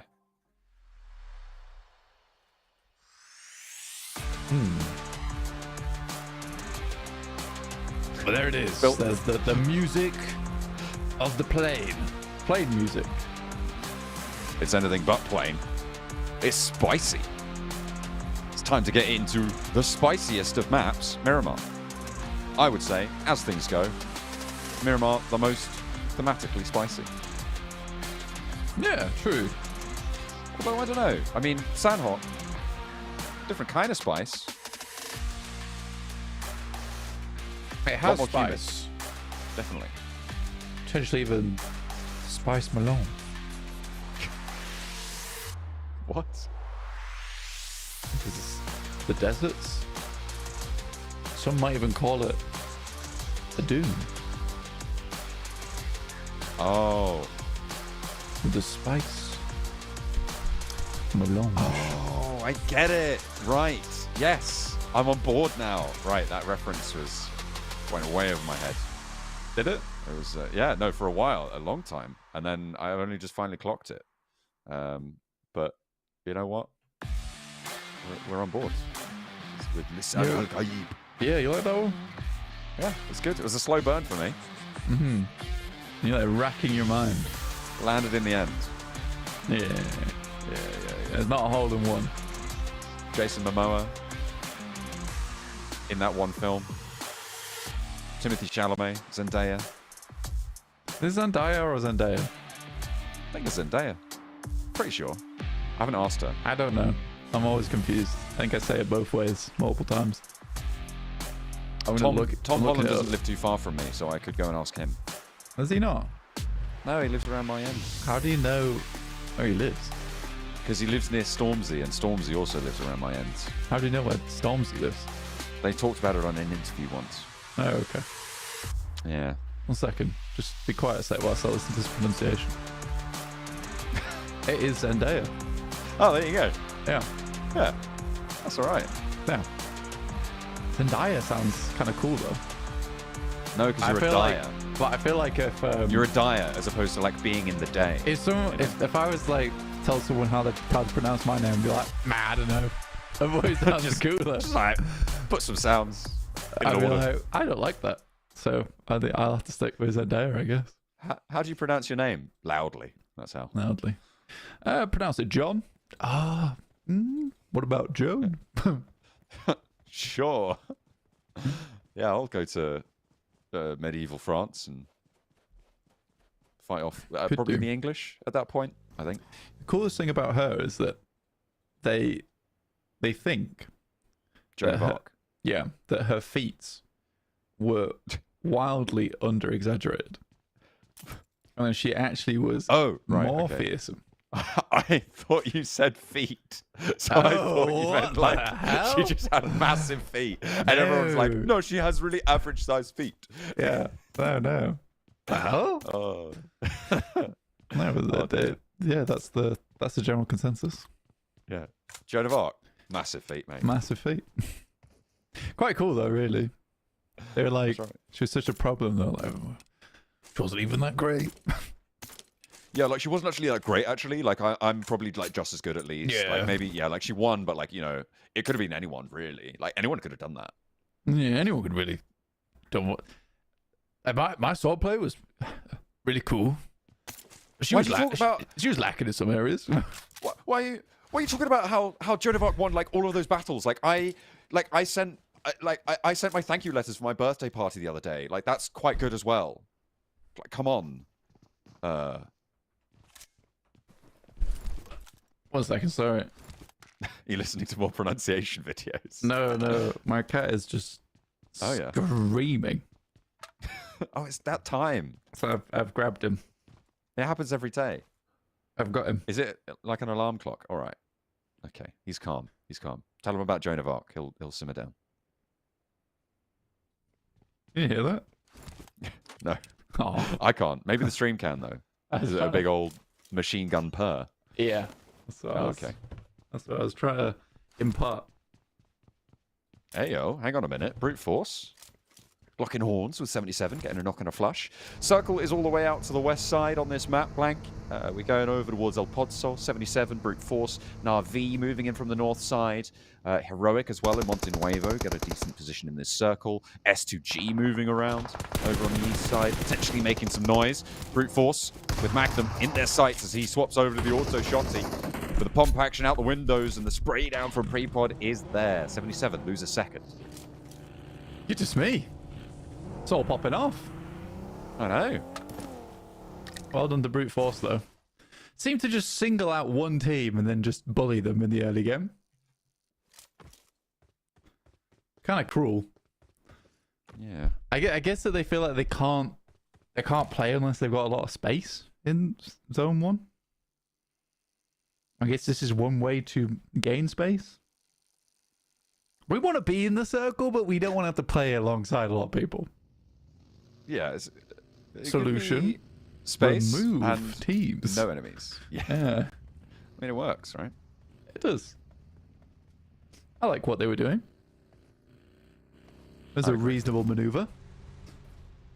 But we do have a very west circle. Yeah. Keeps a lot of unplayable ground in. So it'll be interesting to see if anyone takes those West Road rotations. I mean, Virtus Pro in a good position to do it. Potentially a team like Footballers Chaos or Guild or even IWNRX could move over on the north side through La Cobreria and contend with Navi. But a lot of space out to the west of El Pozo, currently not really occupied. Yeah, I think a lot of teams don't really want to play up there just yet. S2G, though, spot out Twisted Minds and Coops. Oh, try to save him with the vehicle. It's not meant to be. And this is a reoccurring trend, though, on the day for Twisted Minds, is losing players early on in the match. Some might say they're having the team spirit effect right now. Team spirit effect or team spirit? Team spirit effect. Week 1 defect. Oh, okay. Yeah. There you go. Wow. That's a pretty blunt way of putting it, but I think it's I think it's accurate. Warranted. Yeah. I can say it now because they're doing well. That's true. And if they do badly next week, I will bring it back up again. We'll just stop talking about them forever. Yeah. That's what I try to do. You know, if a team's not doing too well, I lay off. Unless it's a team that likes to brag about stuff on social media about how well they're doing. Yeah, then I lay in. You do have to lay. Then you lay in. Exactly. Yeah. Isn't it funny how you lay off, but then you lay in rather than laying on, or laying off and then this is a Google situation again, actually. Yeah, what do you think? Yeah. That's important that we know, I think. Lay in, lay off etymology. That's right. Why is it not lay in and lay out? You know? Heroic, gathering some points, pop them in the punnet, take them home, eat them with some cream, just like the strawberries. Team Spirit able to add a point in as well. And may actually have been able to snaffle that one away from Heroic. Out in the open, players surround them. Team Spirit playing on the south side of Montenuevo. Yeah. It's a difficult rotate for Team Spirit. They're not doing too badly so far. I mean, they're trying to maintain the ridge side from Ladriera which is understandable. Also still having an outpost over towards the high ground compound that sits towards the north side, which I imagine they'll now all regroup towards. Also, it's not been a thing, layoff, until around about 1880s. Okay, right, the 1880s. Yeah, it essentially just meant rest, relaxation, and respite. To lay off. I mean, that makes. And it was meant to be like a break for the workers. Go lay off. Well, there's a bit of a layoff for Loxy. I mean, now it's sort of turned into a term for being like, you know, you got laid off. It's like, oh, that's bad. Yeah, I found out about that too. Yeah. Okay. All right. It was in the 1920s. Yeah. Oh. Ah. Yeah. Yeah. Good shot. In the 1920s, they started using layoff as a euphemism for getting fired, as they thought it was a nicer way to put it during the time. I'm sorry, I'm going to lay you off. Well, that was the 1920s was the era of one of the greatest stock market crashes in history. Exactly. So it all kind of like comes back together. Like, they didn't want to say they were firing people. It's just like, you need to go take a rest. We can't. Yeah, like, it's not we're that not you've done paying anything you wrong. and you're not going to work. Yeah, it's not that you haven't done anything wrong. It's just we have to let you off. We don't have a choice. Okay. Yeah, it evolved over time. But then you lay in. I don't know where lay in came from. I didn't find that out. Okay. I'll find maybe that out that's next. maybe next week. Next circle. We can learn about lay-in. Next circle. Okay. That's even better. At the moment, though, Na'Vi did take the high ground. They moved down south from La Cobreria. A big area to the southeast side of El Pozo is currently fielded area. A lot of hay bales out in the middle of that ground there. The high ground that Na'Vi just took control of is great to overlook it. The difficulty is you can't really be too bold with your peaks, because getting knocked there, unless you have immediate backup, is basically a death sentence. So you can't get too aggressive with that.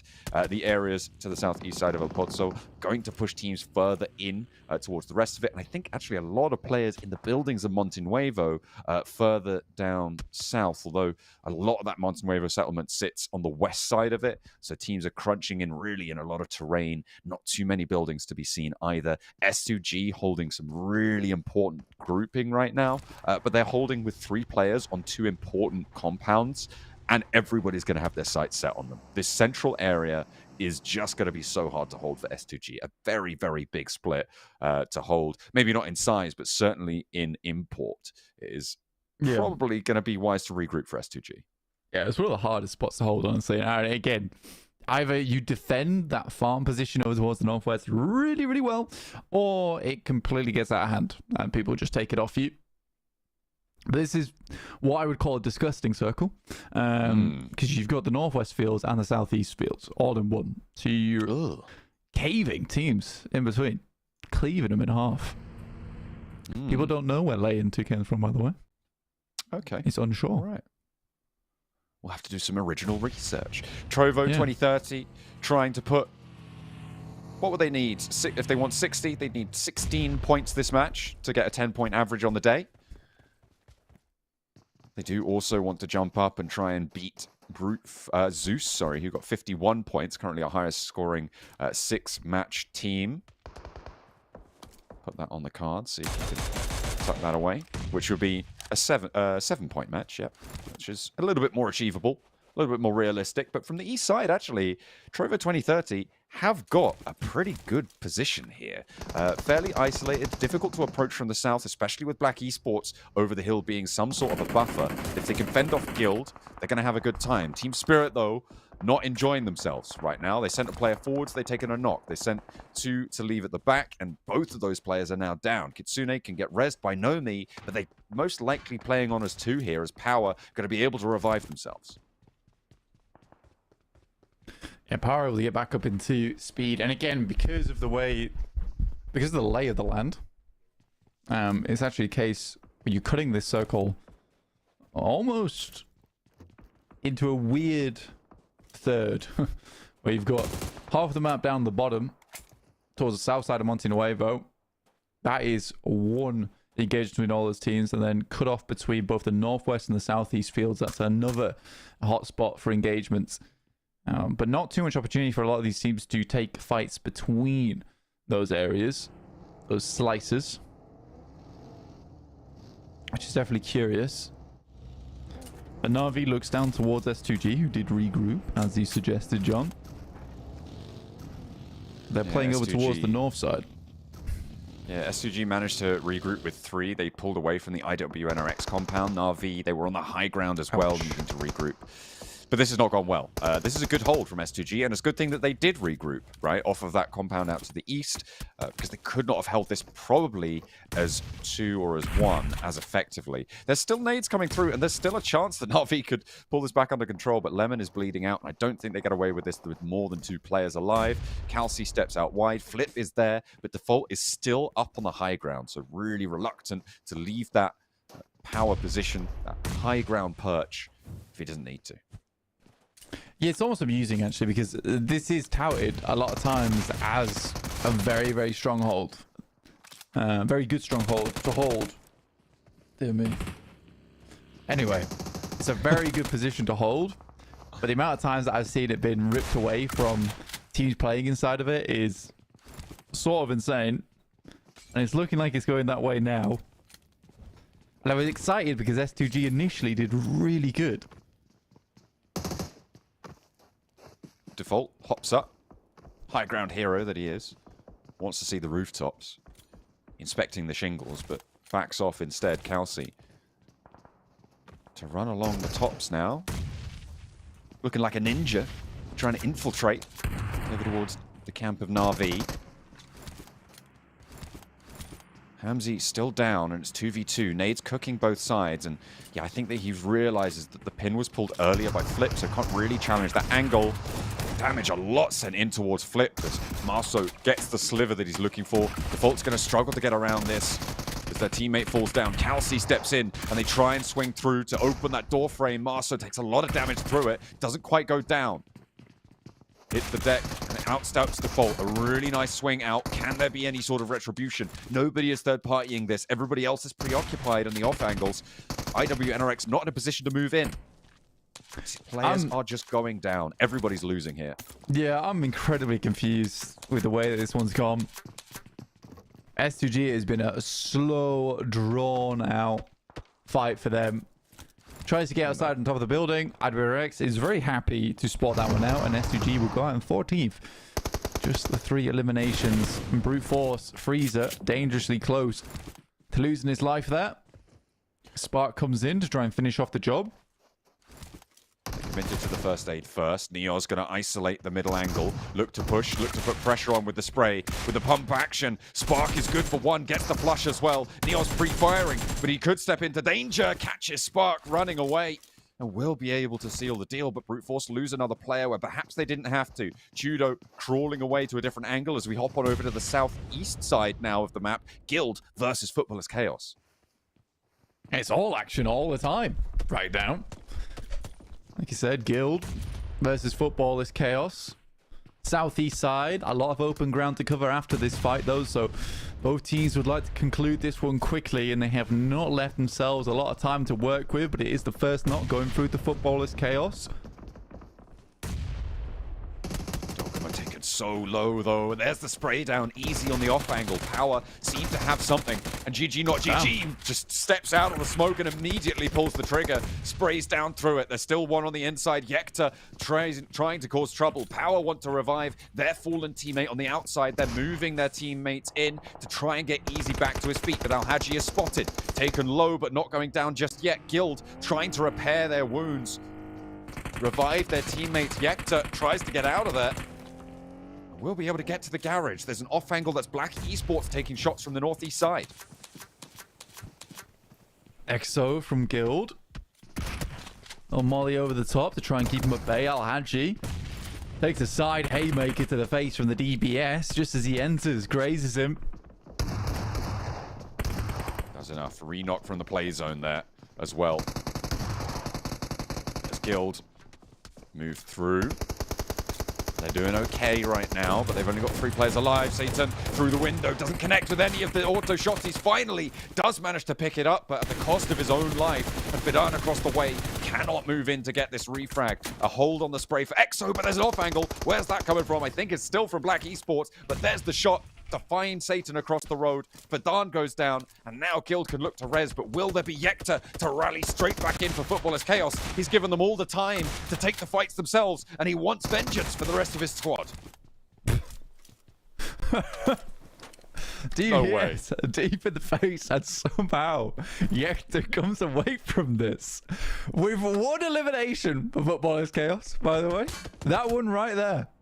Oh, yeah. Reasonable. Goodness me. He really splattered his tonsils on the kitchen sink there. It was quite spectacular with the DBS. Heroic with a chance actually to chase closer to Team Spirit and have a pretty monumental day today for Heroic. We'll see if they can go the distance though, because they still need a little bit more to add to the tally. They are currently, yeah, they were 32 points behind at the start of this match, which would be a record-breaking game for them to find, but they could certainly put a big dent in it so they can play from the southwest edge, especially if everybody else has taken themselves down. This is a incredibly strange endgame, as most of our game 6s are. Black Esports, though, not likely to stay behind for too long, but it is Twisted Minds to force Fireflux down the 20th now. Heroic down towards that south side could potentially even break even with Team Spirit, which would be incredible over the 2-day stint that they've had. I think it's even, but close to. Put a dent in the difference at least. IWNRX moving down, rotating down to the south side. Black Esports have just been able to do so much work to the teams on the southwest side, and now finally there's a team doing the same to them. Actually from a very similar position. Black Esports, were they trying to get a resupply there on some of the eliminations that they found? Not entirely sure, but either way, they are kind of caught up now. IWNRX can look to transition. It's a difficult bit of open terrain that sits ahead of them, but there's a couple of opportunities that they have. There's that shack towards the roadside, I believe, that they can move up towards. Not easy to play from, though, and Heroic will be able to nade it out should they go there. Let's take a look at the replay as GG Not GG steps through. This is some of the mayhem that expanded over on the southwest side. Fidan goes down, and then we didn't quite catch the Yekta blood splat from the DBS, but we're back on board with Toshpik trying to survive and not going to have a good time of it. Into the blue zone. I don't think you make it. No, I don't think it's happening. Toshpik, though, goes down. IWNRX on the sidelines. Twisted Minds have got shift after shift after shift over towards their compound. And Na'Vi has somehow survived on that north side. It's been an odd game, to say the least. The ridgeline to the northwest right now, Blank, is potentially the second strongest position in this circle, right? With Brute Force and Na'Vi going to be competing for it, I wouldn't be too surprised to see Virtus Pro try and swing out to the west and try and take that from them. Or to have a long wrap for IWNRX to get over to that northeast side. Unfortunately, they've taken a knock and a flush on the back lines, and it's more likely that they're going to try and play from the roadside for IWNRX. Heroic, they wanted to compete for it as well on the east side, so as time goes on, this northwest ridge gets much stronger and stronger. Got some Heroic over towards IWNRX. Good wrap from them, actually. IWNRX to hold their own for now, and the circle's going to keep pushing Heroic inwards. 9 elims for IWNRX. Very nicely done from them. MG3 in hand. Could be good. Hold out Heroic as they send on in. What a touch from the vehicle, though. Dear. We'll try and tumble on through, but it's not going to be enough metal to pour on through. 3 players down for Heroic, but there's the pickup, and it's Walsh, of course it is. 4 players still alive here. No one swimming through. No one swinging through, rather, to try and take this flush. I've no idea how they managed to pull that one back in, but Heroic make a brilliant crash. An Odyssey over to the northeast side, and they will get the road edge to play with now. 6 eliminations found, and a chance to go further into the match. Twisted Minds Shots off into the distance. And again, for them, this has been a pretty easy game. 6 teams remaining. All the zone to themselves.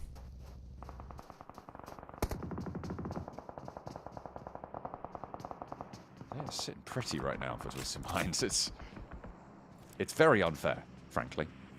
At some point, though, they're going to get crashed. And if Heroic pull out another crash like that, might just work out. Potentially. I mean, I was very surprised by the crash from Heroic in the first place.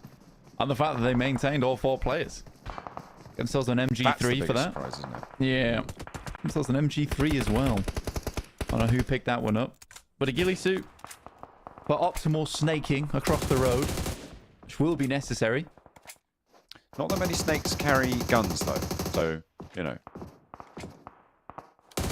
Do need some of the old Jedi mind tricks this time around as well. I'm just a snake. I'm looking for mice. You don't have any, do you? If you say no, I'll be on my way. I just gotta go over here now. And then they bite. Bad time. Nade over to Neos. That vehicle looking pretty unhealthy. Actually phases through Neos, but he doesn't go down.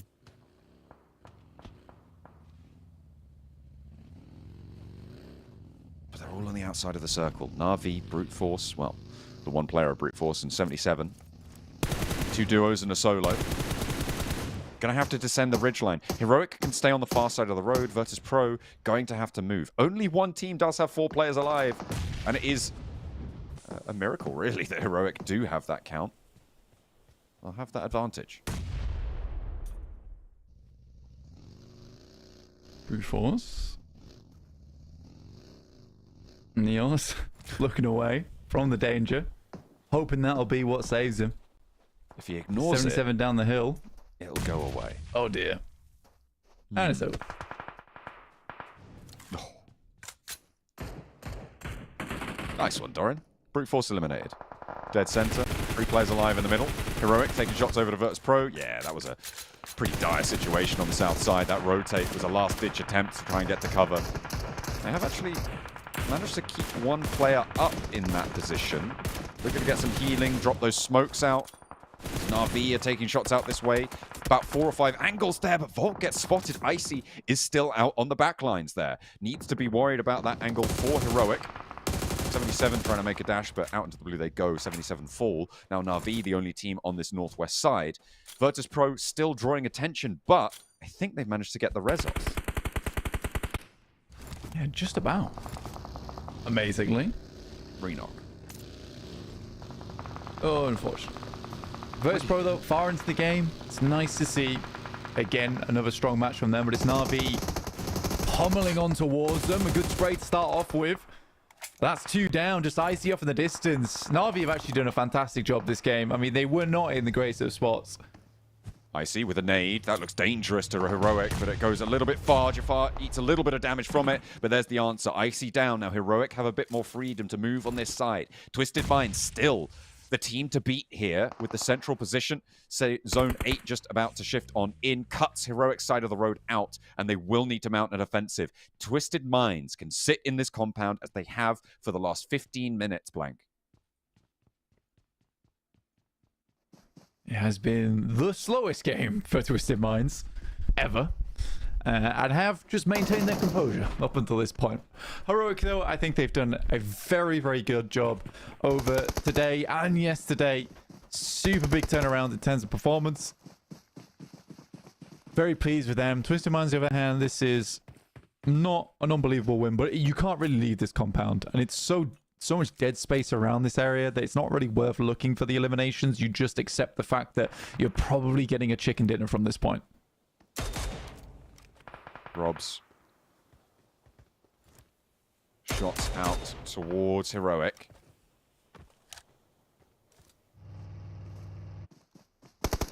Establishing their smoke train.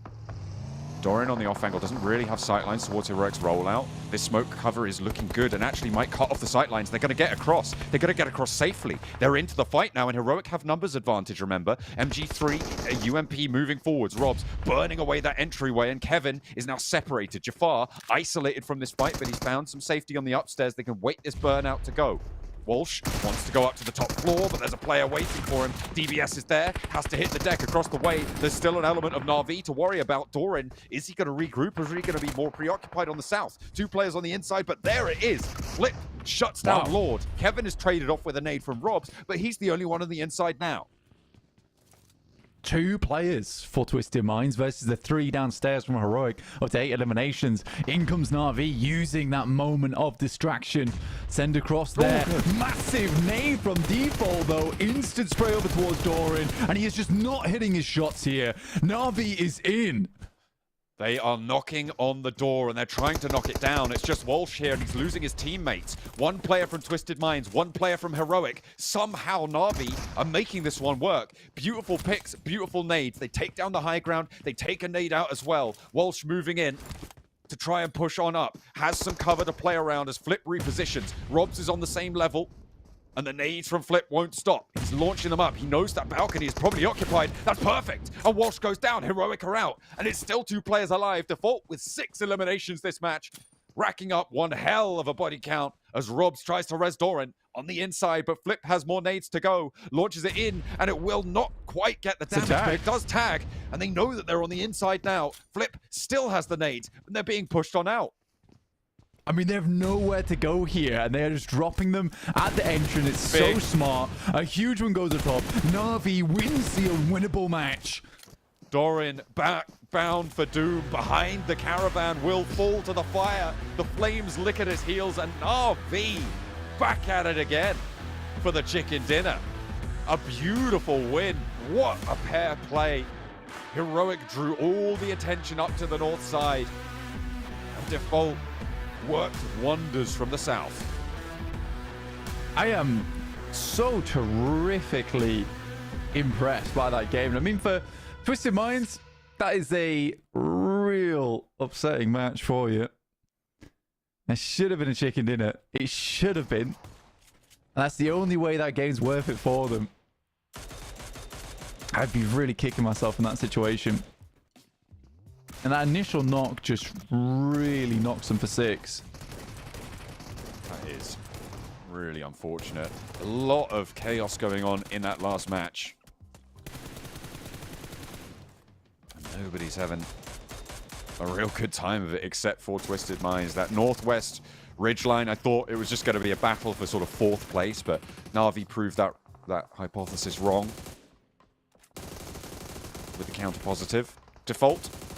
I mean, they had the fight with Na'Vi as well. Look at that. They made that rotate down to the south as well. Taking control of that Virtus Pro outpost and making it their own. A really masterful set of plays there. And I mean, that's why Na'Vi were at the top of last week's tables, right? They have that in their wheelhouse. They can make it happen. 1,730 damage, 11 eliminations as well. That is a great little confidence boost to add back into the Na'Vi position. Yeah, I mean, they really did need that at the end of the day, to be honest with you.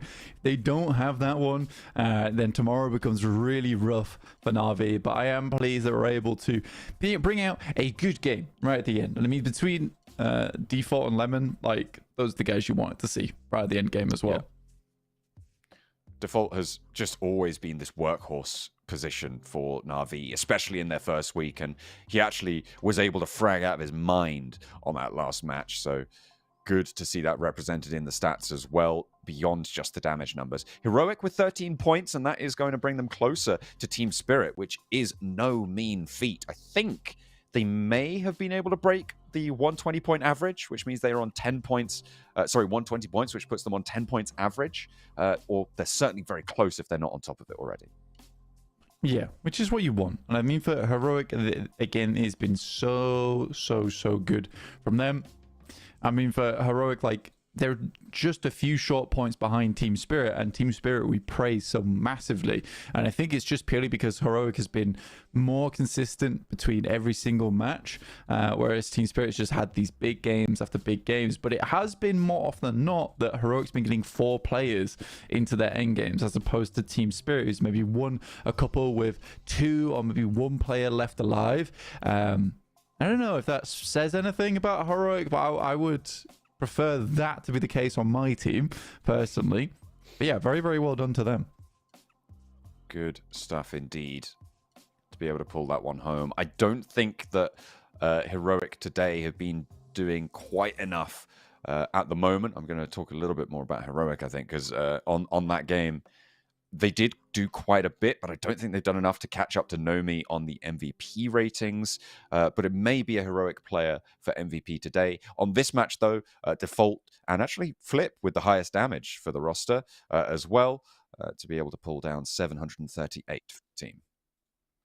Yeah, again, it's so awesome to see. And I made a mistake there saying it was Default and Lemon. It was Default and Flip. Again, those are the guys that were popping off the most last week as well. So it's good to see them doing something similar here in our games at the end of it.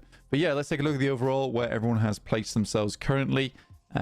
Right now at the top, obviously still Team Spirit, but Heroic really not far behind. Look at that, 19 points. Yeah, just 21 points, sorry. Really, really well done from Heroic. IWNRX, 78 points. I think for them, today has been a real big turnaround. Absolutely. They were able to climb straight back up the tables, coming back off their, I think it was 3rd place or 4th place last week, being towards the top of those tables. It is the only team that is now sort of represented in a similar position to what we saw them in last week. As it stands, Fireflux obviously way down on the tables. 6 matches, sure, but they only got 20 points. You're looking for Virtus Pro, who we saw a lot lower on that front page, but still on the front page. Zeus Esports relegated to the 2nd page, but they will still top it out. A higher scoring 6-match team with 51 points. Trovo 2030 couldn't quite meet up to that mark, and I thought they might be able to with the performances they were putting in earlier today, but the Miramars just didn't go their way. No, not so much. And again, it is unfortunate, but you do have to be good at every single map. Can't be just good at a couple of them. Down at the bottom, though, it's Fireflux. We talked about this earlier today, but they were pushed down into 20th place, which is really where we don't want to see them sit. They're a strong team, and I think it was because they were getting around about zone 4 and 5, and they were consistently getting to that point, so the initial rotations weren't bad, but then they just fell over past that point. But falling over there does mean that you just immediately drop down in terms of point scoring. Here are our daily winners. 313 eliminations and 2 11-11s. That's right. And a 3 elimination chicken dinner just to make things a little bit more dull over on that second Erangel. Goodness me. 29 minutes for that first of the 2 Miramars. And of course, that was over on the plateau grounds and the last zone crunching on in. The Erangel as well for Virtus Pro going very, very late into the match to be able to pick that one up. But good news for Virtus Pro. They didn't quite have the same sort of glow up as IWNRX in today, and Heroic were able to keep going. MVP on our screens now, and it is again Nomi for Team Spirit. That is kind of crazy that he's able to do it twice. Even though Team Spirit didn't have as strong of a day as yesterday, it was still pretty banger. Yeah, he's probably not looking to challenge S2G again. Got a little bit spicy. If they want $500, see who they go up against. 77 do go down in front of us here as Team Spirit almost finds themselves that big chicken here on this Erangel. This could have gone very differently if it wasn't for a lovely nade sent in through from Magnum. Actually, this play, that was an awesome hold on the spray there. Yeah. Yeah, to go for it. Very bold. MVP worthy. Power is the call out. Okay. Interesting choice. Power were perhaps a little bit less powerful than we'd like today, but they still had some decent results. I mean, obviously they got that chicken dinner, but it was only a 3-a-limb position. That was in the saddle around near the quarry position, I think, in that saddle compound. So they just had to stay there and kind of didn't make too much noise. The rest of the day as well, not very noisy from Power, but still, there's the call out. Team Spirit think they've got what it takes to eat $500 off of Power's plate. Yeah, man. I mean, for Power, I'd quite like to see how they go up against Team Spirit, because I do think Power is actually still a good team. But here are our socials. You can find out more about our MVPs, their stats, overall how they're doing down below on PUBG Mobile Europe official on Instagram, TikTok, as well as YouTube. Yeah, make sure that you head on over there, check everything out, because it is getting really interesting here for week 2. We've given out one set of league ranking points, but this week it's kind of shaping up to be a completely different rollout for the tables, which going towards those finals, remember you qualify based on how many league ranking points you have. It's only the top 16 from that table that goes through. It could be completely different this time around and create such a level playing field going into that 3rd week, and it will be all to play for. So make sure that you keep track of what's going on over the next few days and over the next week or 2, because we have got so much more in store. For now, though, we're going to go take a little bit of a rest, because we're going to have one hell of a day of matches tomorrow. We'll see you there.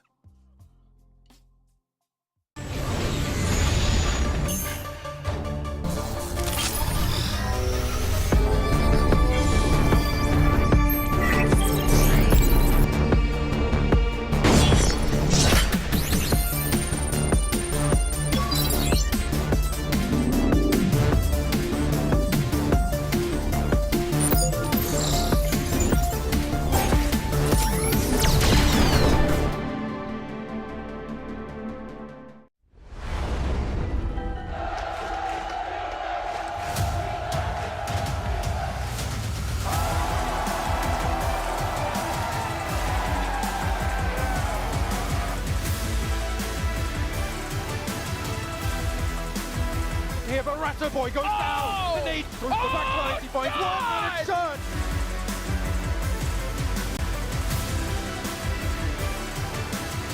There's the response back though. First pickup. Yo! He goes on to do it.